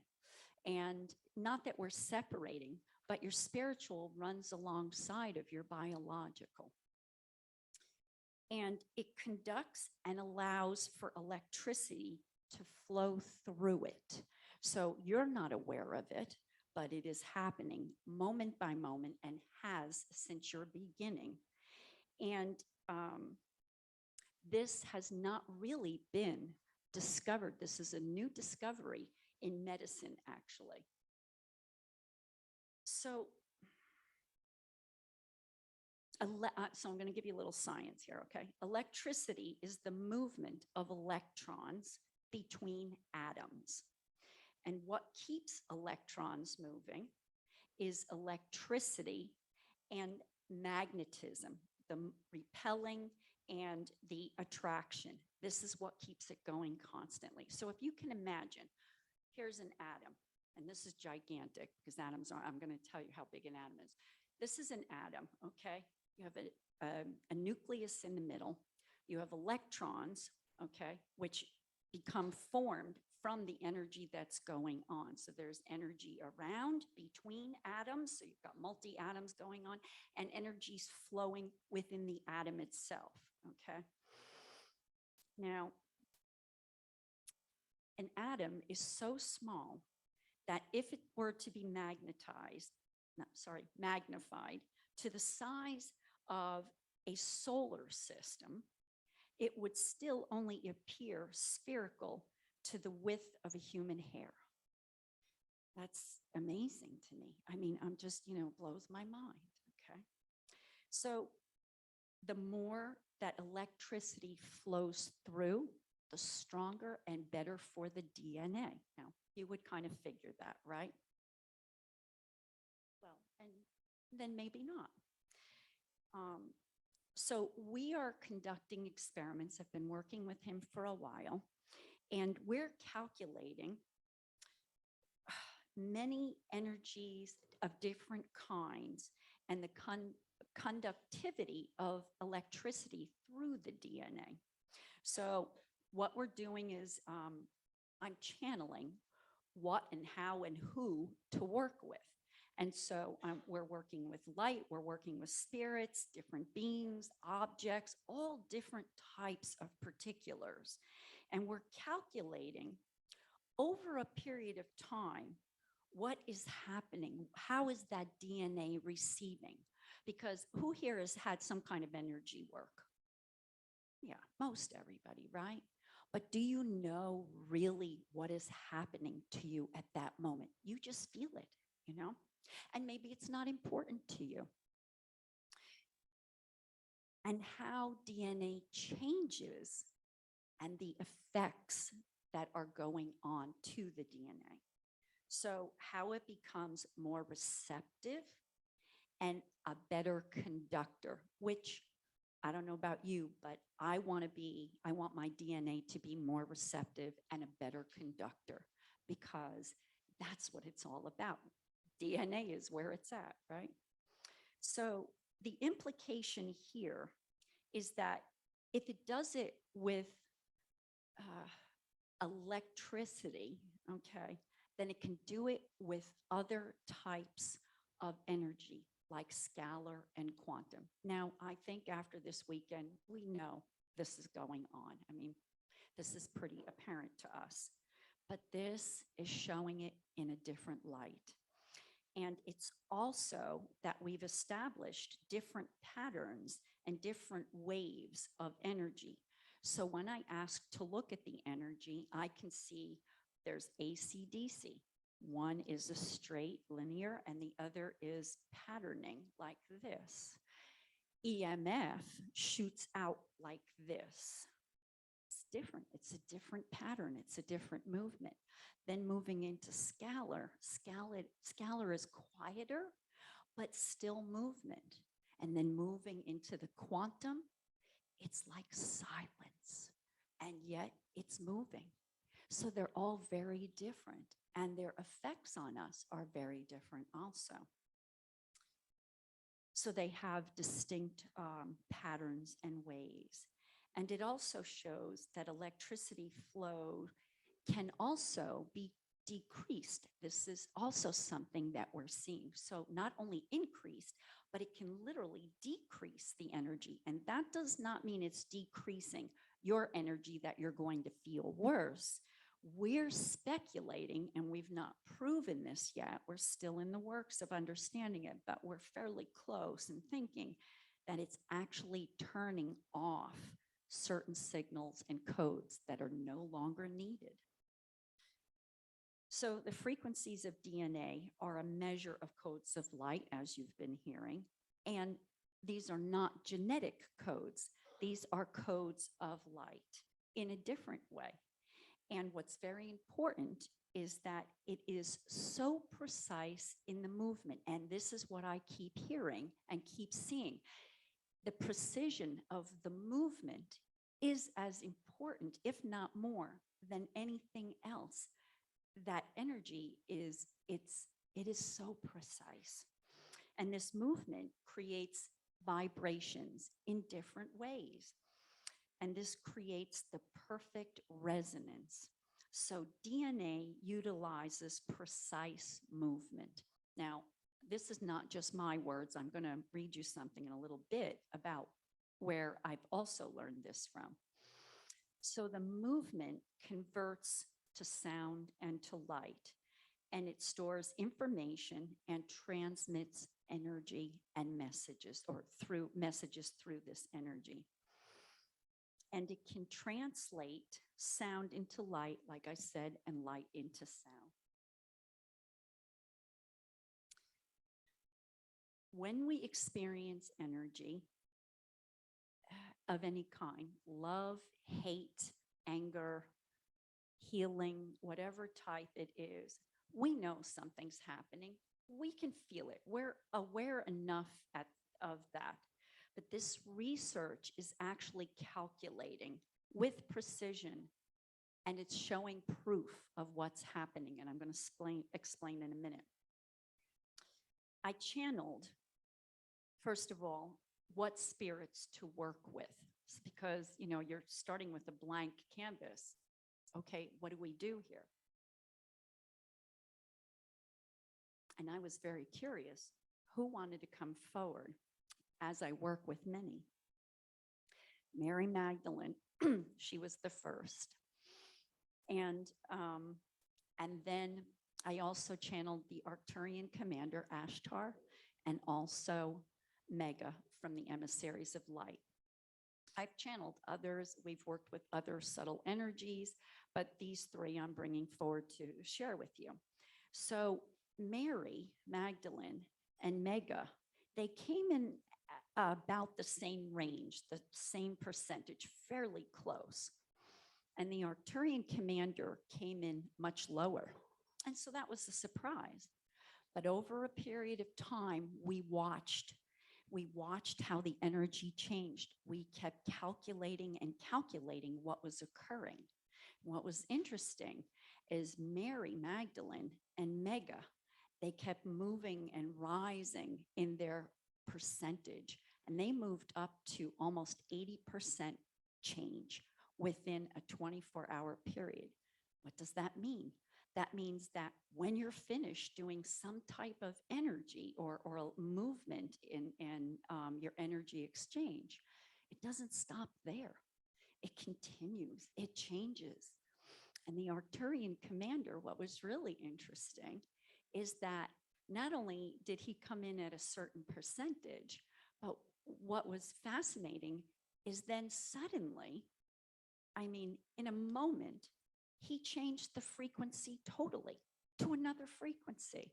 Now, that's kind of interesting. And that he has the ability and the desire to create a whole new frequency. So that, in moving forward, shares a lot for us. Now, what we're determining now is what type of medium will hold this light, this information, and we're working with this in many different mediums. crystals, water, elements, minerals, all kinds of things. What's going to hold it? And so we looked at 4 different types of energy and medium. The first one, and I channeled this again so that we would have guidance. The first one we utilized was pyrite, nano gold, and a silicate. And each one having their own properties I won't go into, but they being the carrier. And so we started out by putting them in the water and channeling, and it was a cancellation. We could not get a reading on the frequencies coming in. So we decided that we would just take a bottle of water, distilled water, and we would put it on top of these minerals and these metals, and then check it, because that's our gauge to work with, check what that percentage is. And we found that they store energy, obviously, but they spontaneously, we're not affecting it in any way. They spontaneously release energy, like they have a consciousness to do what they do. Okay. Then I did some channeling into the medium. And what we found is that we consistently came up with the same percentages and the same number. This shows channeling of a different type of energy other than the medium that we were using. And it's nature of the energy that is being emitted is what's creating the difference. So different place that the energy is coming from.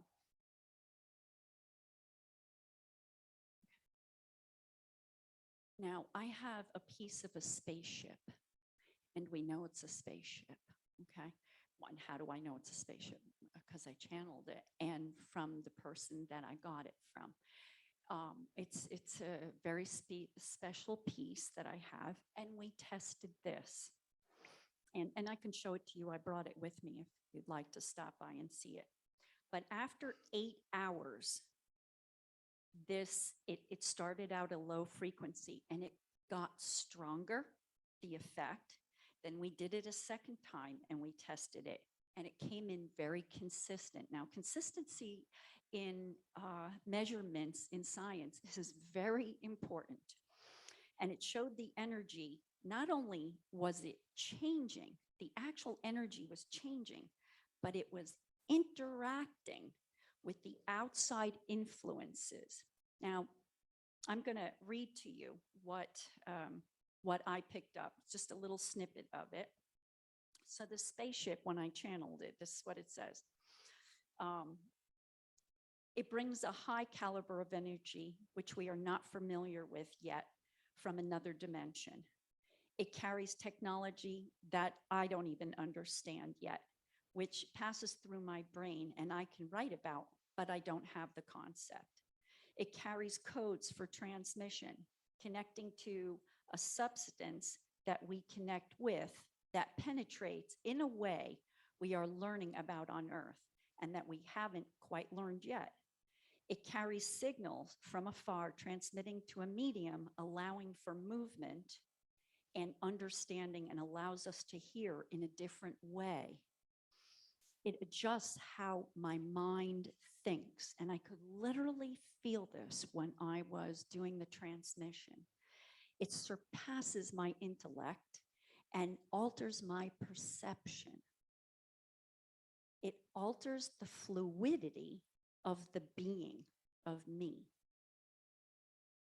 And within myself, I felt myself moving in a different way. I could feel my whole energy was so very different than what I'm used to.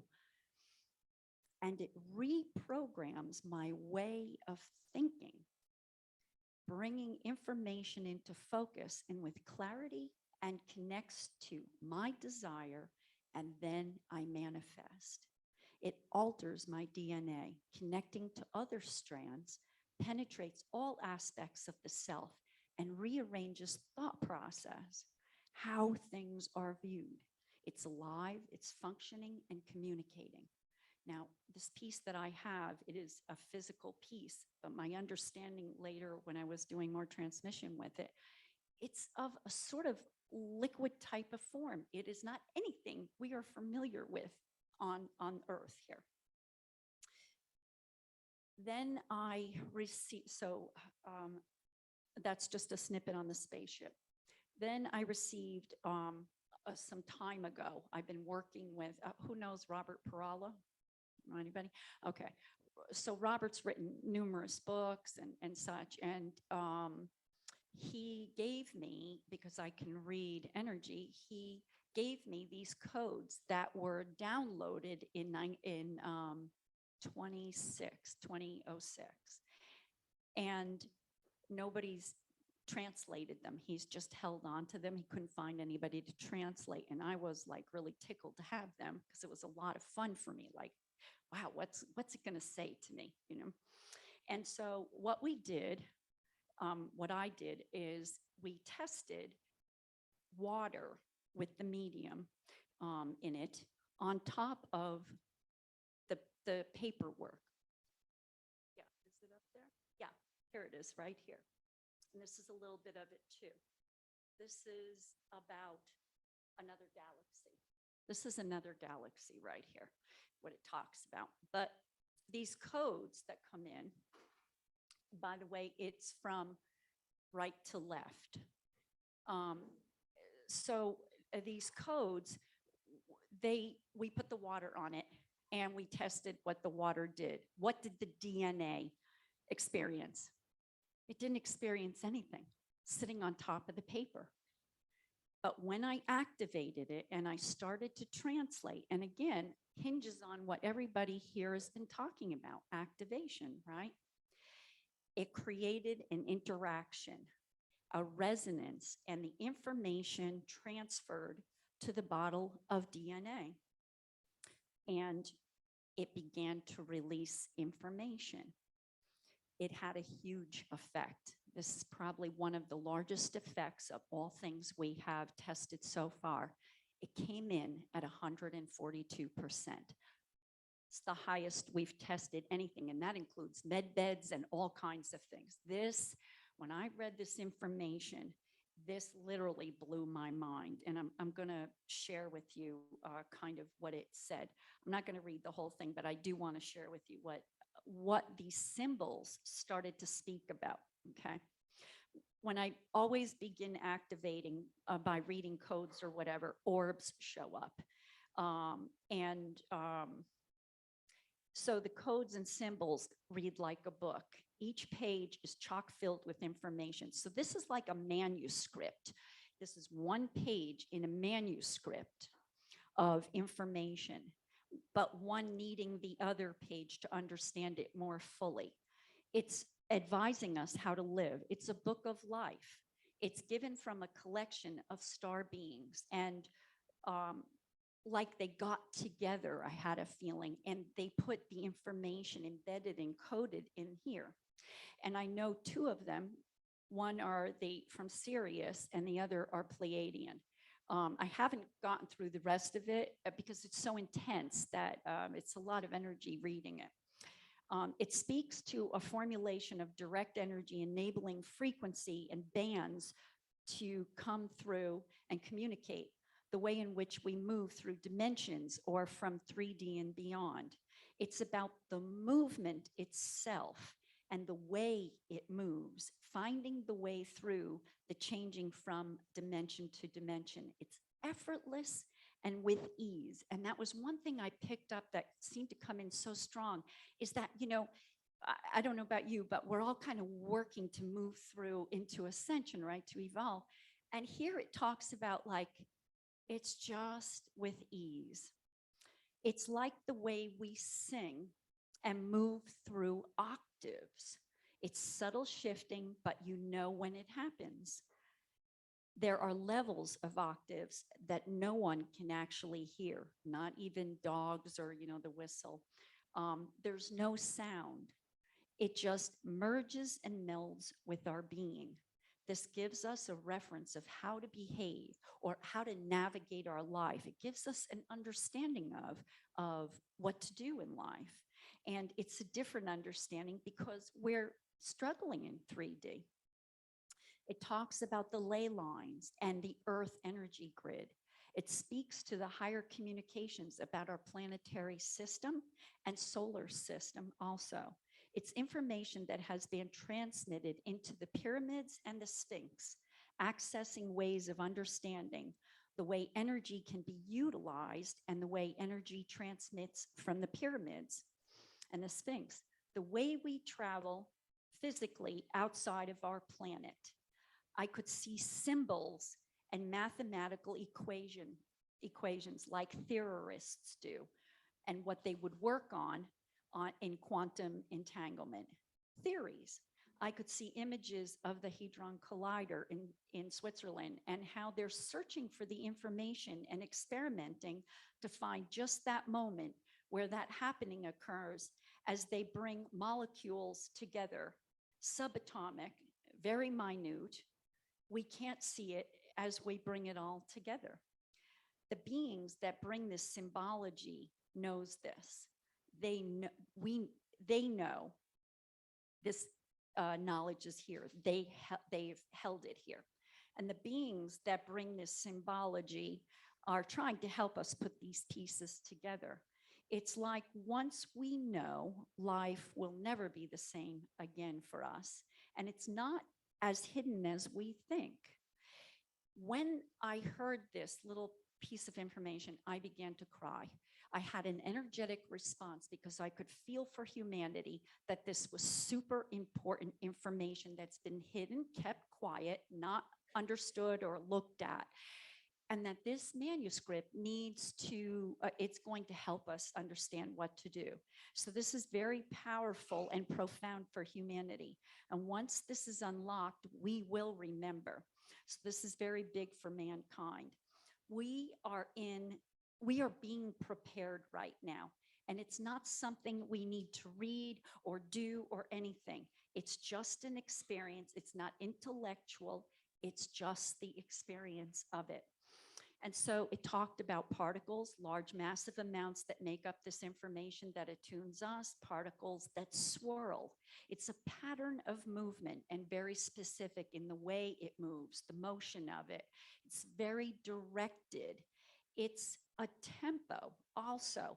And it's how it talks about how we separate from what we are now and moving into this new way.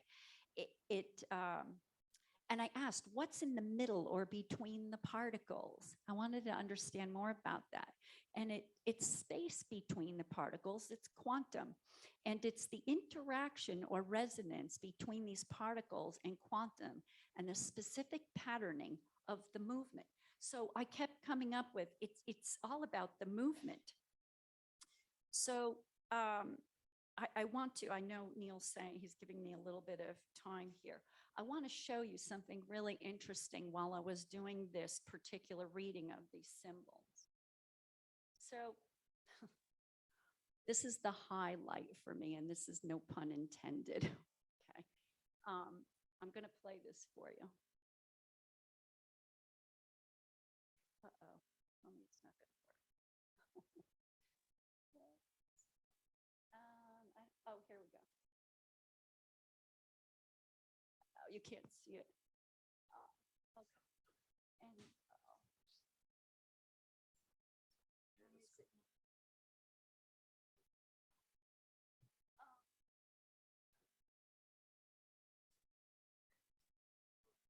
Well, we can do the visual.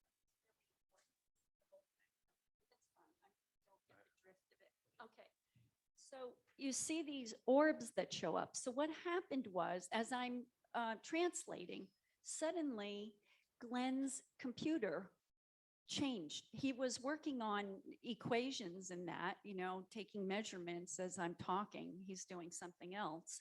And I'm just transmitting what I'm reading, these symbols. Suddenly his computer goes blank and it turns pink.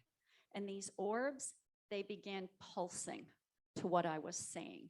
They were communicating. That's what these symbols did.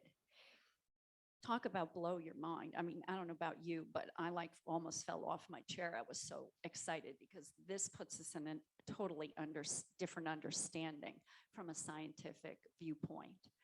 So I don't even know where to go from here. Okay. This has never happened before in all his years of working. And he's worked with healers and all different types of subtle energies and all types of energies. This has never happened. This just happened. And I didn't know it because my eyes were closed and I'm just transmitting and reading what the symbols are. I've got the DNA in my hand in a little vial and my hand's on top of the codes and I'm just listening to what it's saying to me, you know, receiving.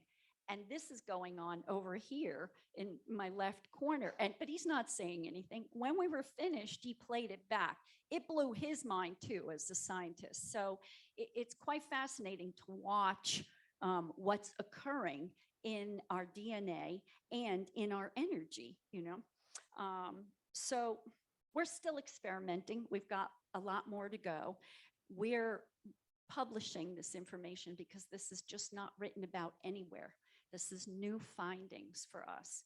And so I just want to say, is there any questions or something maybe I can elaborate? Can say again? Oh, sorry. Is it in the way? This one?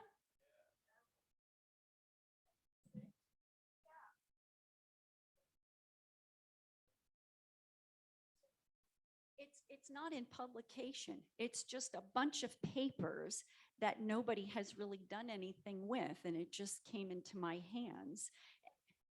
It's not, no, it's not ancient. It was downloaded to this person, this young man, and he just started writing, but he didn't know, he couldn't translate, he didn't know anything about it. He just wrote it. That was it.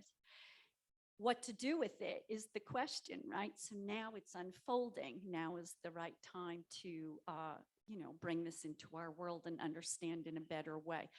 And this is one tiny little snippet to this volume of great information for us. And you can see they're ready to talk to us about it.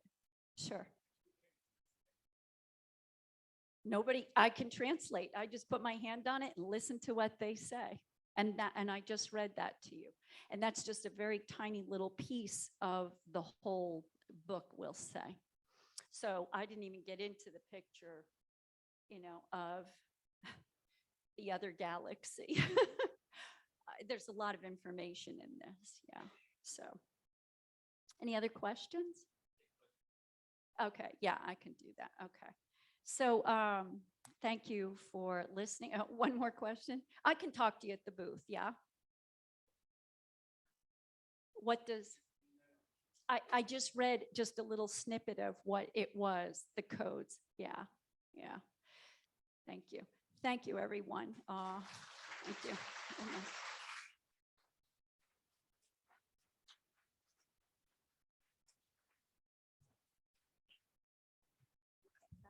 Thank you, Lori. All right, everybody. So I just want to check in with you all because I don't know if you're feeling the same way as me, but it's real stuffy in here. I'm getting a little tired because of it too. So I want to be respectful of the fact that that's the case. And I also want to end on time because the venue seems to be very strict with us.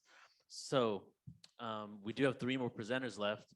So what I'm thinking is maybe we do like a 15-minute break, you know, so you guys can get out, get some air. What do you think? Is yes. And then maybe like okay, let me just say real quick, 15-minute break, a 10-minute break, and then a 10-minute break in between presenters. That will end around 7:15, 7:20 if that's the case. You guys good with that? Okay, let's do it.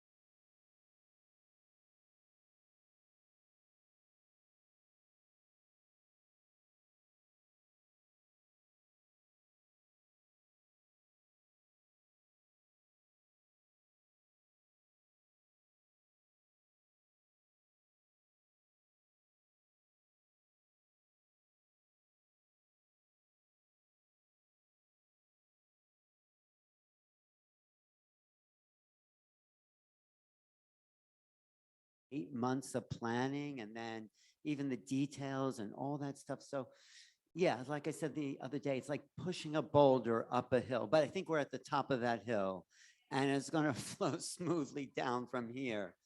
And yes, okay, thank you for that clap there. Okay. Someone believes in us. All right. My name's Alan Steinfeld, but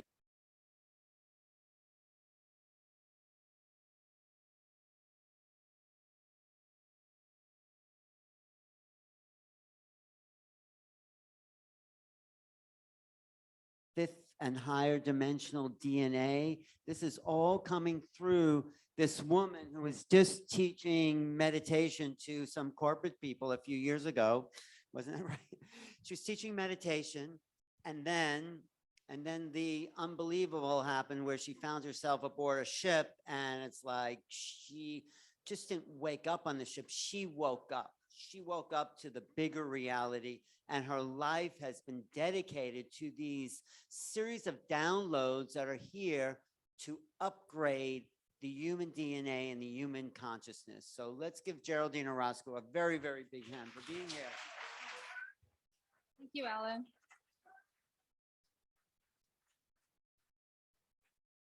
Thank you so much, everyone. It is such an honor to be here. Really, truly, being a part of this conference is just something that it is definitely a divine alignment. And as I always share with everyone that I'm meeting here, every single one of you that has come to meet and connect with us here is a vibrational frequency that is essential to the collective whole of what we're co-creating here. And it's really important. Oh, can't hear it. Yes. Every single one of you is a vibrational frequency that is a key to the creating the whole of the collective that we're co-creating here.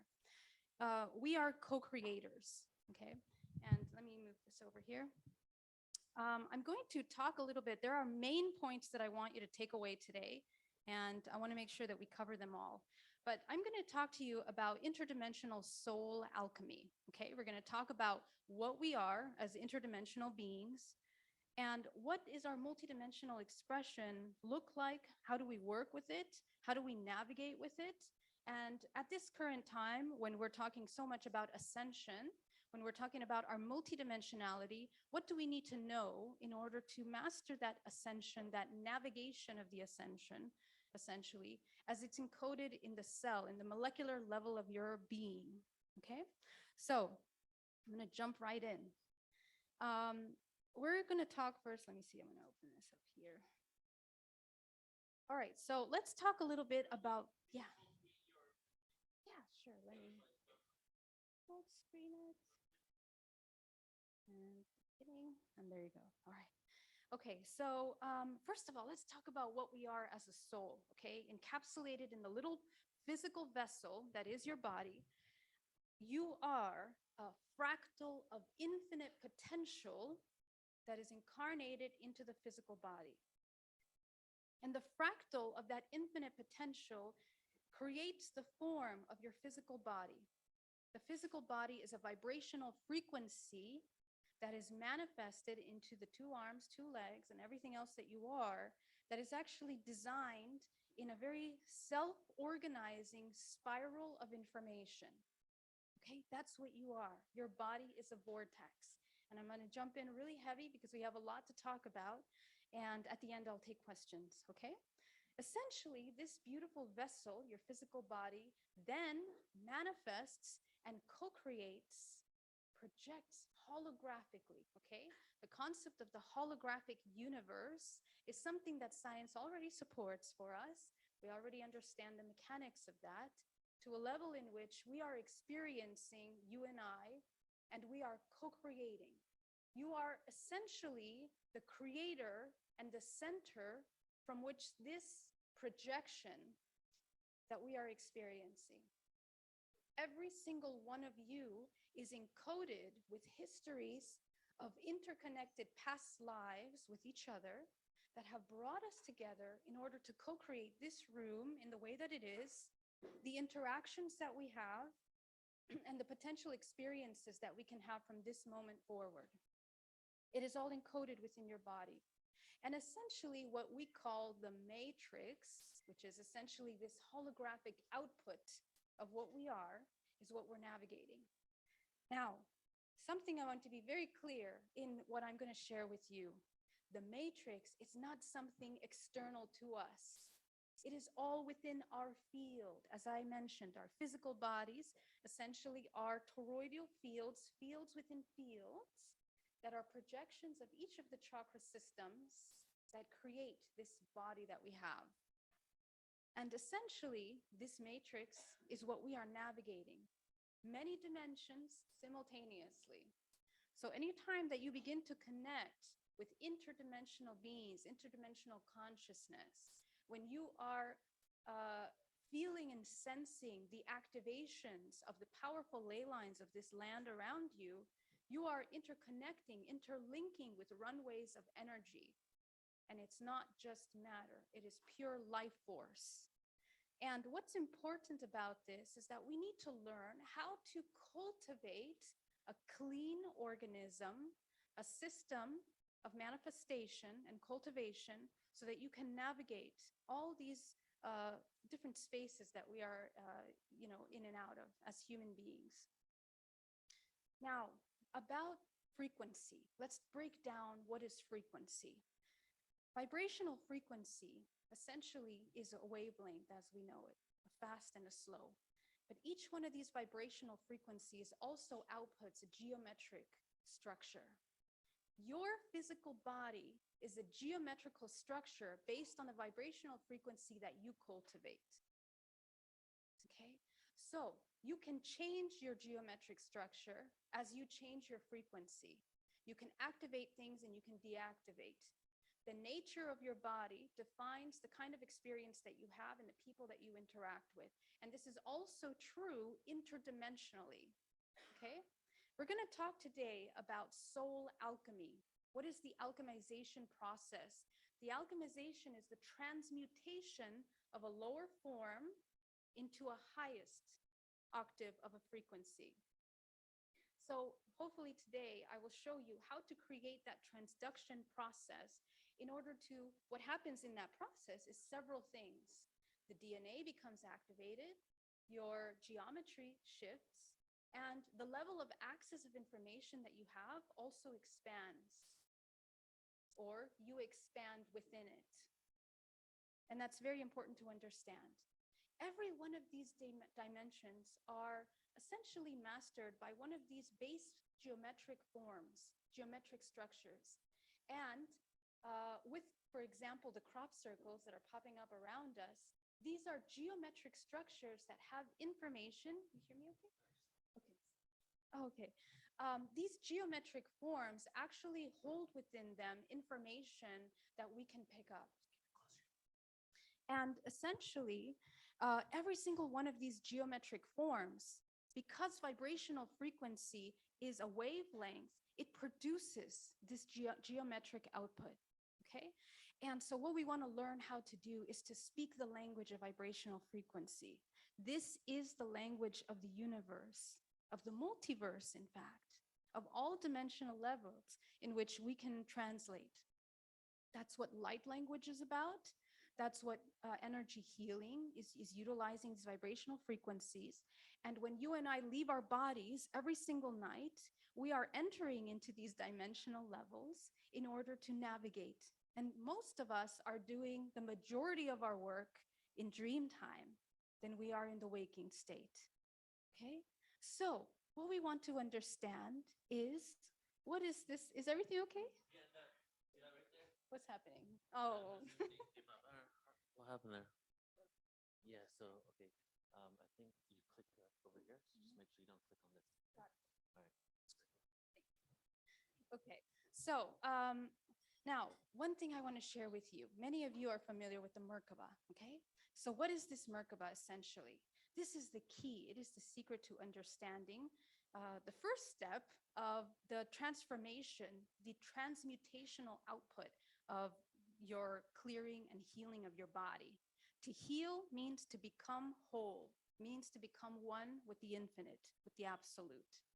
We are learning how to create the Merkaba vessel which simply means that you cultivate the vibrational frequency in order to change your geometric form in a way that produces your optimum output in how you are manifesting and co-creating. That's essentially what it is. And the way that this body that has geometry, and let's talk about the basics, we are biochemical, bioelectrical, multidimensional organisms.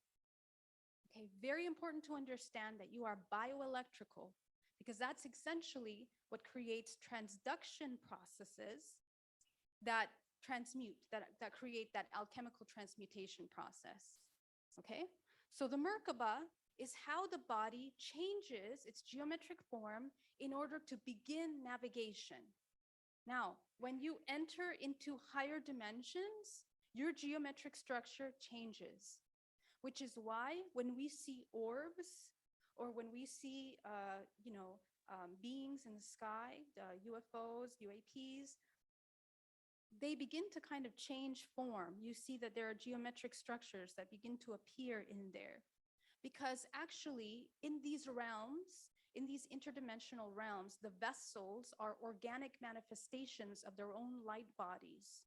And these vessels are produced by that intentional creation to navigate in the same way that you create your intentional vessel of navigation. Okay, so what we are talking about essentially is we are learning how to spin this vortex in the vibrational frequency that will best aid that navigation. The highest spin means the highest vibrational frequency. And in order to produce a high spin in your physical body, there are a couple basic things that we need to do.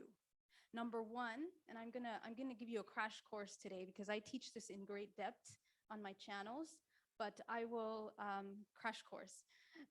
What we are doing to raise the vibrational frequency, we have to learn how to utilize the bioelectrical structure. And in order to do that, we want to regulate the nervous system, number one thing that needs to happen. And one of the powerful things and the gifts and the messages that came for today's conversation here in Glastonbury, the reason why we're here, because Glastonbury is the chakra of the heart of this world.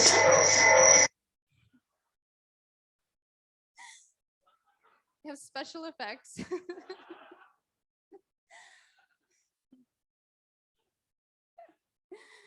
That's awesome.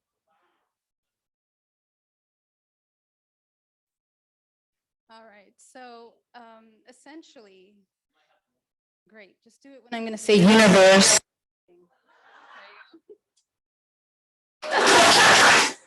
Okay. We good? Okay, so essentially, the spinning of this vortex essentially will help us navigate that. So let me go back to where we were. Glastonbury. Now, because infinite potential, when it comes into this three-dimensional plane, the way that this infinite information has the ability to manifest into your vessel is because of the way that nature is structured. There is a self-organized way that information condenses, and that is through the coiling of data, okay? And the coiling of data is how we see universes move in this universe. We see how the universe is contracting and expanding. We see it in your DNA. We see it in the way that your energy is moving and spinning. And we also see it in the natural patterns of this universe. What we believe is time is actually cyclical, okay? Everything is actually occurring in a cyclical manner. And the way that we are moving through right now in this universe is that we are moving from one octave of vibrational frequency into another. But it doesn't mean that that's it. We're actually moving through many octaves of frequencies, each one of us individually, every moment of your day, okay? But what actually dictates your access to information is how many chakras, how many vortex centers of your body, which are essentially the dimensional layers, the output of your body that you're navigating. our physical body, most of us have access to 13 dimensional layers, 13 chakras of your body. Okay. So you can have access to all 13 of those. And most of your dream time experiences are within those 13 dimensional layers. Okay. If you're having ET contact, if you're seeing ancestors, if you're reliving past lives, this is where you're navigating. Some of you that have activated more of your DNA have access to higher dimensional layers. 24, 21, 34, continuously going. And the way that this information is organized is through the Fibonacci sequence. Okay, so right now the structure of our multidimensional body and of our DNA is going from the 13 to the 21 for the majority of the mass collective. Some of you have already activated much more. That's okay. Just the general mass. We are moving into that. So that's why we've had to have lots of events that do massive amounts of change. And there are certain laws of the universe that we abide by. And I'm actually just finished the challenge on the laws of the universe on my YouTube. You can check them out. I talk about them in great depth, but they're really, really important to understand. So you understand the amount of co-creative power that you have in your everyday life. So every single one of these octaves of vibrational dimensional frequency that you have access to is levels that you're navigating out of in dream time. So let me quickly talk to you about the DNA aspect, okay? Our DNA, how it's actually output, let me actually move through this really quickly. I want to show you something. The way that our DNA is essentially output, is essentially allowing you to activate DNA in a way that every time that you change your vibrational frequency, there is a mutation that occurs within the DNA, okay?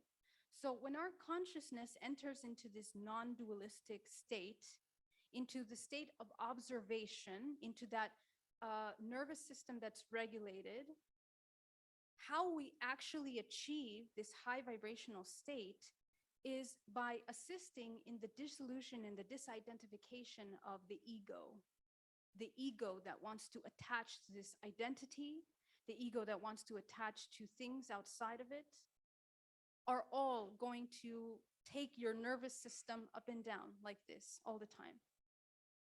So the key is in this work, again, this is a crash course, essentially, we want to assist the ego in feeling safe and complete without attachment to everything. Okay, so non-judgmental observation of the external. Now, what this looks like in the geometric structures in the body, our natural biologies realign in order to create a harmonic center. And that harmonic center that occurs in the body is essentially opening the ability for that source, for that infinite potential to channel through the body. You open yourself to what you are, to that absolute. This is what we want to learn how to cultivate in the body. Every single time that we are creating a transduction process with our life force in our body, that means we are transmuting the lower state of a vibrational frequency into a higher. We come into a state of coherence. And every time we're coming into greater coherence, we are expanding our bodies. We are becoming aware of ourselves in more dimensions. That's essentially what we are doing. And what this looks like essentially is that we begin to navigate these realms. Our mastery of this physical vessel and the ability to navigate these realms is the key to maintaining longevity, vitality, health, intuition, and discernment in the navigation of your everyday life. Without the ability to create this spin in your body, the highest spin rate possible, and this has to be very proactive, like literally right now in your seats, that you are aware, that you are closely connected to how your ego is doing. Is it attaching to something? Is it in a state of fear? Is it in a state of survival? And then allowing it to come into that neutrality in order to observe the external, immediately will begin to change the geometry and the spin of your multidimensional body. And you can also activate your spin by literally visualizing that your multidimensional body is spinning really fast. What will happen is that your first three chakras will begin to shrink down. People that meditate over long amounts of time, like Buddhist monks and people that really take time to meditate for a long time, the lower chakras begin to shrink down because the chakras are the ones that manage the matrix, this physical output information.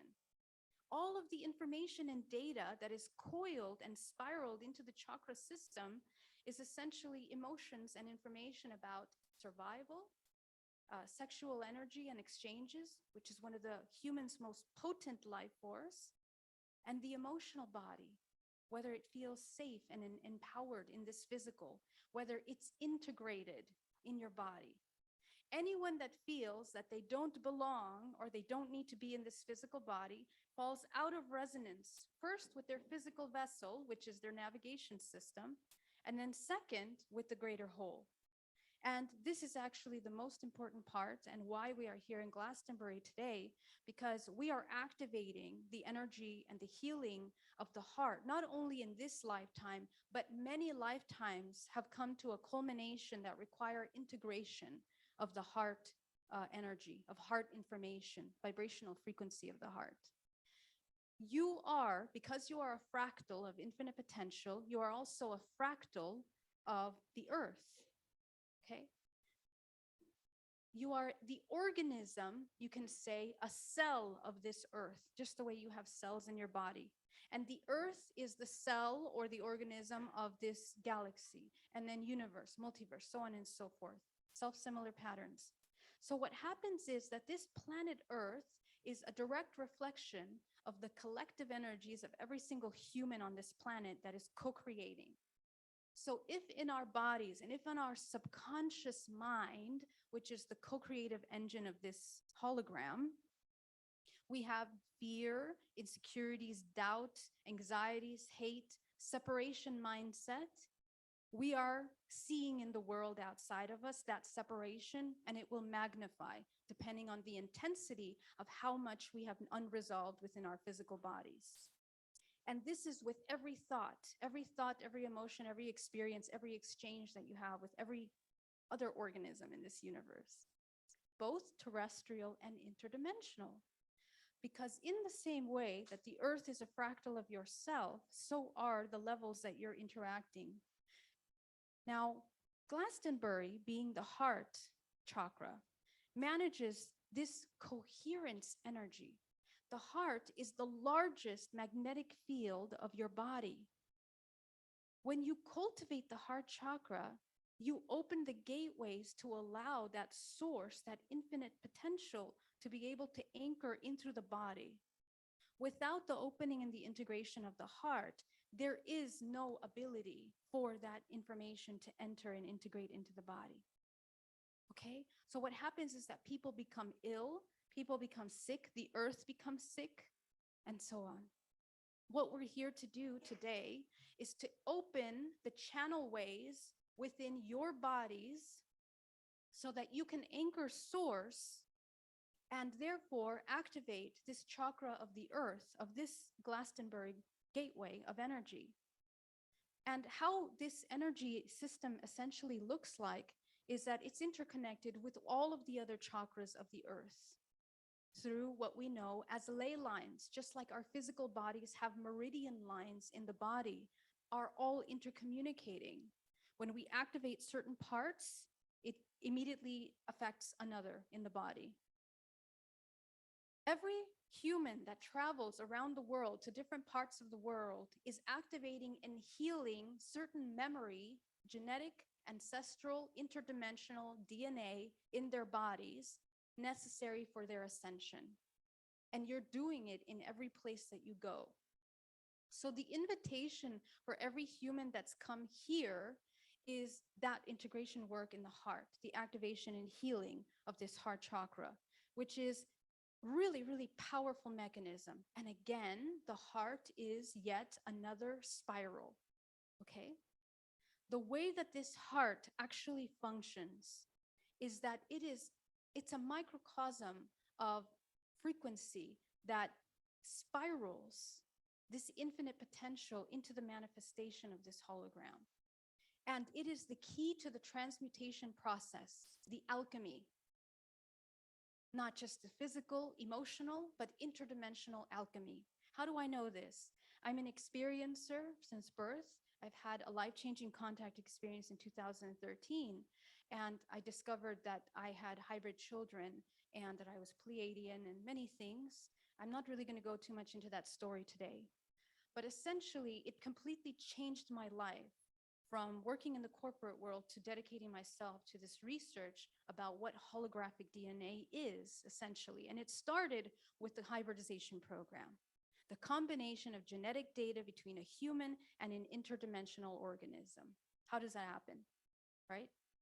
And what makes humans so special? Well, it took me on a very long journey of understanding what our DNA actually is. It is the main core crystallized database of infinite potential and the interconnectivity to all other organisms in this multiverse. And it's through the heart that essentially creates that magnificent transmutation process of the lower into the higher that will shift the kind of timelines that you have access to. Positive activity, negative activity, all depends on how you are utilizing this system, this instrument of your physical body. When we have a broken heart, when something hurts us emotionally, profoundly, the impact on your multidimensional body is severe because the heart is the largest magnetic field of the body. And literally, it will create holes in the entire spaces of your body that create leakages, openness, holes from which our life force becomes leaked.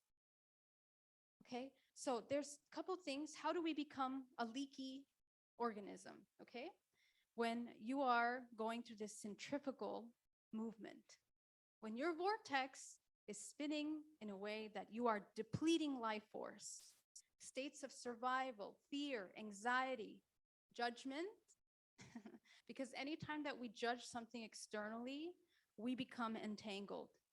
So imagine when I see this room, I didn't tell you, but as a result of this interdimensional contact, I activated psychic abilities, which allow me to see multidimensional bodies. And I work with people every day looking at their multidimensional bodies to understand where we need to do work to bring this body into its wholeness again.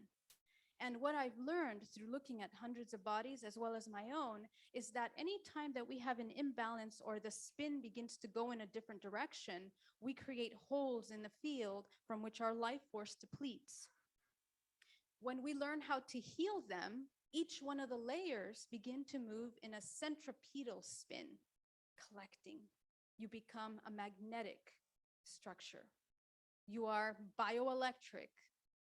So when this heart is not moving and spinning in a way in which it is coiling that life force in a way that produces this incredible transduction process through the body, we die. We become sick and die. Illness is not a natural thing. Illness doesn't belong in the body.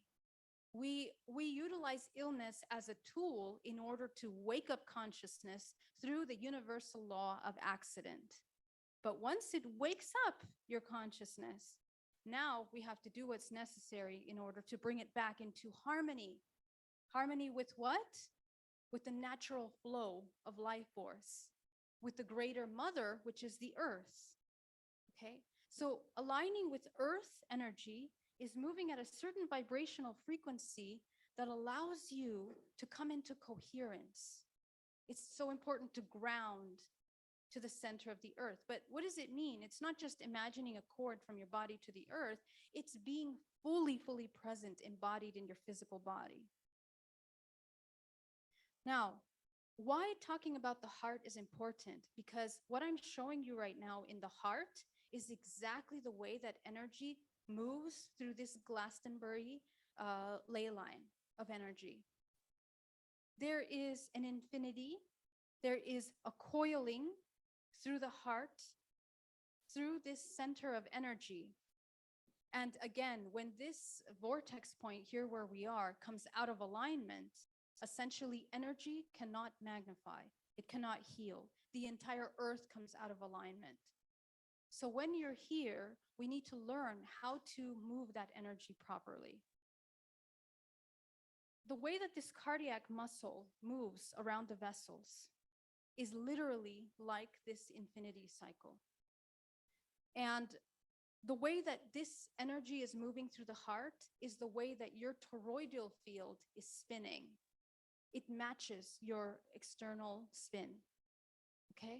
So when we come into a state of coherence, again, as you can see, coming into a centripetal spin, the collection, the unification, you become one, the integrated self, the alchemical marriage, which is the unification of the feminine and masculine energies within you, the dualistic aspects of yourself. Let me plug that.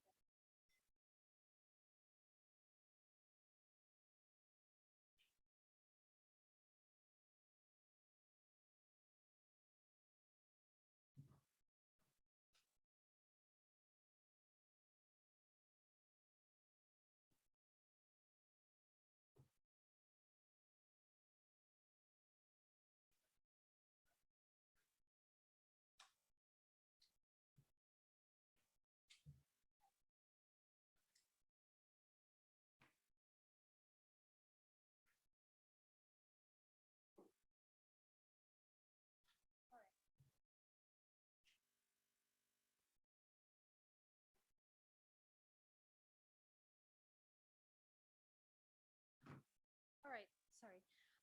Okay, so as you can see, the way that this energy, now there have been many things over the past couple years that have happened that have been introduced into society that mess with this system. Okay, and it's important to note that for a moment because there's a reason for that. Right now, we're going into a major octave shift collectively, and we know that because of what's happened. Okay, but the introduction of the interference with the coherence of your heart and the things around you into a state of separation is one of the easiest ways to weaken and destruct the human organism. So we must transcend that because remember that this is a hologram, which is a projection that we are co-creating. And it's important that we understand that because we understand how this heart needs to function. The emotional body is the key because the emotional body is the bioelectrical system that shifts the way that this system works. Emotions are key. We have to come into neutral observation of non-judgment. Cultivating that regulates the nervous system, assists you in coming into the dissolution of the entangled ego. And from there, you begin to experience the oneness. It is extremely powerful. The reunification of yourself with the collective is now available to you. And it's available to you at any moment of your day, especially right now, right here in your seat. If you begin to connect with yourself at that complete connection, you begin to experience an immediate spin in your vortex. And the way that the heart is moving this life force through your body, essentially, is speaking to the nature of the health of your multidimensional. And there's many ways to do that. We can talk about them. You can see on my YouTube channel. But you can work energetically. And the quickest way is the emotions. And of course, that requires shadow work. Okay? So when we fall out of alignment with these natural coherence of the earth, we essentially come into this centrifugal spin. All of the energy is depleted because your attention is externalized. The organism cannot contain within it this life force. So we have to come back into that universal flow in the body. And that essentially is what allows you to activate your DNA into the highest octave. Literally, every single part of your body, now remember, 2% of your DNA, I'm going to come back to this in just a second. 2% of your DNA is essentially creating, I'll come back to that. Can't find my DNA slide. So anyway, 2% of your DNA is building your physical body. Okay? So every single intricate, complex system of your body is being produced by just 2%. The rest of the DNA is what is called junk DNA. And by biologists, but now we are understanding that there is much more important interconnectedness to that information, because now we know about the morphogenetic field, okay? The morphogenetic field is essentially the instruction manual from which form comes into its manifestation. All of the instructions that created the beautiful bodies that you have with all of the intricacies and the multidimensionality. Now, why this is important is because this transduction process creates mutations in your DNA. And all of the information in your field is intercommunicating with the DNA. You're storing, remember, epigenetics. So epigenetics is essentially the study that all your surrounding is affecting your DNA. It is activating your DNA and deactivating DNA based on your choices, emotions, what you're eating, what you're breathing, all of your activities are affecting it in vivo at different levels, okay?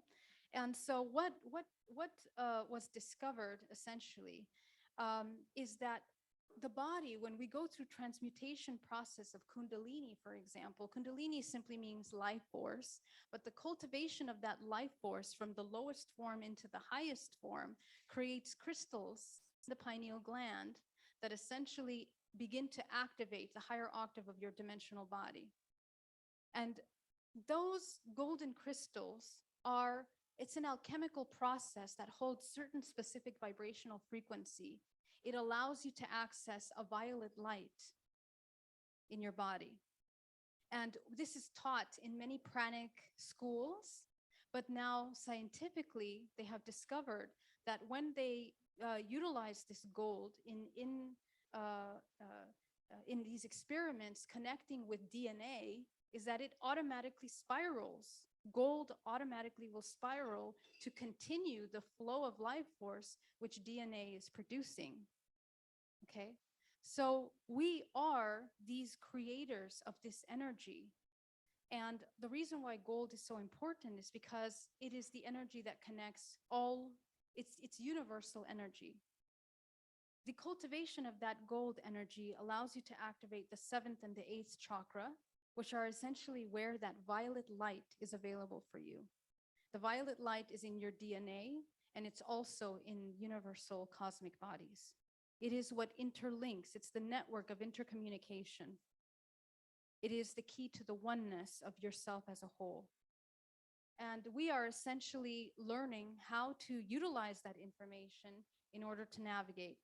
Another very important element of this process of awakening is that the sun plays a tremendous role in the way that your DNA is activating. And we've had tremendous amount of solar activity over the past few years, but every time that there's a solar flare, it is shifting the bioelectric structure of this planet Earth. And the way that planets communicate is the same way that humans communicate, from their center core, from the essence, from that soul, which essentially is the center of each planet, in which a plasmic geometric structure is created that holds crystallized data that is affected by the wave patterns of the sun. So we are the receivers of all the information that the sun is emanating. And the sun is receiving information from other galaxies. This is how we intercommunicate. Essentially, suns are portals. They are portal access points into communication. And it is the macro of the way that your DNA works, because your DNA also functions like a portal. Within your DNA, you have hybridized within you many different kinds of species. many kinds of vibrational frequencies that make up who you are. And you become aware of that when you leave in dream time and you start to navigate these realms. You become aware of some of your interdimensional parts. You meet your Pleiadian parts, your Arcturian parts, all of these different parts of yourself. Some of you, and the level of your consciousness dictates what you can see. Okay, so the more attached to the physical you are, the more you will see more physical human beings. So essentially, what we want to learn is that through this alchemization process of our heart energy, we are activating within us the ability to navigate higher dimensional planes. Let me actually show that to you. This is exactly what I'm just talking to you about. You become the receiver of the radio waves and the communications of all of these interdimensional communication. Now, why I wanted to talk about soul alchemization tonight is because when we go through the transmutation process and you begin to activate that violet light, mutations occur in your DNA. And mutations are what define the kind of souls and the access to the ancestral lineages that you carry. Most of you that are here have had many ancestral lineages that have many beings that have activated their DNA through this transduction process in order to create this alchemical mutations in your DNA. Your blood type plays a role in that because it's encoded within that, the part of the world that you are born into and the information that you have access to. And the way that this information that is coiled in the DNA, again, it's a coil, it's also showing in your chakra system. Your chakra is made up of coils that are also vortices. The chakras are the holographic projection of all the information of everything that you are at different vibrational frequencies. So we are learning essentially how to activate the DNA in such an amazing way that we can now navigate these higher dimensions.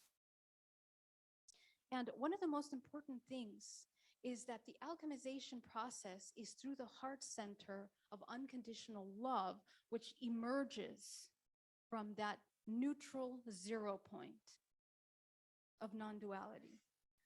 That 0 point of non-duality is essentially how you begin to navigate all of these dimensions interdimensionally.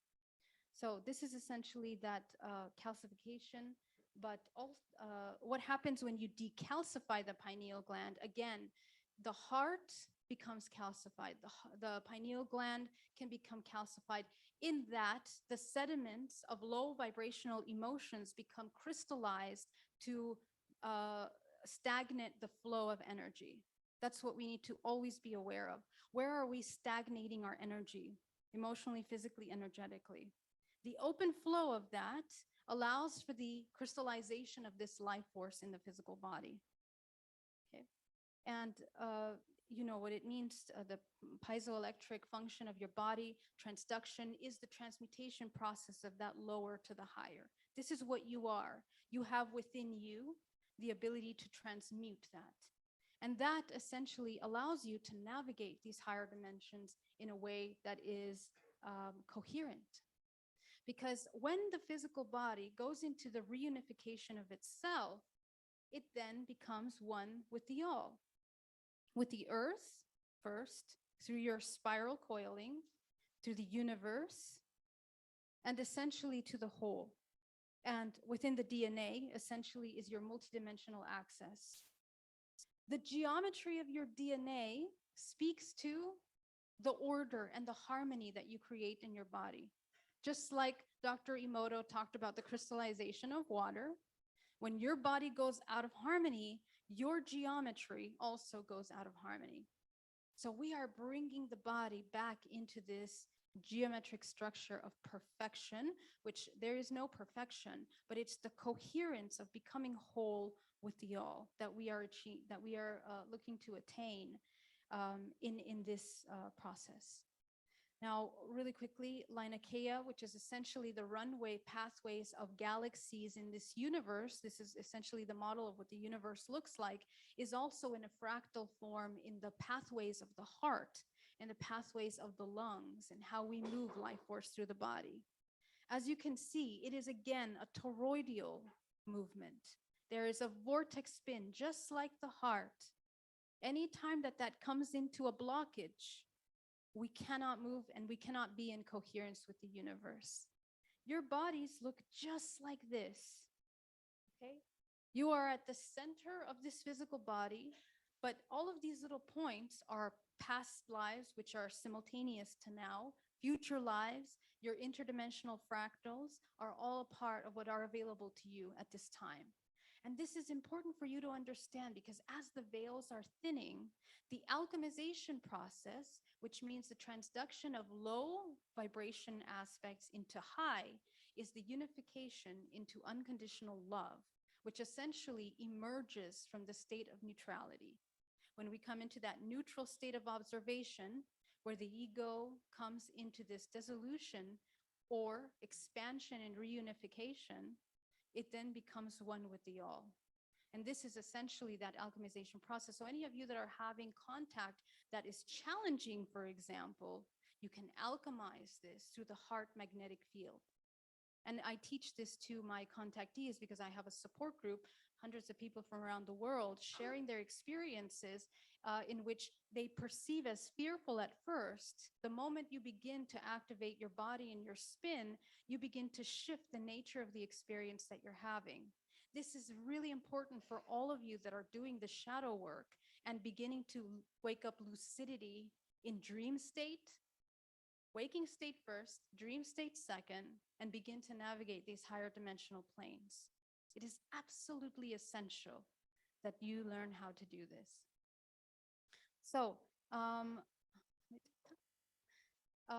to end today, I would love to invite you to connect with your bodies. Just really quickly connect and close your eyes and ground into your bodies for just a moment.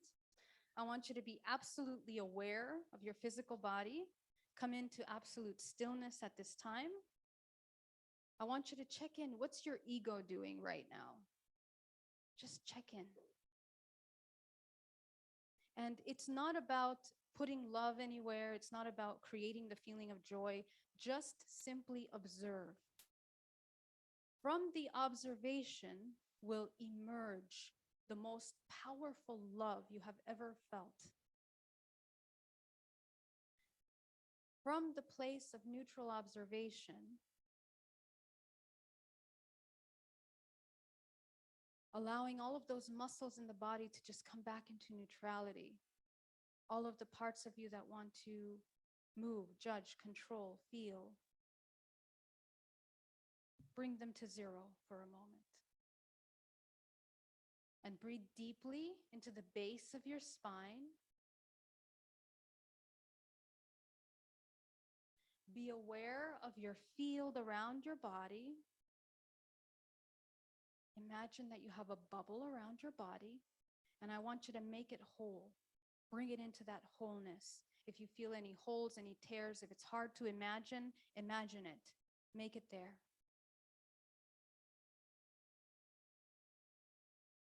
And I want you to expand your heart chakra, front and back. Breathing. You'll notice that the first, second, and third begin to shrink naturally. Go ahead and expand your throat. Expand your third eye. And expand your crown.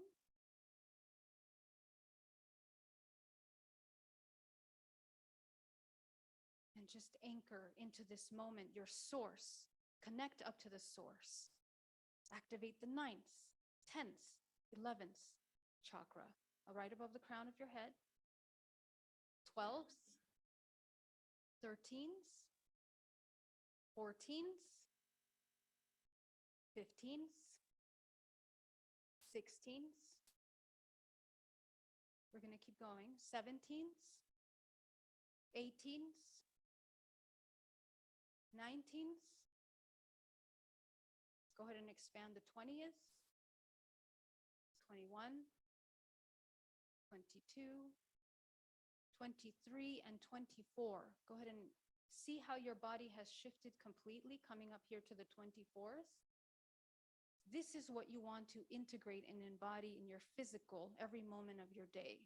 So just take a moment to become aware of what's happening, nervous system, where it's at, thoughts, emotions, aches and pains in the body begin to dissolve.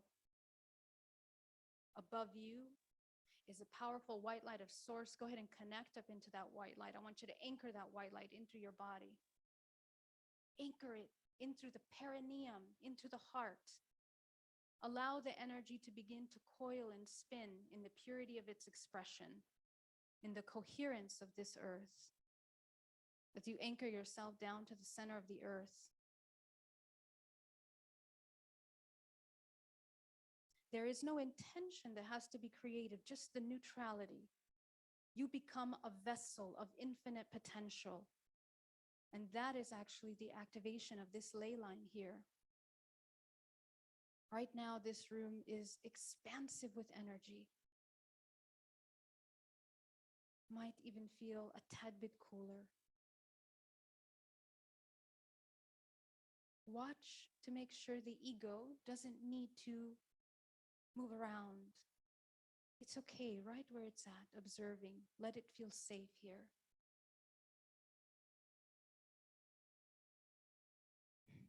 Excellent. Breathing deeply. And I want to invite you to open your eyes. And with your eyes open, I want you to continue to see the 24 chakras. You're anchoring to the center of the earth. Some of you came out. Go back in. The ego always wants to be in survival. Is everything okay? Am I good? Am my body okay? Is people watching? What am I doing? Come back to that neutral state with your eyes open. This is the cultivation that I invite you to carry throughout the rest of the weekend. And it is the optimum spin of your multidimensional body. The segue point of which we alchemize all things into the reunification of the whole. As one, you become one. Okay, so thank you so much for having me. It was such an honor to be here. Much love. Thank you.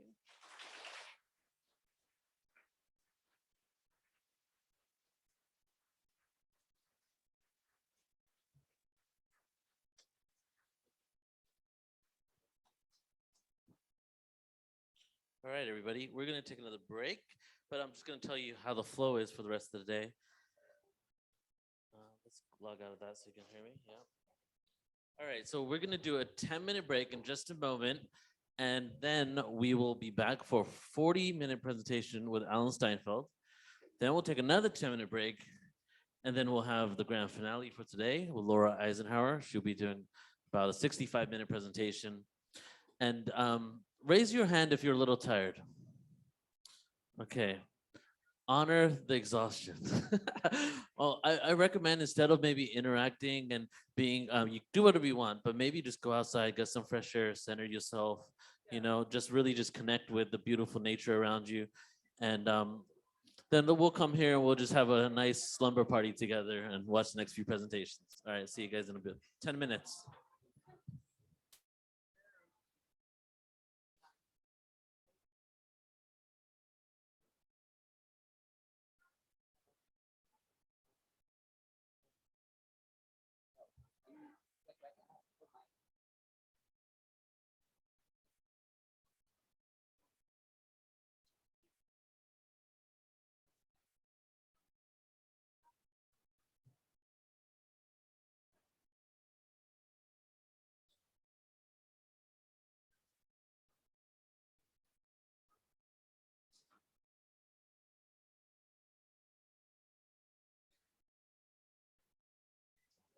Should come right up. Yeah, try the other one. Right here.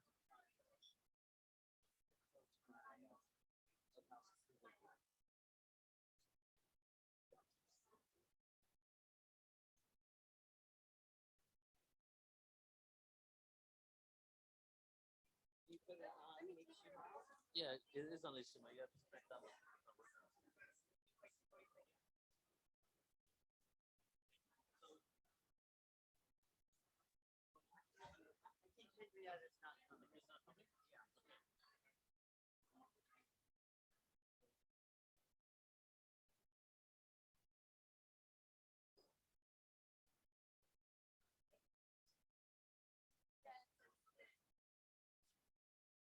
Alright, so 7:45 at Freedom Park. And that's not even a private one. Yeah, you sound good.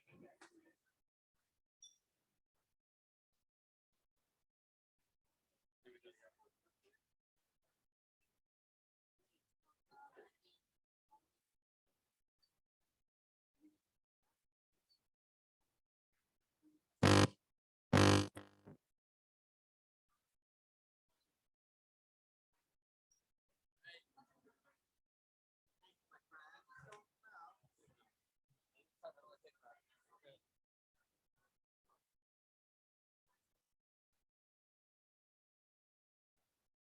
Yeah, it's supposed to be.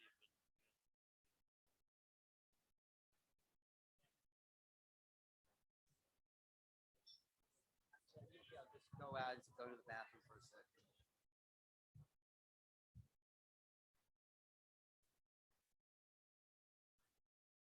Check, check.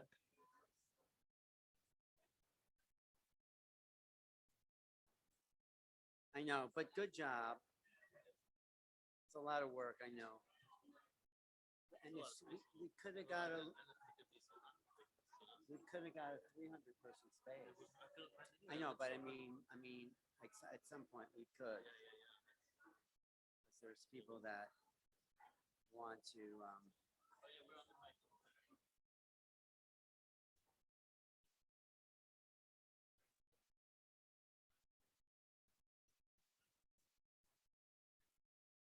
okay.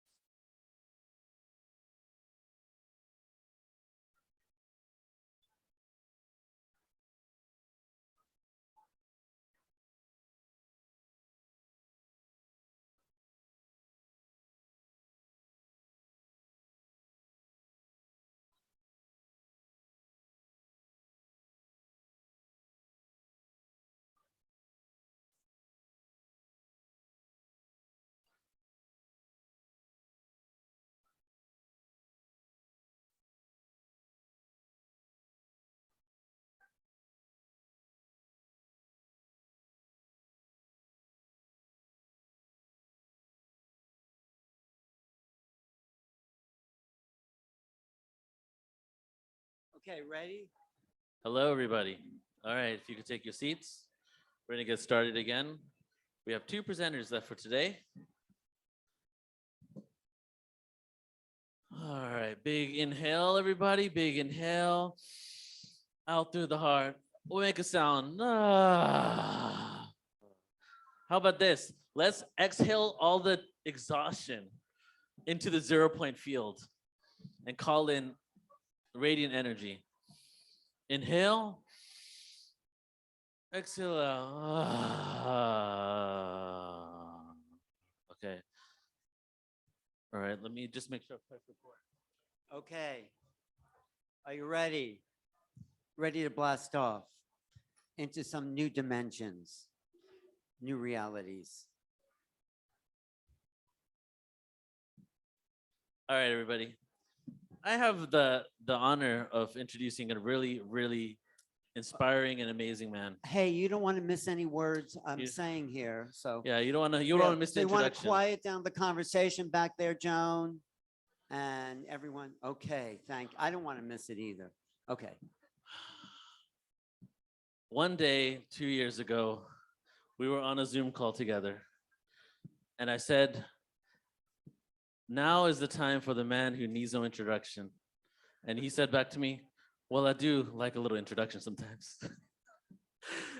And to give you just kind of this journey and the story of like how I connected with Alan, I know Joan wants to come here and speak about it too. When I woke up 2001, I was deeply looking for resources to be able to explore these topics.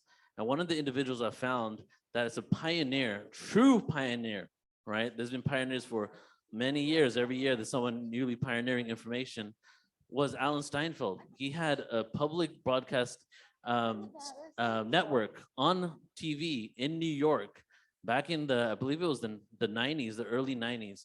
And before YouTube was YouTube, on Google Video, I would find interviews with some amazing people, from Deepak Chopra to Nassim Haramein to Greg Braden to Bruce Lipton. Some of the first interviews that the most movers and shakers in the world, true luminaries, Alan Steinfeld was the one interviewing them. So as I was looking and finding all these other research, I was looking at his videos. Fast forward 6 years later, I'm at Conscious Life Expo, and I have the opportunity to meet Alan.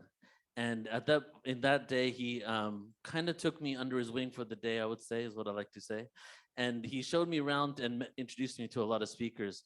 Since then, our friendship has been growing, and he has become not only someone that's the closest to my heart, but definitely an individual that has inspired me to continue doing the work I'm doing. He is a great MC. We do 110 events a year. He's a part of like 50 plus of them. He not only MCs it, he's an incredible conversationalist. He makes people feel so great. And he is truly passionate about up-leveling the conscious on the planet. And he's inspirational on many different subjects. And today he's going to be speaking about UFOs and making contact, which is something that is so relevant for this now moment. So I'm just excited to be walking this path with Alan and continue to create and grow and make some amazing productions together.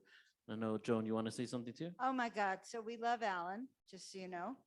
I've known Alan for about 10 years. I thought he hated me for a long time. It's the last time I'm going to tell the story. But since we've been traveling with Neil, the three of us, we've become like really good friends. We have a show, I think we mentioned, Out of This World with Joan and Alan. It's on both of our YouTube channels, Joan of Angels and New Realities TV.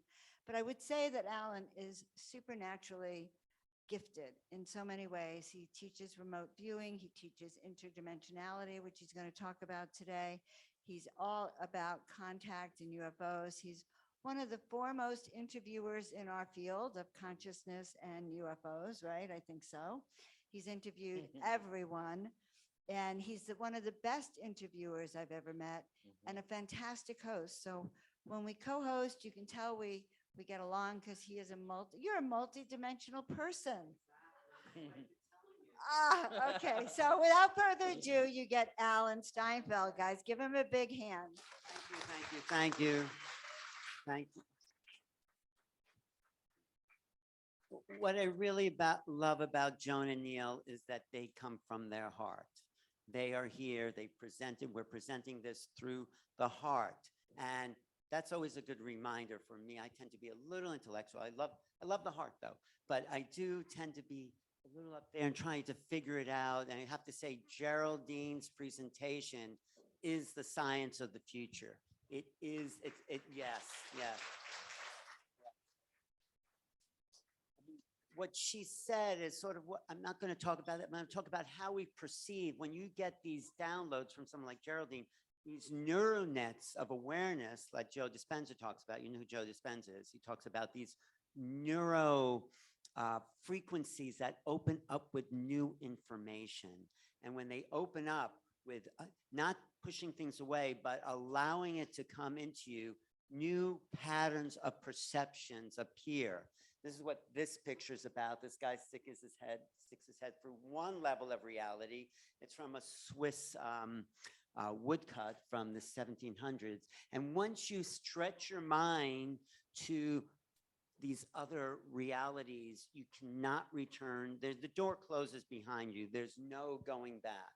And so once your views, once these neural nets of awareness are open to higher perceptions, then you could consciously shut it down, but you don't really want to do that, because this ultimately is where we are. Everywhere, all at once, all the time. This is the field of perception. You're actually sitting there right now, except you think you're here in the body in Glastonbury in those seats, but ultimately you're in the infinite unknown, sitting there watching consciousness pour into this body from these higher dimensional realities.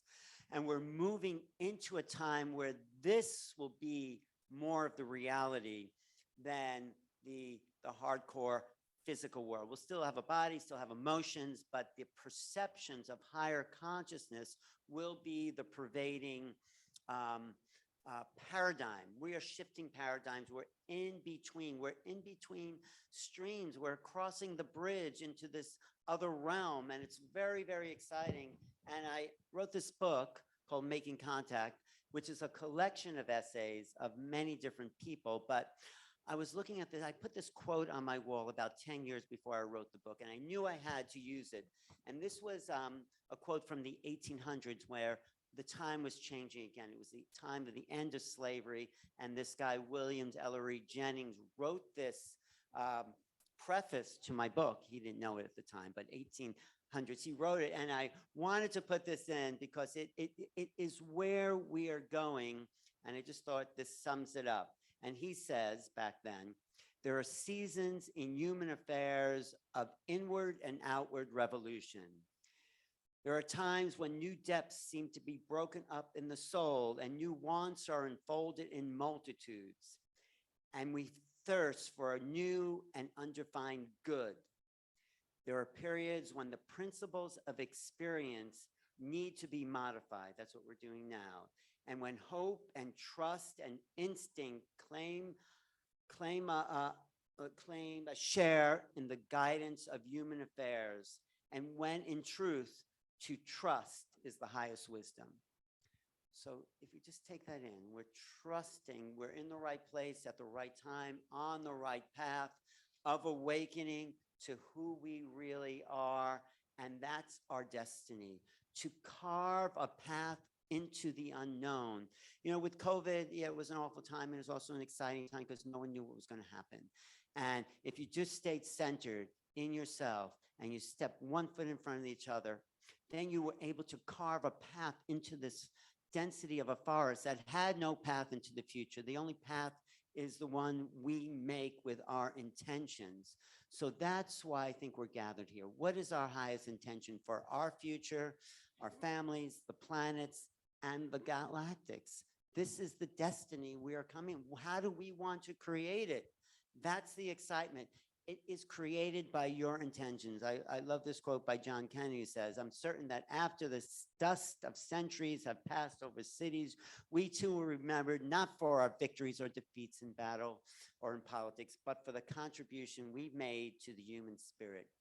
That's our destiny. What is our highest excitement that we're going to leave as a legacy to the world? My highest excitement is trying to understand the nature of reality. What's going on? Who are we? Why are we here? You know, but like I said before, this goes back to that picture of Alex Gray's. A billion stars go spinning through the night, glistening high above your head, but in you is the presence that will be when all the stars are dead. This is the, you know, that's the spiral from the galaxy that we come into. One more quote that really inspires me says, "A time will come when people will sit with history before them or some old newspaper and ask incredulously, was there ever such a time?" And ever such a time when people went hungry, there were wars, there were atrocities. I think we can project the future where we can say, was there ever such a time? We're living into that new time where all the horrors of the past can be resolved, and children don't have to come into a world where they're afraid to go to school.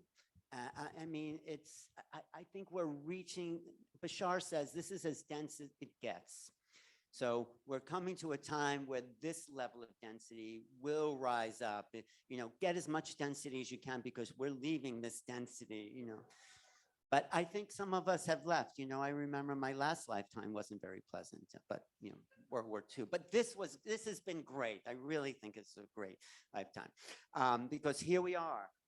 Our universe, as J.J. Hertog says, was created of a light synthesis from the next higher universe coming from the Pleiadian, not the three-dimensional Pleiadian, but this is one version of it, from a higher dimensional Pleiadian consciousness, which gives birth to the perceptions of this world. It could be Pleiadian, it could be Syrian, it could be whatever. So I wrote this book with a lot of my friends there, Linda Moulton Howe, Whitley Strieber, John Mack, who was a legend. It was an essay he wrote. Do you know who John Mack was? A psychiatrist at Harvard who started to talk to people having abduction contact experiences and said, and these people would come to him and say, "John, please tell me I'm crazy."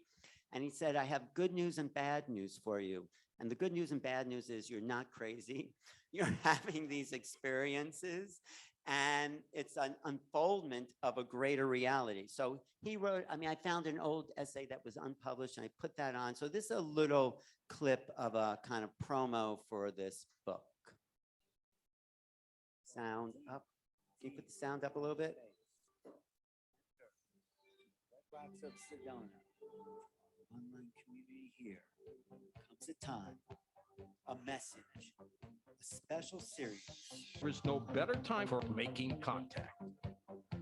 I'm George Norrie, host of the national radio show Coast to Coast AM. Alan Steinfeld has put together a well-conceived collection that covers it all. Thanks, George, for that introduction. This is Alan Steinfeld, the editor and author of Making Contact, which is a collection of writings of the best and brightest people in the field of ufology. Making Contact is that tells viewers it was also what's really going on with UFOs, because the people that are supposed to know do not. Certainly not presidents and other government officials. There's footage and records of objects in the skies that we don't know exactly what they are. We can't explain how they move. He says he doesn't know, but you know what? Some people do know. Their trajectory. They did not have an easily explainable pattern. You look at the history of this planet. This is one of my favorite people on the planet. She's 49 years looking at this phenomena. And she says it's like a hall of mirrors with a quicksand moving floor where none of the pieces fit together because we don't have all the pieces. Is demonstrably one in which Homo sapiens sapiens is abused. Because from my point of view, if you are a civilization that evolves for 12,000 years, and you are always under the thumb of another intelligence that manipulates you, and that humans are never, ever talked to, communicated honestly, then we are today in the 21st century, 12,000 years later. We are an abused species, and that I would stress there are other intelligences and they really care about us and they want us to get past this difficult time of lies, deception by other forces that have never told humans the truth. So we're going to hear the truth. It's coming out. It's coming out in government. We've never heard the truth because we are at a crossroads where the government or whoever that is, the military, they're just after technology. They don't understand this is a consciousness thing. These ETs, these X are here to up level our awakening, our consciousness. It's not about building better bombs or better, aircraft. So of course they don't understand what's going on. We can ask what, Carl Jung says, the decisive question for us is, are we related to something infinite or not? I say we are. We're about to enter more fish. We're about to have more fish in our fishbowl, And so we need this greater sense. Our perceptions are not bounded by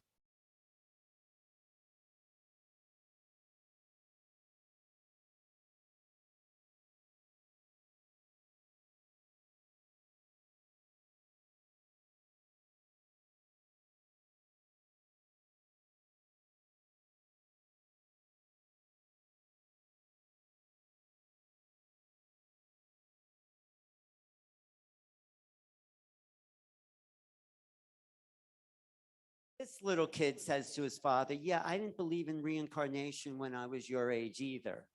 So,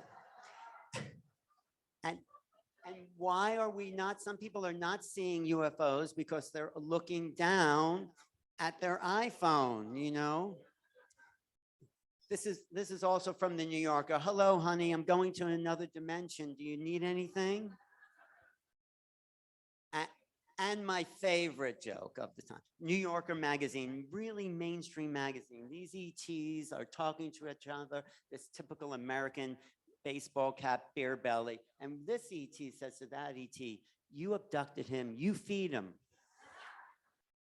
All right, enough of that. Okay, I know, and it's not my joke. But really, our job is to accept reality as vastly as we can. Everything, even the unprecedented, must be possible within that. This is, in the end, the only courage that is required of us, the courage to face the strangest, most unusual, most inexplicable experiences that can meet us. This is what happens when you meet these ETs. When they come into your reality, their vibration is so different, at least the ones I met, are so different than ours that it distorts our field. It distorts our vibratory sense of self. So we have to go back into who we are, into beyond the emotionality, beyond the history, and go back into that eternal place of self if we're going to meet these beings on an even playing field. And we can't be thrown off by their look. Some of them may look like this, It's a little weird. I know. Some of them may look like this, but we think this is strange, but this may be perfectly normal on another planet. I'm serious. This may be perfectly normal. There's two young girls that talked about the strangeness of the world. This is Alice in Wonderland talking to Dorothy of Oz saying, I've seen some weird shit. Anyway, this is the time of our awakening. Now, there's been really some great revelations on YouTube. This is like we've hit a critical point. 2017, the New York Times released the headlines, Secret Project, the Advanced Aerospace Threat Identification Program was a 5-year congressionally funded investigation into UFOs. Before that, there was Project Blue Book. We said, well, there's stuff out there, but there's no threat to our army. And so in 2017, Leslie Kean and Ralph Blumenthal and Helena Cooper came forward with a front page New York Times article saying, guess what? There are UFOs and Congress is investigating that. But we didn't really know what that was. And there was some video that was released, I could show that. But the big turning point happened in May 19th, when this guy, Gary Nolan of Stanford University, who also said that DNA is older than the Earth itself. It looked like through the complexity of the DNA molecule, it's 9 billion years old. The Earth is only 4.5 billion years old. So There probably is, and I say there is. I say life is an emergent property of creation itself. We're not told that. We're just say, well, maybe it came together through a puddle that was struck by lightning and started to reproduce itself. And I think that's as insane to say that, you know, maybe we descended from the gods, actually. I really do think we did. We descended from the higher realms of awakening into these bodies to know that we are eternal beings. That's why we're here. So Gary Nolan, just this year, this is recent history. He was at this thing called the SALT Talks in New York City, really high-end corporate people, but he came out to talk about extraterrestrial, and this was a bombshell that just opened the next level of disclosure, and here he is. And look at the face of the interviewer. I'm curious. Oh, turn the volume up. That Let me go back. Can you turn the volume up as much as possible? I'm curious. Oops, there we go. Okay, here we go. I'm curious. Do you believe that extraterrestrial intelligence has visited planet Earth? I think you can go a step further. It hasn't just visited, it's been here a long time and it's still here. And it has basically, you know, people talk about the wow signal, looking for extraterrestrial intelligence. The wow signal is that people see it on an almost regular basis. That's the communication that's already here. A paradigm changing moment for planet Earth. Wow. I mean, we know that they're here, but there's a world out there. It's like the church in the Middle Ages conforms reality to what they say it is. And suddenly there's a break in the ranks that says, what? And the newspapers catch on and the media, and it starts to snowball. So we're in the beginning of a snowball. Now, this guy, the interviewer again, comes back and says, what? You see, it's so, if you're brought up in a world where everything is exactly what someone told you it is, it's hard to think there's something else that you don't know about, because how could you not know about it? Why isn't it on the front page of the papers? Why aren't people talking about it? Because reality, culture is a conspiracy. Terence McKenna said, culture is not your friend, because it makes you just like everyone else. And we're here to break out of the box of who we've been told to be and be who we really are, the infinite beings of an ultimate reality. But thank you. That just came to me. I don't even know where it came from. But this guy who's interviewing Gary Nolan is having a little hard time with it. And that statement seems so incredible that it's tough to believe, right? Like, people hear that, and maybe a lot of people hear that, and they don't believe it. It because there's no place in their limited version of reality to put that information. Like, you can't squeeze it into somebody who has their world so together and everything in place that you can't tell someone there's more. What? How come I don't know that? So Gary Nolan has a good answer for this guy. And so I'm curious, if you had to assign a probability to that statement, that you believe extraterrestrial intelligence has visited this planet, what probability would you assign? 100%. And that's not just... Exactly.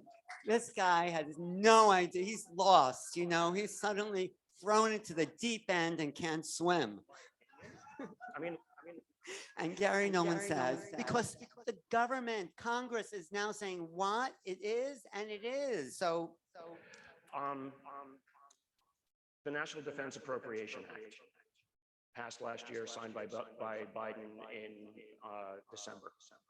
30 pages of that is the establishment of an unidentified aerial phenomenon office, the establishment of looking into the harm that's happened to any of a number of the individuals, going back to 1945 and looking at the disinformation and misinformation that has been basically articulated over the decades.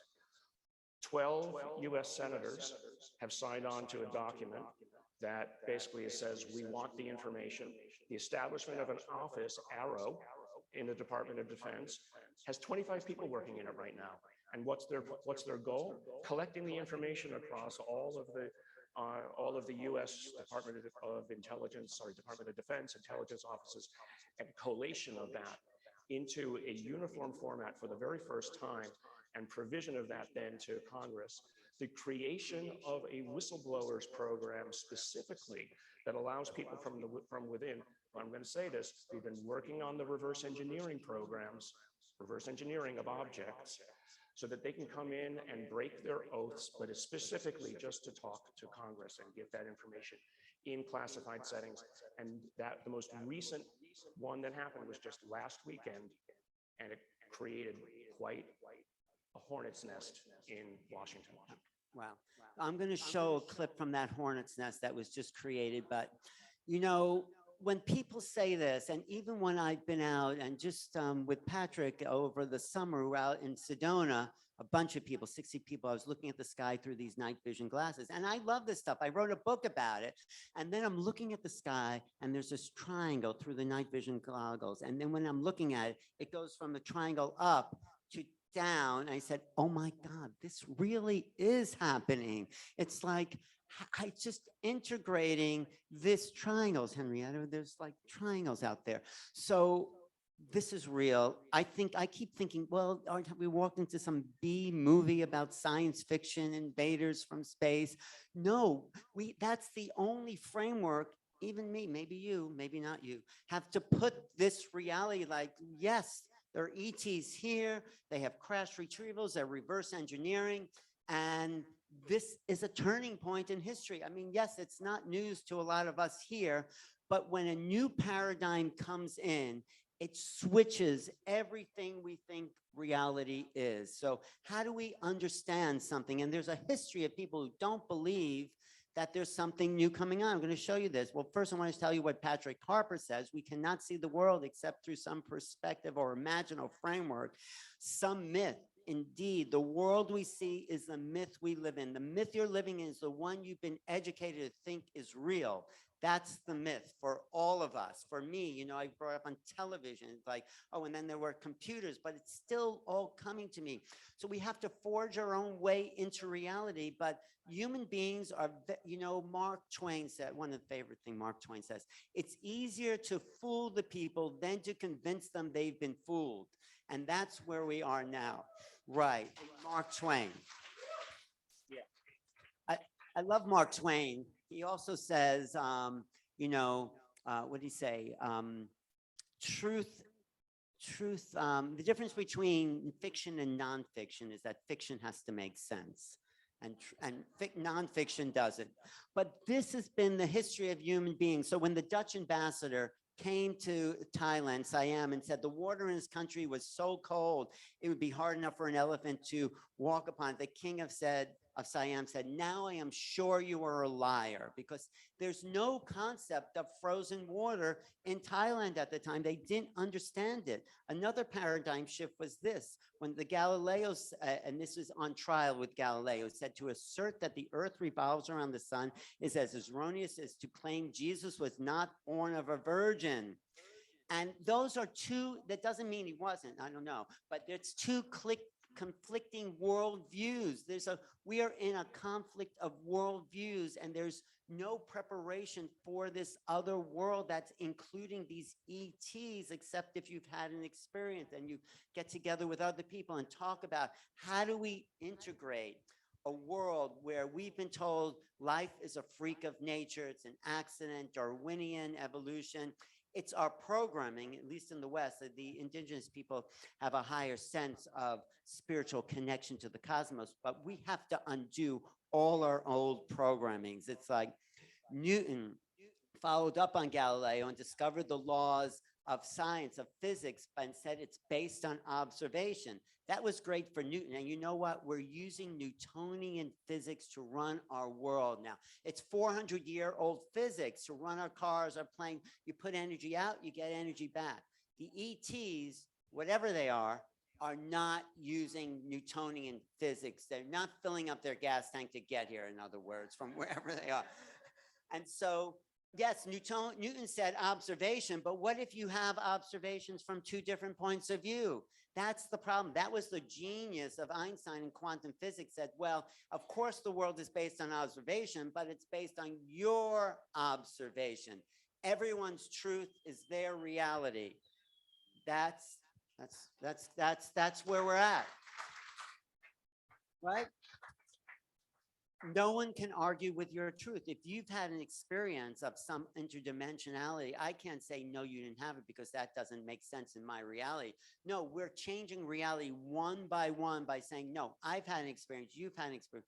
Victoria has had many experiences. So we are in the process of a quantum shift based on personal experience. That is the nature of reality. If you read Seth Jane Roberts, The Nature of Reality. So it's like this thing. This guy sees a tomato and the ET sees this interdimensional world. Sorry, I should have put that picture up. But, you know, that's been our history. You know, Napoleon, when he was approached by Robert Fulton, said, you know, I can make your boat go against the tides. We just have to light a fire under the deck and propel it. This is Newtonian. And Napoleon said, sir, you make my ship sail against the wind by lighting a bonfire under the deck. I pray, excuse me, I have no time for such nonsense.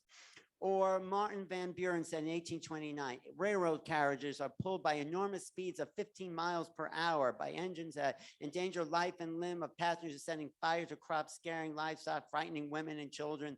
The Almighty certainly never would have intended to travel at such breakneck speeds, right? 15 miles an hour. So the telephone, like that was a major, major push in civilization. When Alexander Graham Bell came to London and said, you know, we have this great invention, all you have to do is wire your city and everyone can talk to everyone else. The chief engineer of the British Post Office said, Americans have a need for telephone, but we do not. We have plenty of messenger boys for that.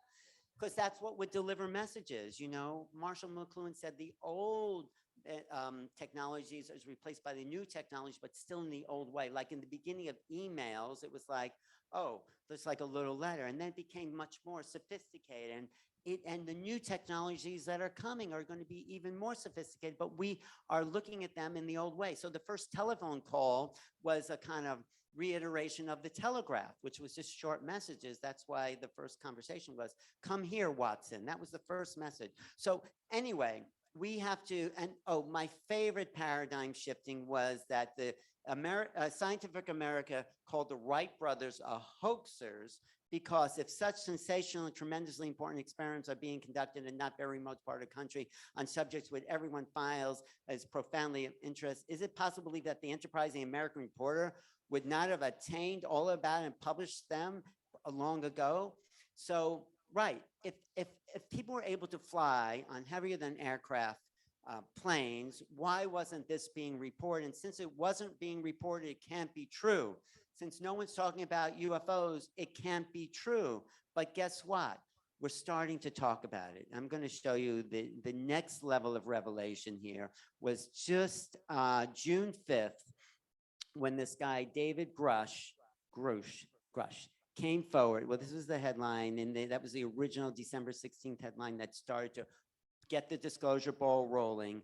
And then there's the bill coming up. And this guy, David Grush, he went to the whistleblower that Gary Nolan talked about. So there's a law. These guys in the intelligence field have to take an NDA, non-disclosure act, saying if you say something, you're going to be put in jail. So the law was passed that people who've signed NDAs inside the government are now allowed to come forward and break their oath.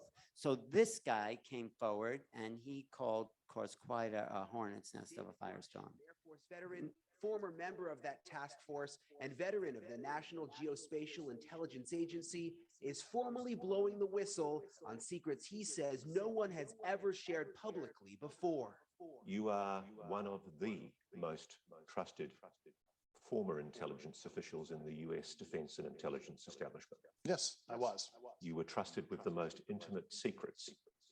Yes. What conclusion did you come to at the end of your time on the UAP task force?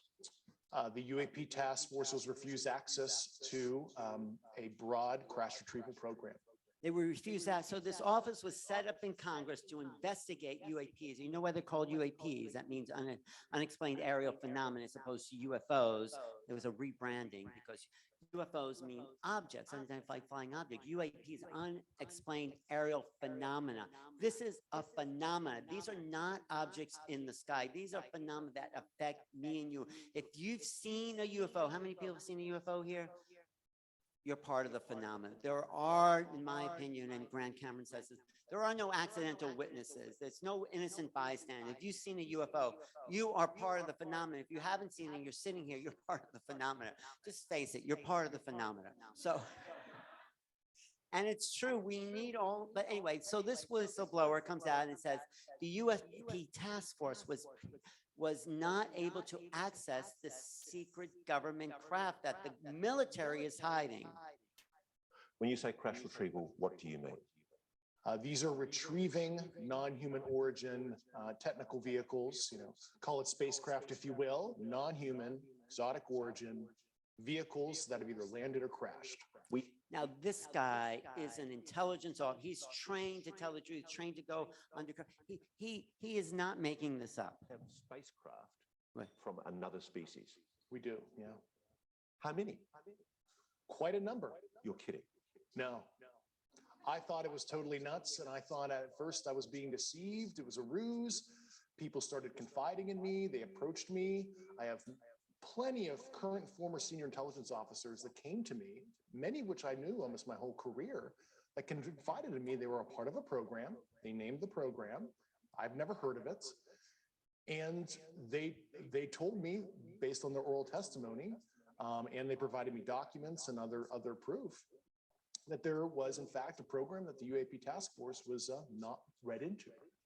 So this is a constitutional issue. Forget the aliens. There's forces inside government that are making their own laws, doing their own things. This is what's gotten Congress so upset. And that's why there was a congressional hearing with this guy on July 26th. You can look that up online on my YouTube channel. I did a watch party where we commented on what Grush and these other people are saying. So there's a rogue element inside the military. It's what Eisenhower said, beware the military industrial complex. And that's going on. So this guy is Ross Coultier. He wrote a book called Hidden in Plain Sight. He's an Australian journalist. So he got to interview this guy first, but there's a little more. What conclusion did you come to at the end of your time on the UAP task force? The UAP task force was refused access to a broad crash retrieval program. When you say crash retrieval, what do you mean? I think we saw this, right? These are retrieving non-human origin technical vehicles, call it spacecraft if you will. Okay, we saw that. Okay, here's the last part. If you're right, if you're telling us the truth, everyone, the entire American public has been lied to for decades. Yeah, there's a sophisticated disinformation campaign targeting the US populace, which is extremely unethical and immoral. You are saying to the human race, for the first time, an official intelligence representative at a high level from the US government is saying publicly, we are not alone. We're definitely not alone. Absolutely, the data points empirically that we're not alone, yeah. Do we have bodies? Do we have species? Well, naturally, when you recover something that's either landed or crashed, sometimes you encounter dead pilots. And believe it or not, as fantastical as that sounds, it's true. So I've got to be blunt about this. You're not making this up. This is not a lie. No, absolutely not. Because everybody watching this right now is looking at your face. They're going, is this guy for real? I am for real. And I'm sitting here at great personal risk and obvious professional risk by talking to you today. He's been threatened by people inside the Pentagon not to go forward. And he's also gotten testimony from other people in the intelligence. He said at least 40 other people have come forward and told him they've worked with these craft and they've seen the bodies. This is a game changer. This opens up our reality to something more, but it's still stuck in an old paradigm. We have to learn how to think differently about the nature of reality. And that's That's where we're stuck in an old paradigm. I just want to show this. We come into the world with this incredible imagination, and we're taught by the time we're 5, ABC, 1, 2, 3. We forgot how infinite we are. Our minds, our brains are really like radio receivers. If we open up the radio, we're not going to find the announcer. Your brain is receiving a signal of your infinite God self, and you could send and receive that signal. We are transmitters. When I teach remote viewing, I teach everyone can pick up on this non-local signal. And so there's parts of the brain that can do that. There's some things that are these antenna receivers, the conduit and the conduit, but maybe I'll just do a quick remote viewing here with you. So I'm going to show a picture, the next picture coming up. If you just close your eyes and see, I'm going to focus on this picture. And if you just close your eyes and just imagine what I'm looking at, and just get the non-local signal. Let it come into your brain. Let it come into your mind. Don't think. Let the image appear. Let it just come into you. Don't guess. Just use your non-local mind to see what's the next image. Okay, it's just immediate. Pops in. Get the color, texture, shape, all that. Don't name it, because if you name it, you go into your left brain. Let the impression come in. Okay, you don't have that much time. Okay, just pop. What popped into your mind, Amelie?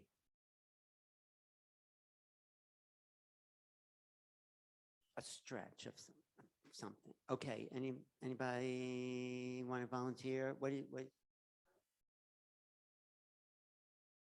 A tunnel thing. I think because you're sitting next to her. Anybody get anything interesting? What did you get there? An eye shape, that's pretty good. Anybody get a color? Green? What? A blue dot. Okay, well, let's see who really got the remote viewing. Prize goes to the winner. There. Anyone get some? Yes? What'd you get, Tom? A vase of flower. You got something you got Henrietta?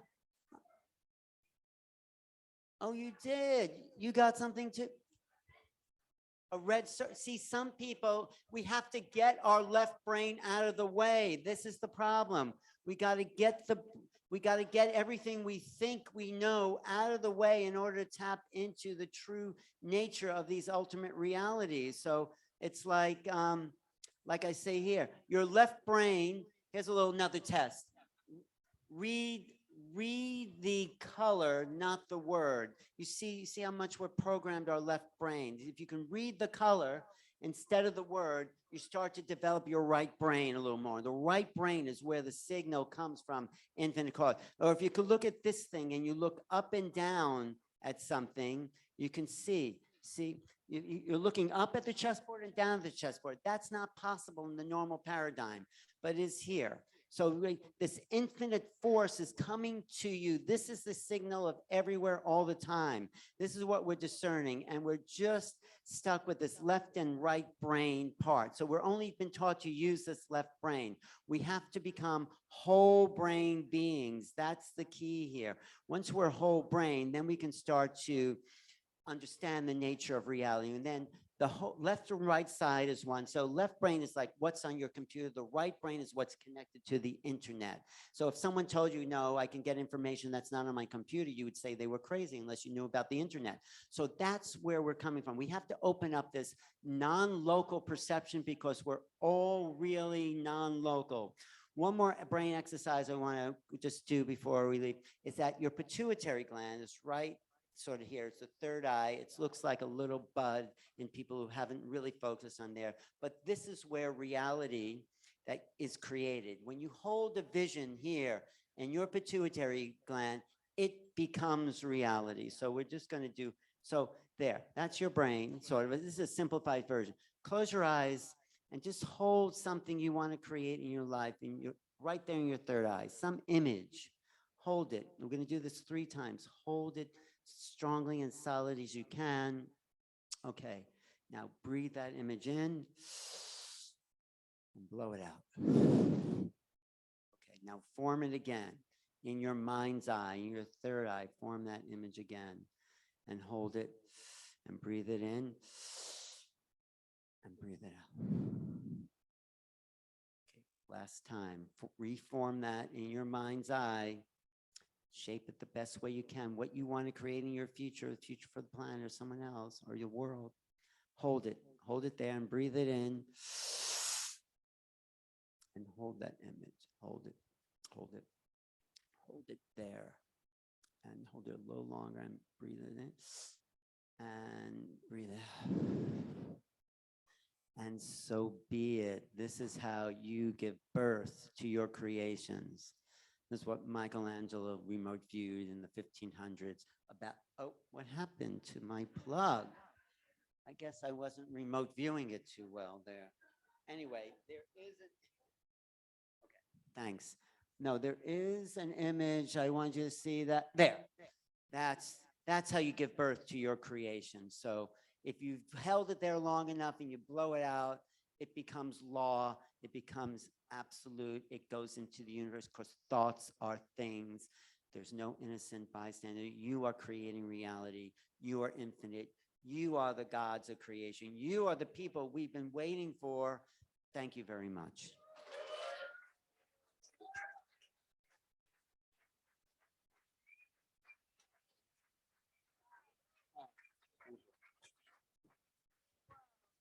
I knew he was great, but now I think he's even more greater and amazing.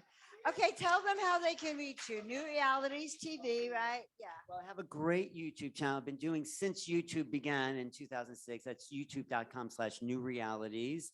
You can find my book on Amazon, or if you're in the US at Barnes & Noble, you can email me at newrealities@earthlink.net. I'm building a website, newrealities.com. It was up and then down, but it's reincarnating at this moment.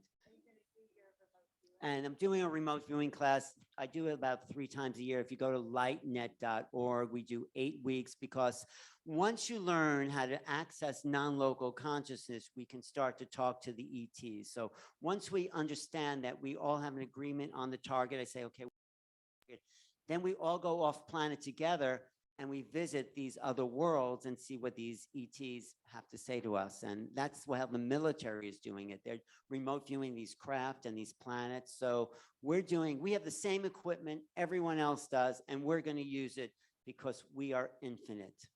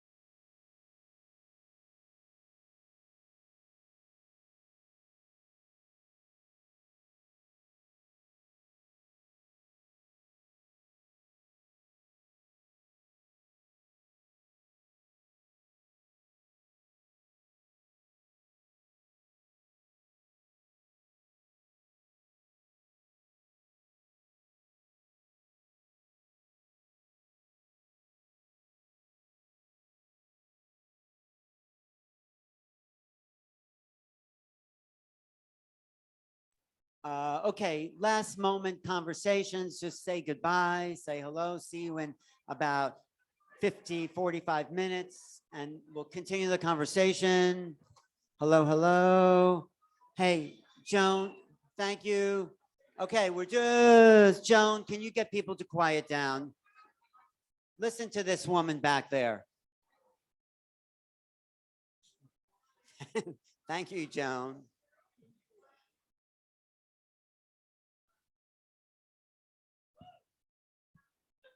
Okay. Are you ready, Neil?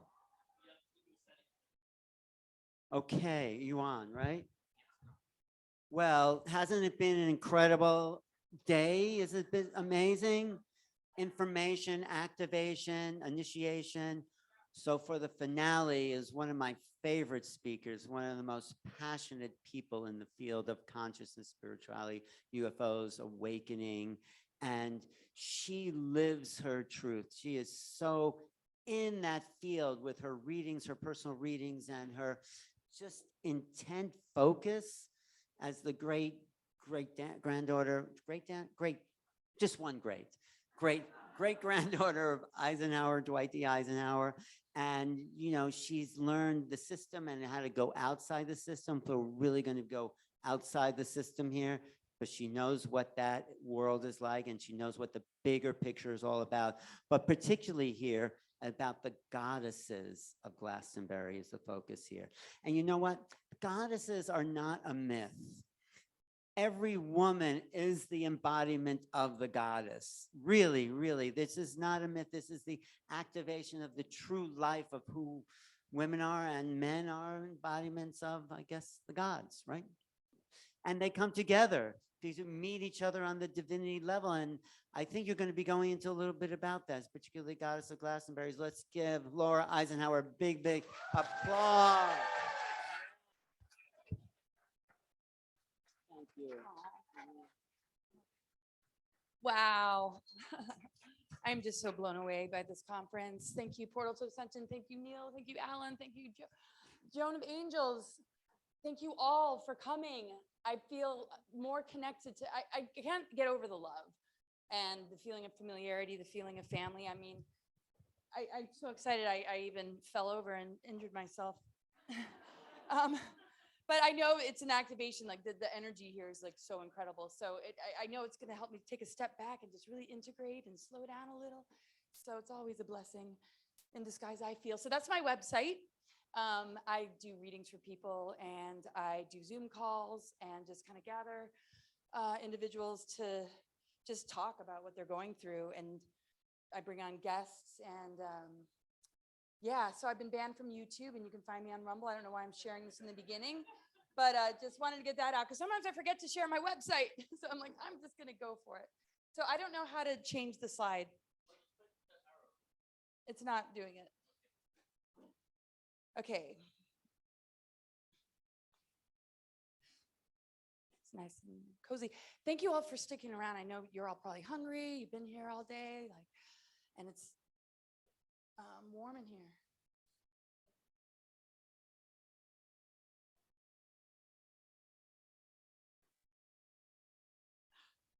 It's like stuck or something. Sorry, guys. Yeah, so I'm gonna get into a lot. I'm gonna be bouncing around quite a bit and dot connecting quite a bit. Things about this area, things about our galactic history, our DNA, planetary grid network, and that connection. And I call myself a global alchemist because that's really what we all are. So I just want to give it a voice. Like, okay, alchemy's happening. We're turning the lead of this human experience into gold. We're going through the inner transformational processes. And it's all encoded in us. It's encoded in the true planetary grids and the astrological alignments that are supporting it. I'm going to get into. So this is kind of where I get my stuff. If people are wondering where I pull my stuff together. Lots was, yeah, life experience, paying attention to the soul journey, the realizations and epiphanies along the way, trying to make sense out of everything. So you can just kind of read that. I'm not going to spend too much time on these slides, but just starting with this. Yeah, the world was freaking way far less dense than it is today. And when we dealt with galactic wars, cataclysms, and the collapse of the higher dimensional civilizations caused by things like exploding planets, that rapidly changed our form, our DNA. We were dealing with abuses of free will, hybridization, the manipulation of incarnate consciousness, and our DNA. And so, yeah, we're still dealing with this kind of thing. And the biggest key, I feel, in this time of awakening is to recognize where we're being played, where everything is externalized, and where we are allowing our life force to battery up a false reality that we're believing in, because it wouldn't exist if it didn't have our power, because it's vampiric. It can only hold power because of the power that it takes and robs and steals through all sorts of manipulations. And there are, you know, many aspects of it that is attempting to heal itself, and some aspects that aren't. But anyway, it's made it a lot more difficult to maintain a multi-dimensional embodiment. I think those that are very multidimensionally minded might have found, at least I was like this, really out of my body for most of my childhood, really out there and like trying to come in and working on that. And I'm going to get into that kind of thing as far as like what we share, what we activate in one another, because we all hold different pieces of this greater puzzle, right? We come in with our zodiac map and we live out these storylines, we live out the patterning, and what we learn along the way guides us into that 0-point unified field, which I feel is the treasure of the map, that we can learn from the patternings, we can begin to see where, you know, we thrive, what initiations are attempting to wake us up, even though society's going to invert it and want us to be in fear of those changes and medicate it, block it, have somebody else determine it, diagnose it, and give us anything to make it easier and more comfortable, right? I mean, yeah, obviously, like pain is not so fun, and we want to alleviate it with the different tools and modalities. Like I'm taking stuff, my, you know, whatever. But just feeling into it though, and making sure that we're conscious of, you know, all of this, because I feel every adversity is an initiation, and every event that happens in our lives is an opportunity to get to know ourselves better versus losing ourselves and having somebody else define it for us, which tends to create subpersonalities, and we overly identify with things that have nothing to do with the truth of who we really are. So we have the opportunity right now, especially in this profound window period, to return to these higher planes of existence. When we talk about ascension, I mean, we're just switching on dormant aspects of our DNA that hold higher harmonic universes. And when we do that inner clearing,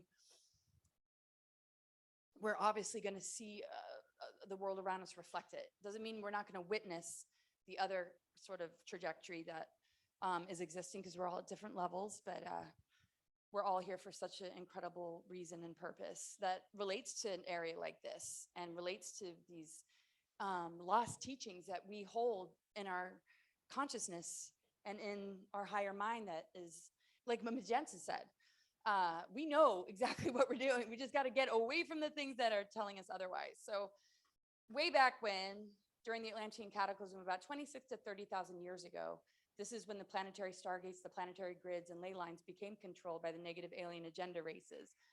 And so, I mean, this was after we sunk into this lower harmonic universe. This was after Tiamat exploded, after Maldek, and galactic wars had already been taking place. And we are already like getting compromised. And about 5,500 years ago is really when our DNA went offline as far as being able to access the fullness of our 12-strand DNA. And it just got scrambled, and they called it junk. And that's why I didn't do well in school, because I'm like, there's something seriously wrong with that. I'm just not really interested in attending. I'm going to go find out what that junk really is, because I know it's a treasure. Anyway, thank you. So the planetary grids have been impacted, and they needed to be impacted in order to impact us, because that's how closely related to nature we are. Our chakras, our DNA, everything about us is absolutely like connected to Mother Earth and this Earth and the multidimensional cosmos. So if we're going to be born into a world or onto a planet that has functioning energy grids, we're going to have a much better chance of being in oneness with that, flowing with that energy that we'd be receiving through our feet and just through our energy centers.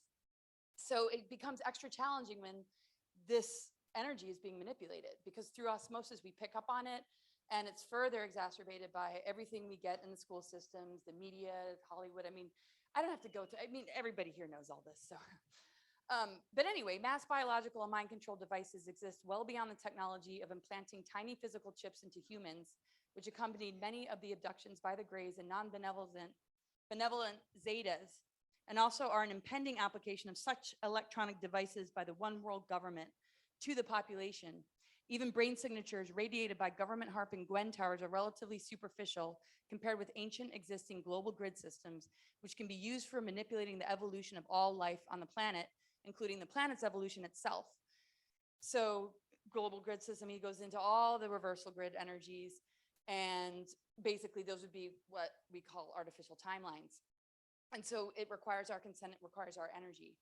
And it's not just consent, because we're born here. It's like we're impacted by it. It's not like, oh yeah, I consent to that. It's more like when you realize it's there, then we are empowered to say, I do not consent, and begin to call in something greater than ourselves that is ourselves, but that we need to integrate fully to begin to be a part of creating the corrections, not being the product of this manipulation, but being the override frequency to it. And that's where the global alchemy comes in.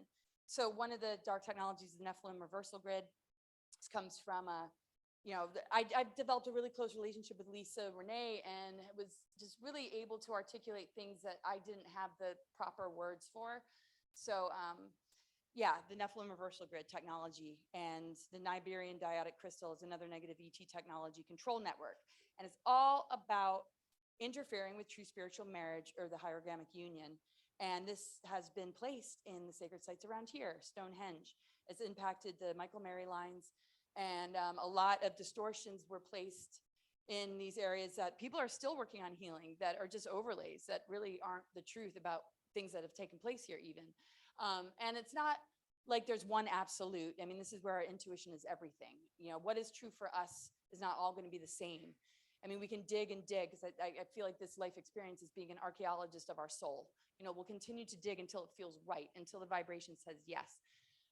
But, you know, we'll keep digging and sharing and digesting it and seeing, you know, what really lights up, what feels most resonant, instead of just saying, oh, that's all lies and this is all truth, right? I mean, I feel like we are the device that can determine it when we're ready to get to those layers. Because maybe we did live in some of those levels that will eventually show us another doorway into a deeper thing.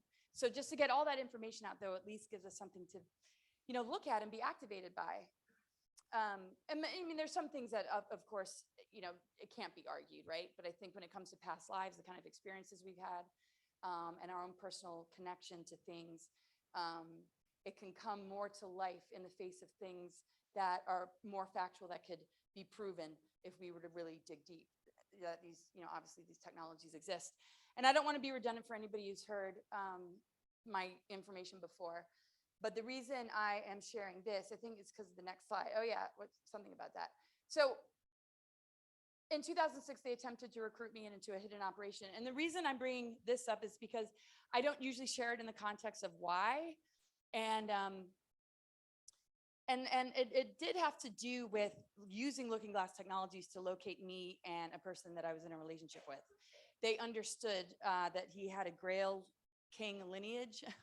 He spoke Gaelic. He was really like just all about Joseph of Arimathea. So it was really cool to hear Oliver and just being in this area. And but he had been taken by these folks at a young age and put under their control. But I recognized him immediately, and we just hit it off. But they had set it all up that I would meet him, but under their control.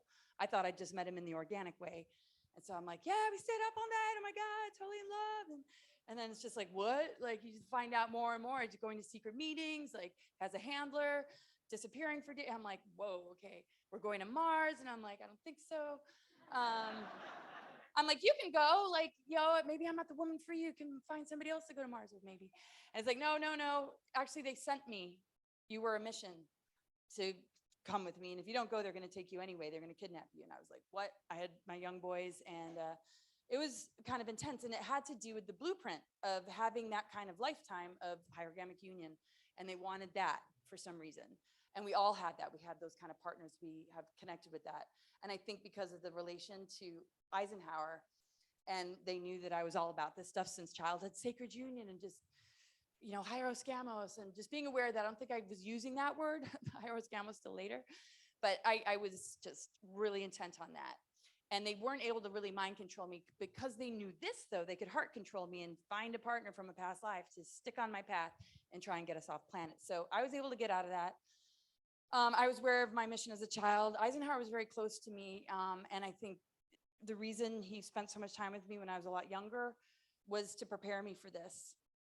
And then I was like, alternative 3, because that was part of what was presented to the Eisenhower administration. I'm like, well, what about alternative 4? Which is the one that is actually like existing already. It's about the organic timeline and the divine birthright of our incredible human potential as a unified species and as individuals. We can work with the higher dimensional races of the cosmos and recognize that we are the higher beings, and this earth and our higher self is the most important thing we can connect with. Our bodies hold natural and cosmic laws too.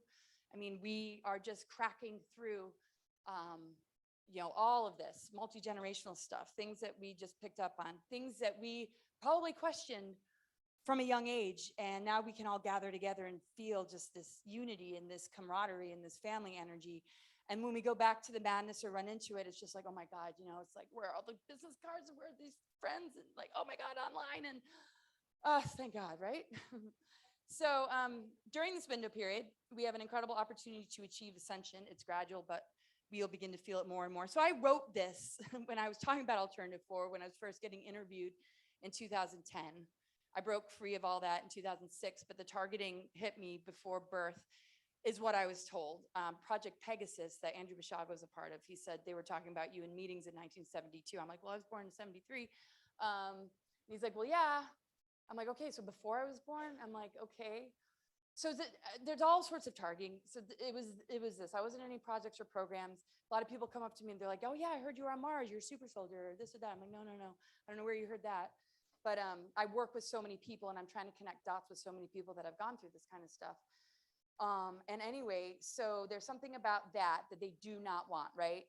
And they've targeted the whole human race, the planetary grid network, which holds higher gamma union, sacred union, the electromagnetic energies of the ley lines, the Cathar and Albion body being connected is very much the Christ Sophia, the Guinevere Arthur,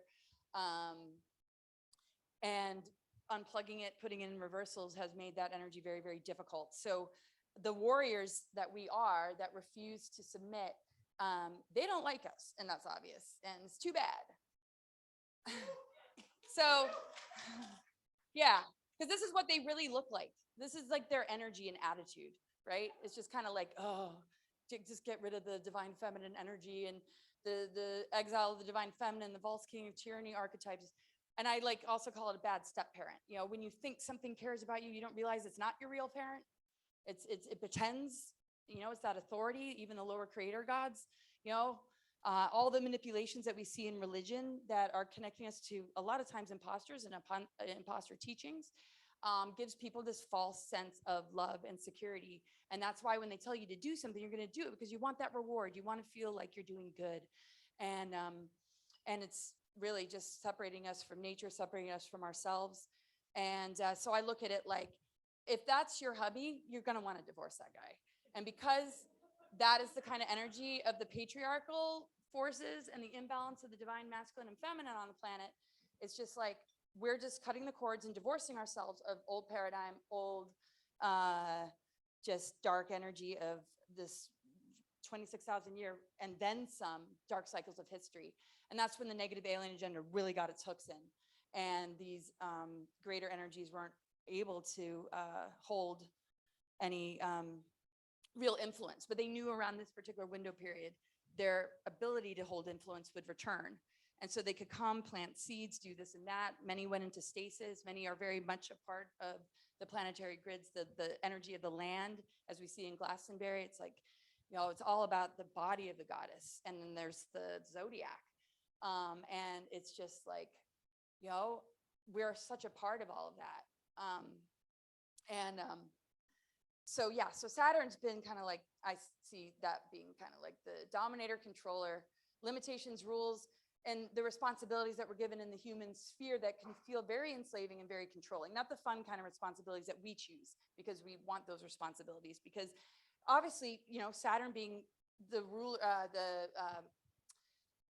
it's connected to the law of structure. You know, structure is good. We want disciplines. We want disciplines that help us to thrive, that we know our body needs, not disciplines that repress us, that control us, that limit us, and tell us what to do. So to see what happened in 2019, 2020 with Saturn, Pluto, Jupiter conjunct, this marked an incredible transformation growth period for humanity. And they knew that this was coming in a lot of really powerful alignments. So what do?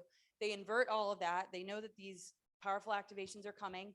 A major transformation cycle, meaning time to let go of the old paradigm, time to divorce the metaphorical kind of image of the dark partner, switch it the other way. You know, women have also played the dark role. That could be, you know, very much dragging the man down into the underworld who might be very in touch with his inner feminine or very strong warrior, you know, very much in his authenticity.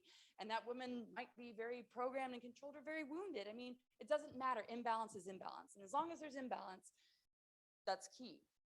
So we want to overcome the dark Saturn. The dark Saturn would be, okay, my rules, working with structure, and having self-mastery, overcoming these obstacles and challenges and getting stronger for it, growing from it, finding where Saturn can form bonds that hold longevity and hold like strong agreements, because Saturn's all about contracts and agreements. Hold those with like love, like real love, commitments to yourself, right? So the higher Saturn is something that we can all achieve. But, you know, Saturn used to be a sun, and the rings around Saturn, Saturn moon matrix, 98%, I mean, that sounds like a lot, but that were numbers of people like David Icke threw out there and other scientists, that 98% of our DNA is being controlled by the rings of Saturn, how that relates to the artificial components of the moon, which on a planetary level shows that level of imbalance that has also impacted. It's part of how the dark technologies work, because if we're imbalanced, we're easily fed on. And we know if our life is out of balance, if our kitchens are out of balance, you know, then you'd have roaches and mice, and because you didn't clean your dishes. Just like if we don't stay in balance as best as we can and clean our mental, emotional, and spiritual bodies, then things really begin to fester. And that's where the entity attachments can come in. So we're gaining self-mastery. And so the devil is associated with Capricorn and Saturn, but the devil's not all bad. It's just the Saturn energy went kind of bad. And so what they love to do is leverage the planetary energies and keep us in the inversions and in the shadow expressions of it. So if they can get us into the lower Saturn, then we're controlled, we're giving our power away, we're answering to tyranny and rules like mandates and all these kind of things that, you know, when the intuition is like, no, wait, something ain't right here. You know, then we can see when we get to the higher octaves of Saturn, you know, a different kind of devil, like the pan energy, like how it connects with the earth. When you look at the number 15, 1 + 5 is 6, and that's the Lover's card. So that's what, you know, the devil's actually connected with is, you know, when you feel that attraction, you know, that's why I call it horny, maybe. Sorry. You know, but when it's like in sacred union, right, then that double energy I feel is not in its inverted shadow form. And it creates like incredible bonds. You know, you feel like you want to be with them. That's a good kind of bond, unless they start stalking you and you won't leave you alone. Then they're not quite there. The next card is the Tower, which would be, okay, maybe we can't hang out because it's the Tower. And it either creates breakthroughs and upgrades in your relationship where you can go through all sorts of stuff and you're still together, or that Tower will rip that from underneath you and help to set you free. Now, if that person's not willing to let you go, that's a whole nother thing, but we know, yeah, there are ways around that. So upright, temptation, unhealthy relationships, enslavement, materialism, bondage, fear. And when you get it reversed, freedom from restraints, breaking free of addictions, divorce. So that's a good card to have upside down, because it means that that dark Saturn doesn't own you or control you. And to me, that's very representative of the inverted pentagram going upright again, which is what has been happening with the Venus transits. And I consider the Venus transits Sophionic corrections, because if the mother energy was not grounded in the planet for as long as it wasn't grounded in the planet, but we still had Venus doing its thing, to me, that's the heart of the mother creating corrections and working on healing her own body with her unconditional love, how much she loves her children. even though she couldn't fully occupy the planet because of all the cataclysms, the planetary grid network manipulations, all the wars, all the things, the Baphomet energy, the Dark Mother reversals, everything just of 13 families, which is the sacred number of Mother. I feel the Venus energy is just the unconditional love of never leaving and knowing that there'd be a time where that return would take place, which is the end of the procession of the equinox cycle of 26,000 years, which is our opportunity to really connect with the mother. So mutations in DNA can occur as a natural or unnatural process. The unnatural is our exposure to mind control, weather, weaponry, chemicals, artificial intelligence signals, vaccinations, laboratory-made viruses, toxic elements. So, and this all can be healed. So yeah, it might mess us up a little bit, but the power of our mind to create the corrections, the power of our perception, the power of our ability to notice the frequency in these things and to see where that changes the frequency of our thoughts, right? And so mind control to me is the ultimate weapon. Everything else is complementary to the mind control. Because I always say, if the weapons were strong enough, why would they bother with fake news? Why would they bother with all the distortions we're handed from childhood? Why would they even care? They'd be like, we got all the weapons and they're taking them. No, they need our minds. They need our attention. They need us to sit in front of the box and give up our life, our passions, and just answer to a system we want to be rewarded by and think that true abundance is having a lot of money in the bank, but not really liking your job. But it's okay. You know, I got the car, I got the this. I know we're not like needing to hear all that because, but so to me, all that can be corrected. And these things just help, right? So if somebody's already like been so absorbed into like the television, the media, Hollywood, you know, it's just like literally living their life based on all of that. You know, things like the jab, things like, you know, all these other weapons, they're going to have more of a hold. They'll help to create more of a link to keep that person stuck. But the minute they wake up, I feel the physiology change. I feel like everything changes. And I mean, Magenta's presentation was so awesome, good getting into all that.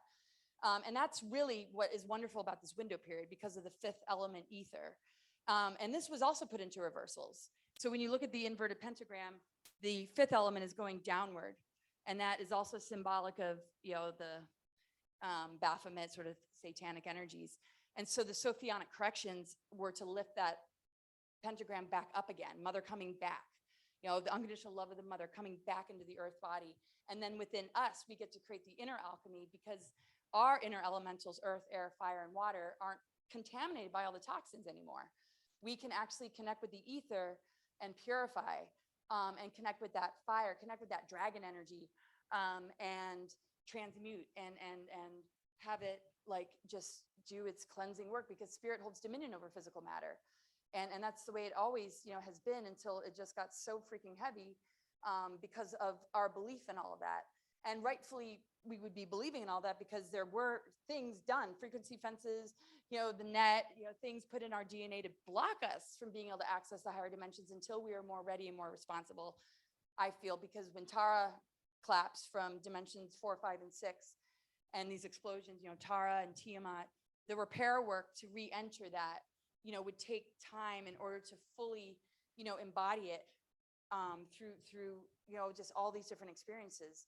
And it just can't just be accessible to somebody who's just there. How many times has that happened? And then you can go back to square one. I mean, I think the initiatory process into those higher earth energies just take an incredible amount of consistency and self-forgiveness and patience and unconditional love and mutual love and support in a community way. Because I know like sometimes it's just, then I'm like, whoa, man. And I'll get into like why that can happen to people when, yeah, but I'll get there when I get there. And, you know, and that's really not a hard question to answer, but anyway, ether. So the platonic solid would be the dodecahedron. The negative alien agenda and many of the Illuminati lines have misused these and they appear as dodecahedron shapes. They are part of the reversal matrix used by service to self entities. When we activate the alchemy, we heal our DNA. And the fifth element is integrated and the reversals are corrected. This comes about through sacred union, the inner integration of polarity. And what's interesting, which I'm going to get into, the Ouroboros, the serpent biting its tail, is connected to the north and south node. And in our birth chart, we are born with the map that says Okay, the South Node is what's familiar. It's the theme of maybe the last couple lifetimes, maybe 5, maybe more. And the North Node is what we're here to step into and integrate, and it's directly opposite each other. So that means that because it has to do with soul growth and soul development, that is the biggest task that we have in front of us, is to integrate polarity. And that takes us out of duality. So that is a given in our chart. Okay, what is the most important polarity integration work we have to do in this lifetime? We might come in with other great polarity integration. We might find that Neptune sitting in our 6th house, which is the opposite house of the 12th house that Neptune rules. So when I see a 6th house, Virgo house with a Neptune planet, it's like, oh yeah, that's a major polarity integration of the Virgo Pisces, which is somebody who understands how our physiology is connected to the multidimensional and the creative imagination, and how much our creative imagination is the great creator. Like, yeah, like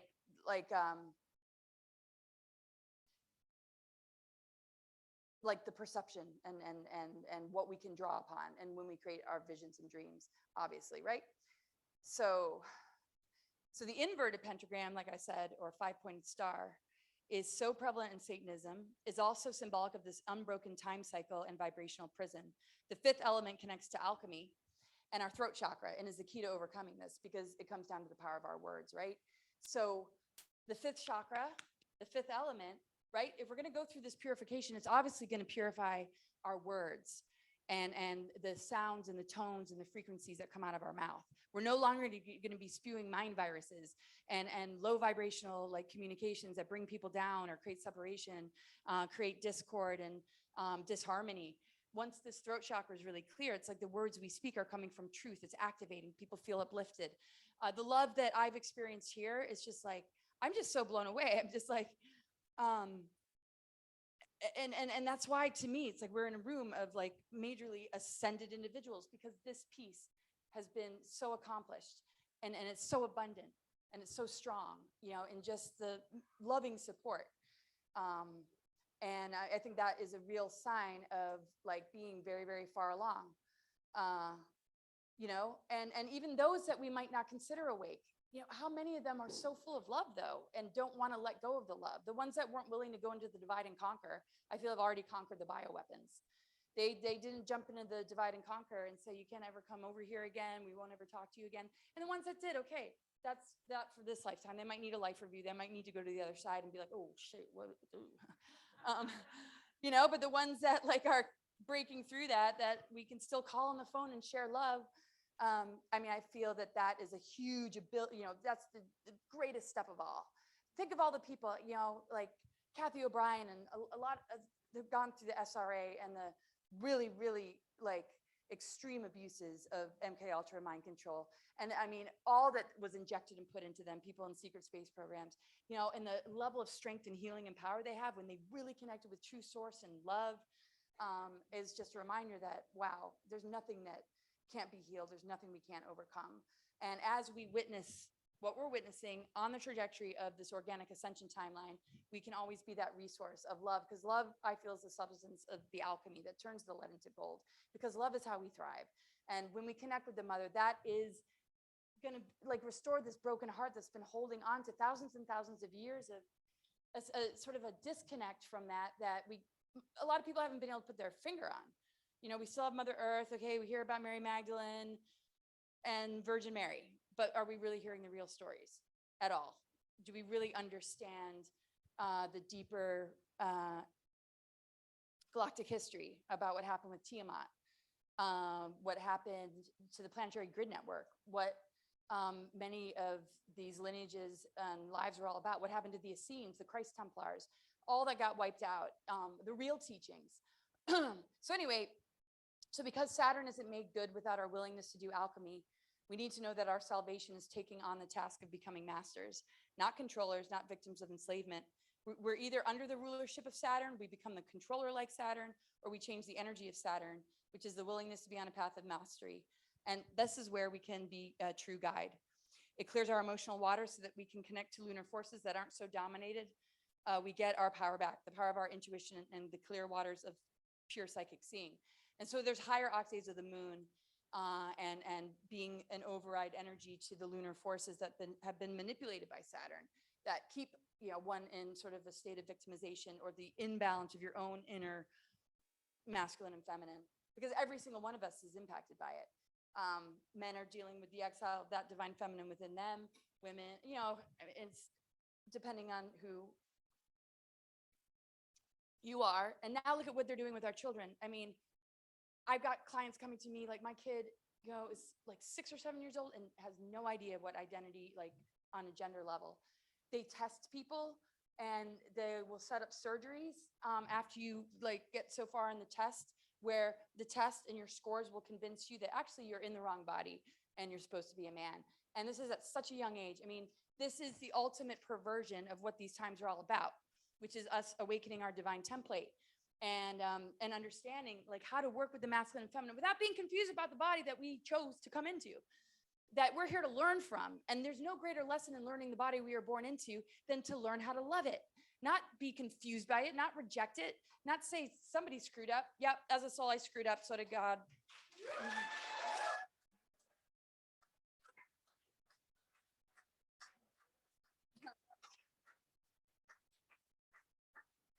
That's the ultimate thing that we can teach is, how to love the body. And, if we look at, the last couple generations, I mean, yeah, it was tough to recover from some of those programmings, but, this is certainly not the answer of what this next generation is, because they're probably looking back at, what we were exposed to. But no, I mean, it's like a clean slate in so many ways, because there were a lot of breakthroughs in our times, I feel. But anyway, so our lineage, our cultural legacies have been attacked, distorted, forgotten, and even infiltrated, but it can be rehabilitated and healed. Doing this work can greatly impact the collective future generations and our ancestors. This is what so many of us are doing, and in doing so, we're able to help awaken divine purpose and remembrance in all humans to do the same and to be activators and embodiments of our divine inheritance. In doing this, it heals ancestral patterns and empowers and illuminates the wisdom of our ancestors. So claiming our divine sovereignty will help us to break free from the lies and distortions and help us to rise above rewritten or lost history. And that's the biggest thing that we are reading in history books and what we're learning in school, what is rewritten. A lot of it is rewritten. And so being born into this family, which was like, whoa, how did I end up here? I knew, like, at a very young age, one of the reasons is because there's rewritten history in this family. And this is what people are learning about. So the minute I started talking about it, or, as I went to many events over the years and been researching, more and more information has come to me. More and more people coming out of the woodworks, giving me new information that I didn't have before, that now like make a whole ton of sense. But it's like, whoa, a lot of the whistleblowers, they didn't get access to what's above the president. They might have worked for the governments and the shadow government, but they weren't given top access. So just because they blew the whistle didn't mean they were given all that information, right? They were given what they wanted them to know while they worked for them. So they were able to blow the whistle about a lot of stuff, and they're amazing for doing so. But folks like Phil Schneider and William Cooper did not have the access to the kind of information I found out recently. And it doesn't mean, it's well-intentioned, just like any of us that, share things that we were taught or that we were told. So getting all the hate mail I have for years, Eisenhower still saw it to the graves, or, he's responsible for this, he's responsible for that. And I still hear it to this day. There's a very, very different story. So that's just one example. And, but that's one that has impacted us because we're looking at disclosure. We're looking at what happened in the Second World War. We're seeing false narratives being steered that have a lot to do with saying this didn't happen, but this did happen. I mean, it's just a form of control. And if we're going to heal as a humanity, we need to get as much of our true history back as possible, just like we would want to have our true childhood memories back and not have fake ones. How the heck are we going to heal if like we're referring to memories that never happened? Then those wounds are still going to be there.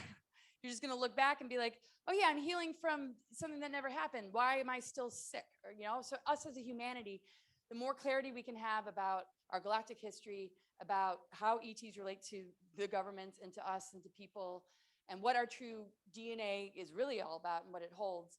These are the keys to just being able to move forward, I feel, and then pull our kids out of school. I was just at a festival event, not a festival. It was the Shine seminars. And I was just loving the title of this one book that this man was talking about. And it said, why children do not belong in school, or something, I think that was the title, or get your kids out of school. And it's like, it's the most dangerous place. But there's sometimes we can't help it. We might not be able to just move off the grid or find that community or this and that. But just knowing, having the awareness, and, you know, and some are the rebels that are going to sit in those classrooms and change everything for those around them that might have a reason for being there. So no matter if our intention is good, if our intention is awake, if our intention is strong, we have to be trusting of the things that we might not be able to change right away, and just do our best. Call upon one another. That's what I attempt to do with my Cosmic Gaia thing. It's like, you know, especially in the madness of these times, like let's bring it out, you know, like meet each other and this and that, and like make connections. And don't, you know, it's been the most incredibly crazy last couple of years. So anyway, I'm very wary of certain channelers, except for, oh my gosh, some of them, like Magenta, like mind-blowing, awesome. But I mean, just if somebody's gonna say, oh yeah, yo, here's a channeling from Eisenhower through so-and-so, I mean, okay, I'm open-minded to it, but this was a very, very interesting one. And Carl Mollison didn't know me at all. And Denny Hunt interviews him. He interviews Carl as he channels Eisenhower, and it's really, really long. You can find it. Just look up Carl Mollison who channels Eisenhower. He goes into so much depth. And there's a big portion where he asks, so what is Eisenhower's thoughts on his great-granddaughter, Laura, doing all this work she does in the world? And I didn't write it, you know, because I wanted to talk more about just what he was saying to all of us. But it was like, you know, when you're having like that really crappy kind of week or day, and you get that kind of information just like right at the right time. And it's just like, oh. And he's like, you know, I help her stay strong, and she needed to understand the face of the enemy, you know, all this kind of stuff, and things, you know, Val Thor messages coming through, which is great and all, but I'm kind of like, can you just take me up and like we can talk like more face to face?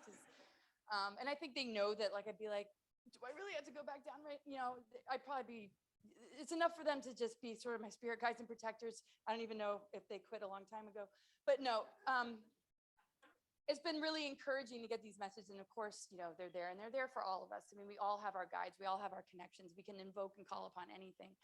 So anyway, I love what he said in this channeling. Spirit Eisenhower points out the potential pitfalls in assisting in humanity's shift in consciousness. All light workers leave their mark, and all have greater potential than they themselves know. The difficulty for them is not appreciating themselves enough, not understanding the truly great power they have. And this is better understood by the opposition. So when they are identified as risks and then manipulated by the dark side entities in a way to sideline them, there is a great loss to the cause, and in most cases, the individuals themselves. If sidelined early enough, they are not aware of what they would have been able to accomplish. And this is sort of like really significant in our world right now, and so significant in those that are healing from their childhoods, who were ridiculed, who were ostracized, who were, who just, who might just have said, you know, screw this. Okay, I'm not going to do this. I'll just go on some medication to, if people, you know, just don't believe in the things coming through and think, you know, we know a lot of people like that, and some of you might be that person, right? And I remember my mom's like, you know, was saying it might not be a bad idea for you to go maybe take something. I'm like, no, I cry for the world. I have to release it. You know, don't call it depression. That's just what I do. And I also laugh a lot. But I mean, she was just trying to be helpful. And I'm, you know, even if people do use, you know, those things for a while, you know, we're not bound to them for life. It's so important that we feel it to heal it. And we understand we're elemental beings, right? We all have earth, air, fire, water, ether. And some have a predominance of water or fire, right? Or earth. And so I always say it's monsoon season in my world with all my water signs. And I don't know why so many had to progress into more water signs. Like I need more water signs, but it's okay. So some of the true history, but I feel is true, so I want to be careful with that word. What resonates with me? I met Dan Cooper, senior advisor to the Earth Alliance, and he wrote some comments. Is everything okay? Okay. So he wrote some comments under an interview panel that I did, and he's just commenting, and he's commenting like massive like things like in the comments about Eisenhower and about what really happened. And I'm just like, hi, can you email me? Immediately he emails me. And we've been in contact with each other for a couple of years. We've probably had hundreds of exchanges at this point. And so there's a lot, and I'm not going to share like too much, but according to Dan Cooper, who claims to be the senior advisor to the Earth Alliance, and I've read his bio and I've talked a lot to him about, all that he is, but basically there was some Project Moonshadow, connected to taking super soldiers and redirecting their powers and abilities into the positive.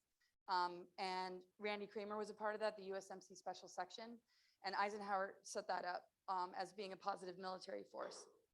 So according to Dan Cooper, the US surrendered to the Nazis unconditionally on July 19th, 1952. This was under the Truman administration and something Eisenhower wasn't willing to go along with.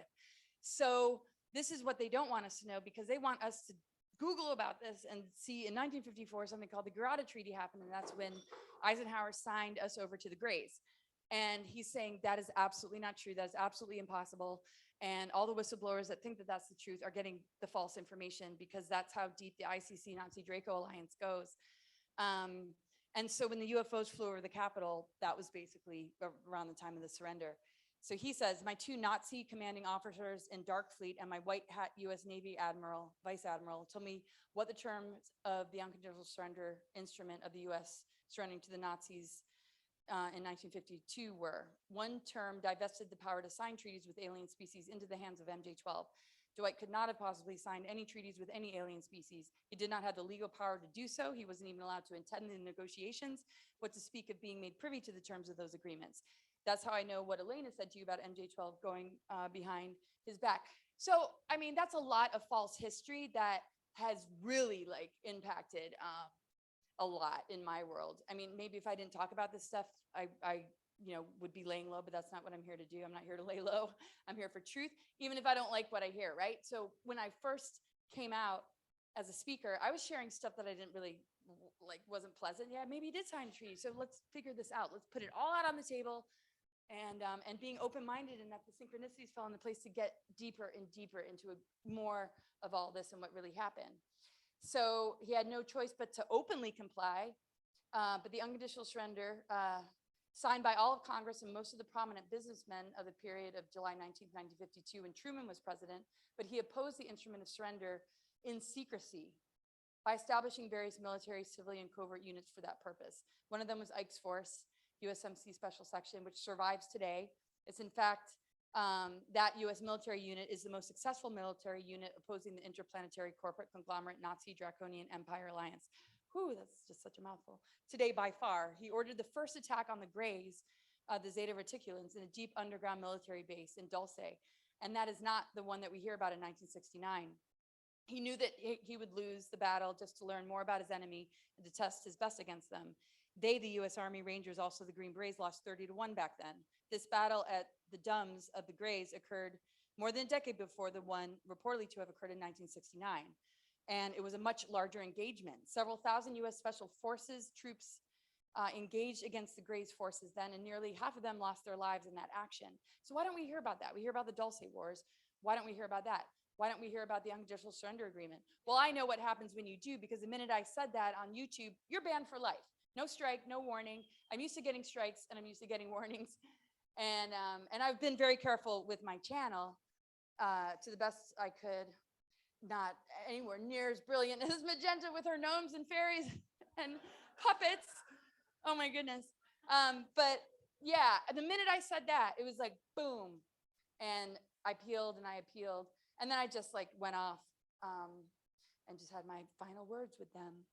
And anyway, so Dan goes on to say that Ike also established the White Hats, the first of which were Texan US generals and admirals.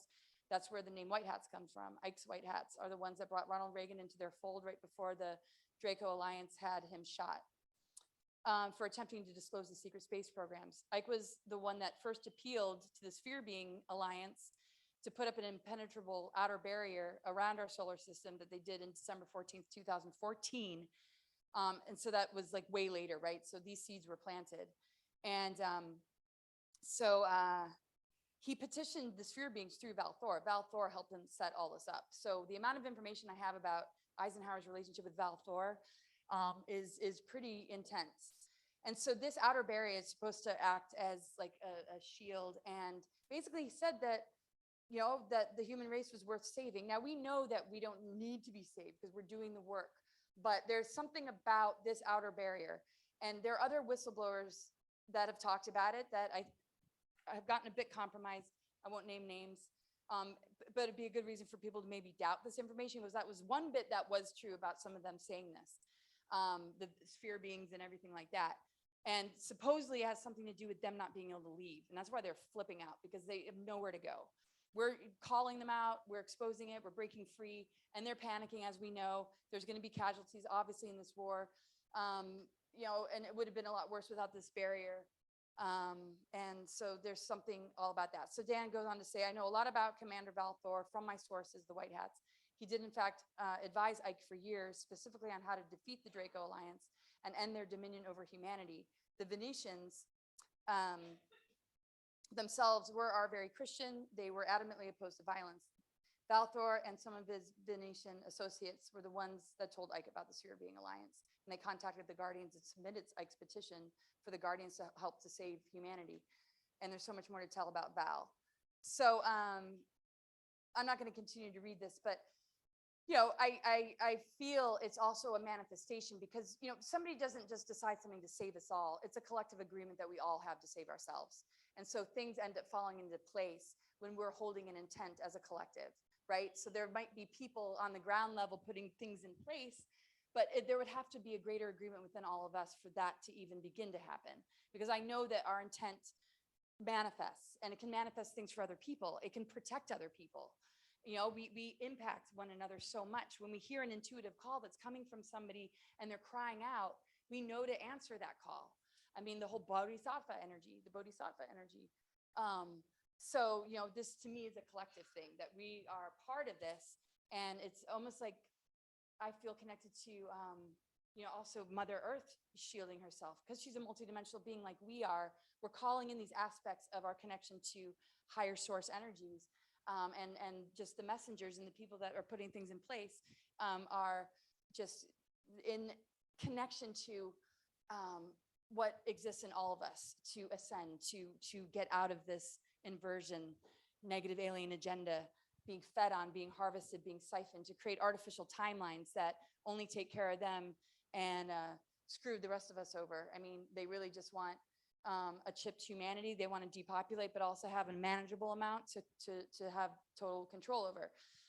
Okay, so I just wanted to share that, because that's a lot of what one would call rewritten history. And because disclosure is something that a lot of people in this room are drawn to as far as UFO events and like wanting to get some answers about it, and me kind of being in this position of like, okay, I did find this out. I just definitely wanted, you know, to bring, you know, that to light, because there's a lot more good news than we realize. The reason we don't hear about it enough is because a lot of these projects are still somewhat quiet, and not everything that we hear is going to be totally accurate to what the White Hats are doing. And there's something that they need us to have to begin to educate the world about, that is going to be handed to us to take more responsibility over. And I've messaged him recently and he's not getting back to me. And that's kind of concerning, because he usually like immediately does, because he's not doing work that's safe at all. But he's got immunities, so he's allowed to share this. And he used to be in Dark Fleet, and he was reversed from playing that dark role and reconnected to play this role with the Earth Alliance. Anyway, Kathy Jones, the goddess in Glastonbury, I'm sure many of you are familiar, but just to shed some light on this beautiful Glastonbury that we're in. From time immemorial, the Isle of Avalon in the Summerland, Somerset, England, has been home to the goddess. The ancient sacred place is the legendary Western Isle of the Dead, dedicated to an awesome and powerful goddess.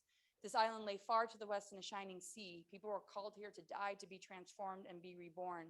By tradition, a group of 9, 13, or 19 maidens or fairy queens live, some say even today, upon the mysterious Western Isle. Skilled in healing and the magical arts of creation and death, they are the keepers of the mysteries of the goddess. Their names come to us in those of goddesses Danu, Anu, Mab, Morgan. You know all those names, right? One I've always felt a deep, deep connection with is Bridget and Magdalene energy. I mean, Maiden, Mother, Crone, right? We all have this going on. So this area of the world, even starting from a young age before I read anything about it, has always just been so intensely on my mind, in my soul. The whole going into the underworld, I mean, my book's coming out and it's like literally, yeah, those plunges and being conscious of those plunges and the crone and just the whole journey was like my whole childhood. And wanting to give it a voice. That's why I call myself a global alchemist, because that's what we're doing. I mean, that's what nature does. So when I came across like her info and I'm just diving into like reading all this and everything, I'm like, I just gotta get back here. Oh my God, here I am with all of you. And so, the labyrinth, I mean, there's so much to the labyrinth as far as the symbology, but at least from my perspective and why I have the labyrinth here and why the labyrinth speaks to me so much. I mean, we're breaking the duality of like this heaven and hell, right? I feel hell is just, a term to create fear, but we go into this darkness because it's really the womb of the mother. It's the creative cauldron that we're restoring. What? Oh, really? It went by that fast? Oh, okay. Oh, I didn't realize that. So I've been talking over an hour? Okay.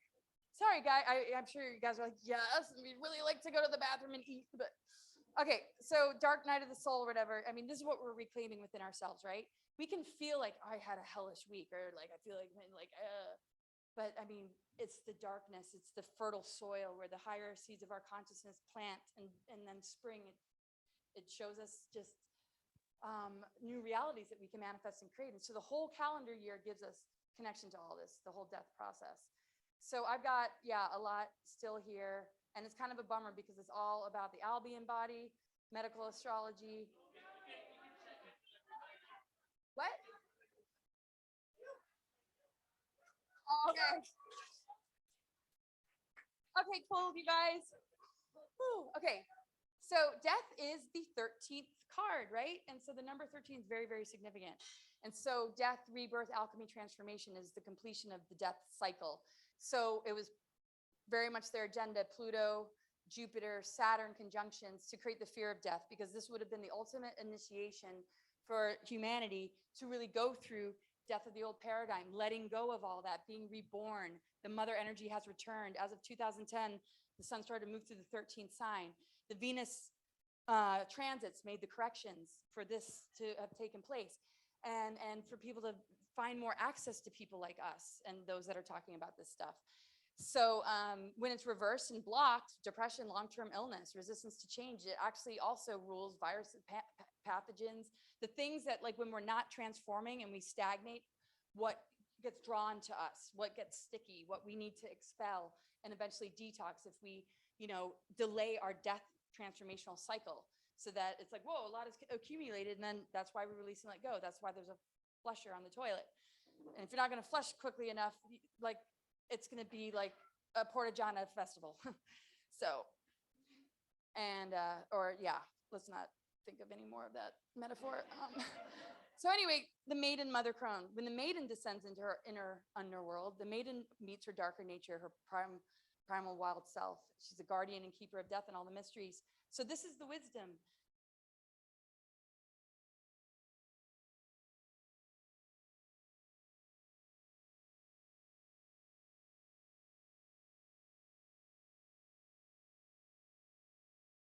So if our darkness, if our soil, if it's feared, other things are going to step in there and control it.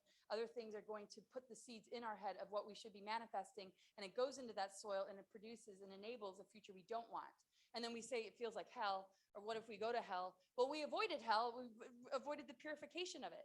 And we forgot that it's the mother womb that is here to rebirth us, to help us to let go of what doesn't serve us, to help us to love ourselves, to forgive ourselves and one another.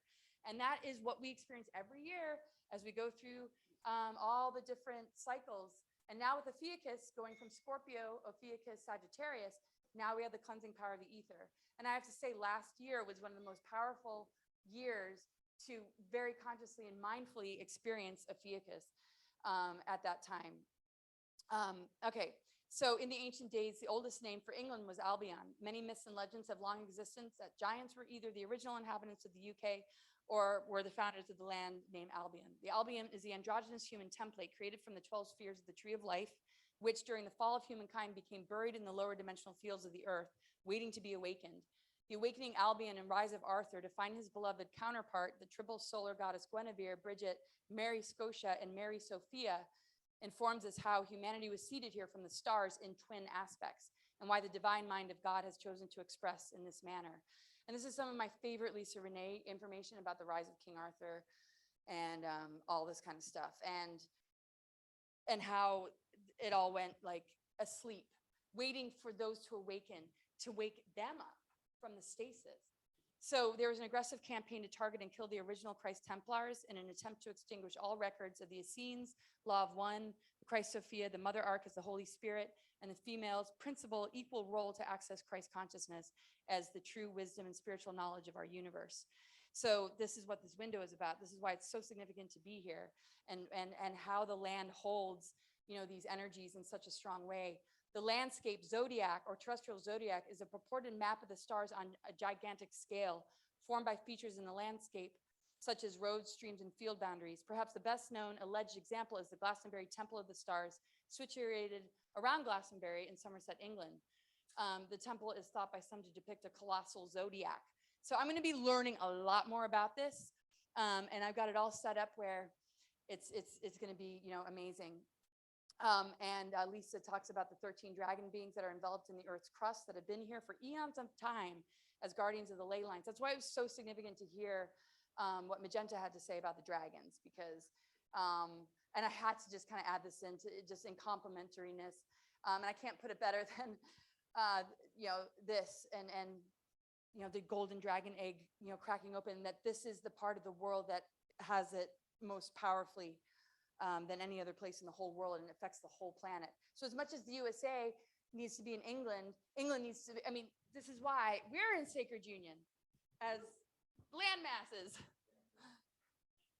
Yeah, and we're gonna work this energy, and it's just incredible. So I do a lot of focusing, kind of on the medical aspect. I'm not gonna read through all of that, but now look with a fiacus. That is fetal cells, tailbone, cranial sacral axis, solar sacrum, kundalini, amrita, base of brain, Leyden gland. So the base of brain, golden chalice, right? So the infinity spiral.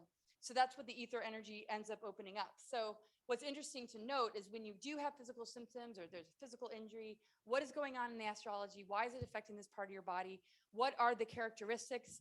Because once we have the perception and understanding about our body through something we can understand, belief systems, behaviors, events we've gone through, things that we're repressing that want to come up to the surface, then, our body's teaching us. It's saying, the reason I have a symptom is because there's something important that you need to know. And so these events are manifested so that our body can tell us what that is, and we can begin to wake up, because to me, adversity and illness is a part of the path of awakening. And it's here to help us to know ourselves better than get further apart. Even Arthur and Guinevere themselves symbolize the sun and moon polarity. And there were not just 12 nights, there were many more, supposedly. Ultimately, they told 144, we know how significant that number is with our DNA by some counts, or 12 for each sign. But primarily among those that were most easily identified as belonging to one sign or another are these nights listed below. So you got Aries, Sir Gareth, benefiting his Mars ruler. You got, the Taurus, the Gemini were twins. And then there was one that said he had a temper, he was probably the Scorpio chair. Oh no, Sir Lancelot was not only a powerful warrior, but he was able to bring the dead back to life. Unfortunately, his passion for the lovely and pure Guinevere was his downfall. So, the correlation between the Knights of the Round Table, the Zodiac, and the land here, and the ley lines of sacred union really just goes to show how much our chart is a map to guide us back to that within ourselves. The cosmic trinity, the 0-point unified field, and the healing of the masculine and feminine. They all have a positive or negative electric or magnetic energy attached to them, or a element. So 3 fire, 3 air, 3 water. And then you got the ether, and that represents the 13, the mitochondrial DNA and the mother. So I don't have time to read all that, but the Melchizedeks are the genetic hosting race of the Earth's ascension cycle for the last 35,000 years. And as of 2009, 2012 was when it shifted into the 13th gate pillar of Mother Arc. And so the aurora hosts everything about the aurora that Magenta was talking about. And that was the date that the sun began to move through Ophiuchus. And 2012 was the last Venus transit. I was supposed to be on Mars in 2012, and I was standing right on top of the College of the Siskiyous, where the Mars training program was, watching the transit of Venus.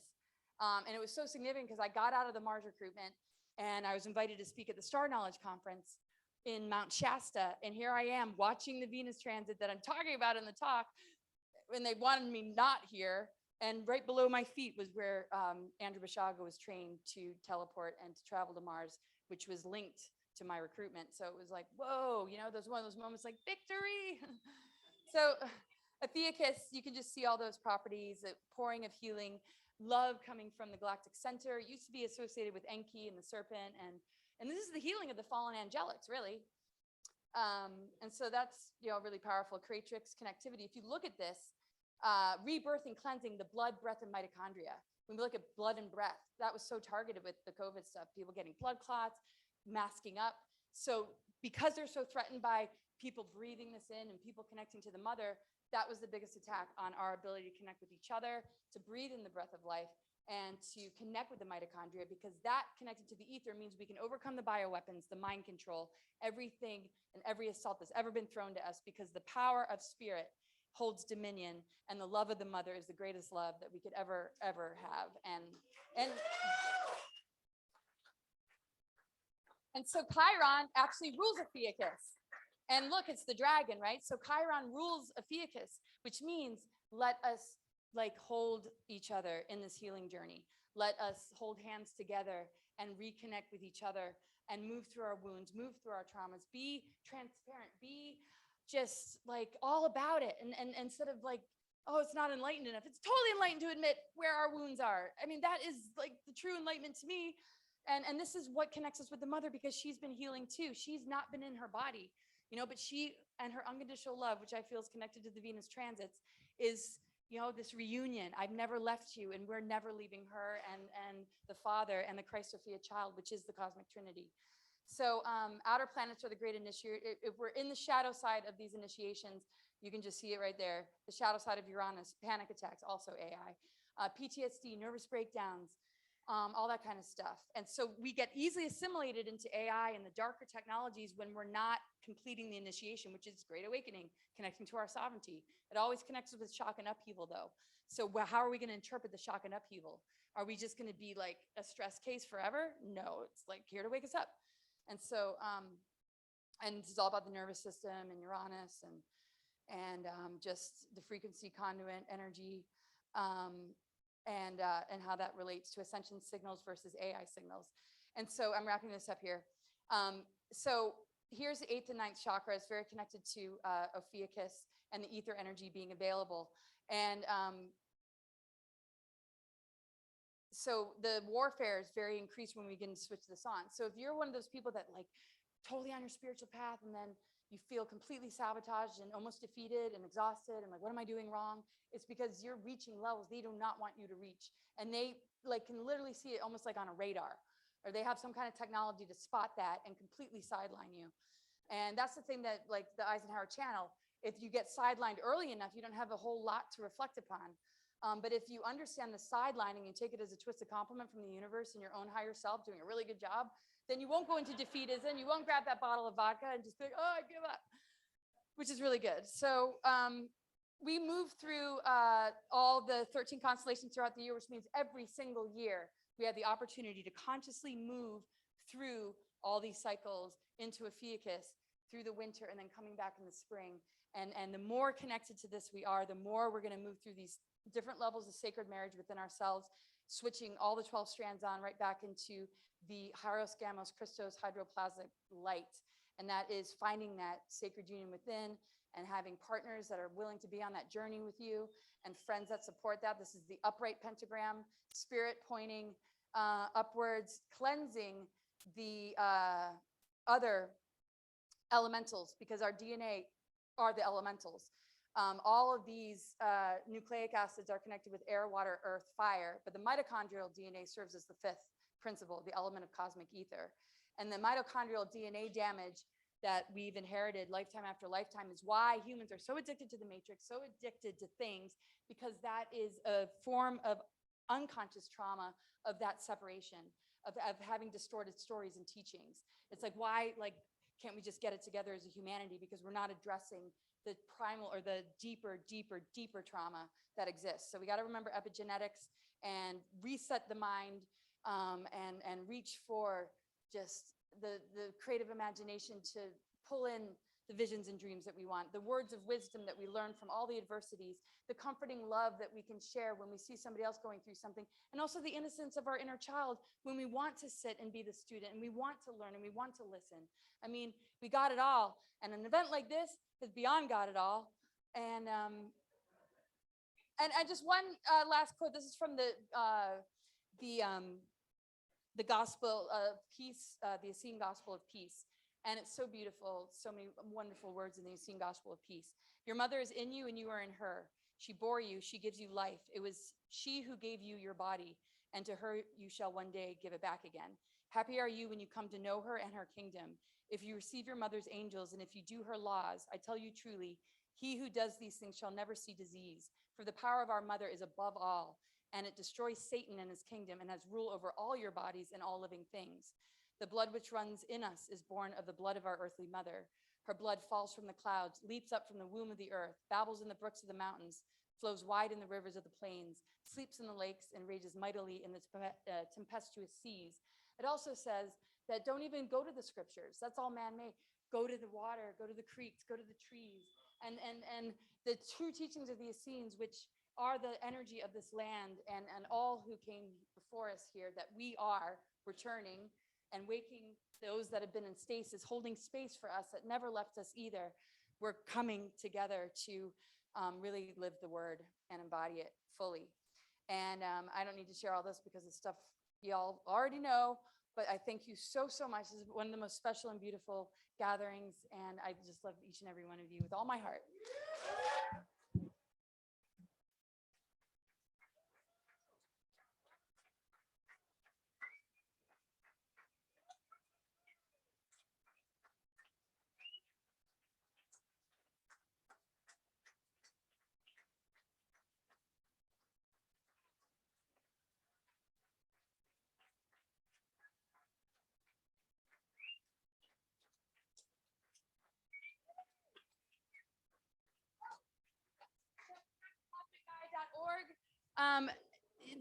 Just join the subscription if you can. If you can, I do readings and just here to build community and stay in touch and all that stuff. CosmicGaia.org. CosmicGaia.org. Yes, everybody. Laura Eisenhower! Woo! Day 2, mission complete. Woo! All right, do you think that was a good Oh way my to God, end the what day? a day. Okay, Neil, cool. what a fantastic day. It was a great day. Right? I don't know. Yes. I don't know which highlight was better. Every speaker was better than the one before. So guys, we will see you tomorrow at 9 at what time we open? So 9 just a.m.? again, we're gonna open the door around 8:30 to come in here. No, we're gonna, not allowed to. No, I already spoke to Dave. Okay. Yeah. And 8:50, we're gonna start with some chanting.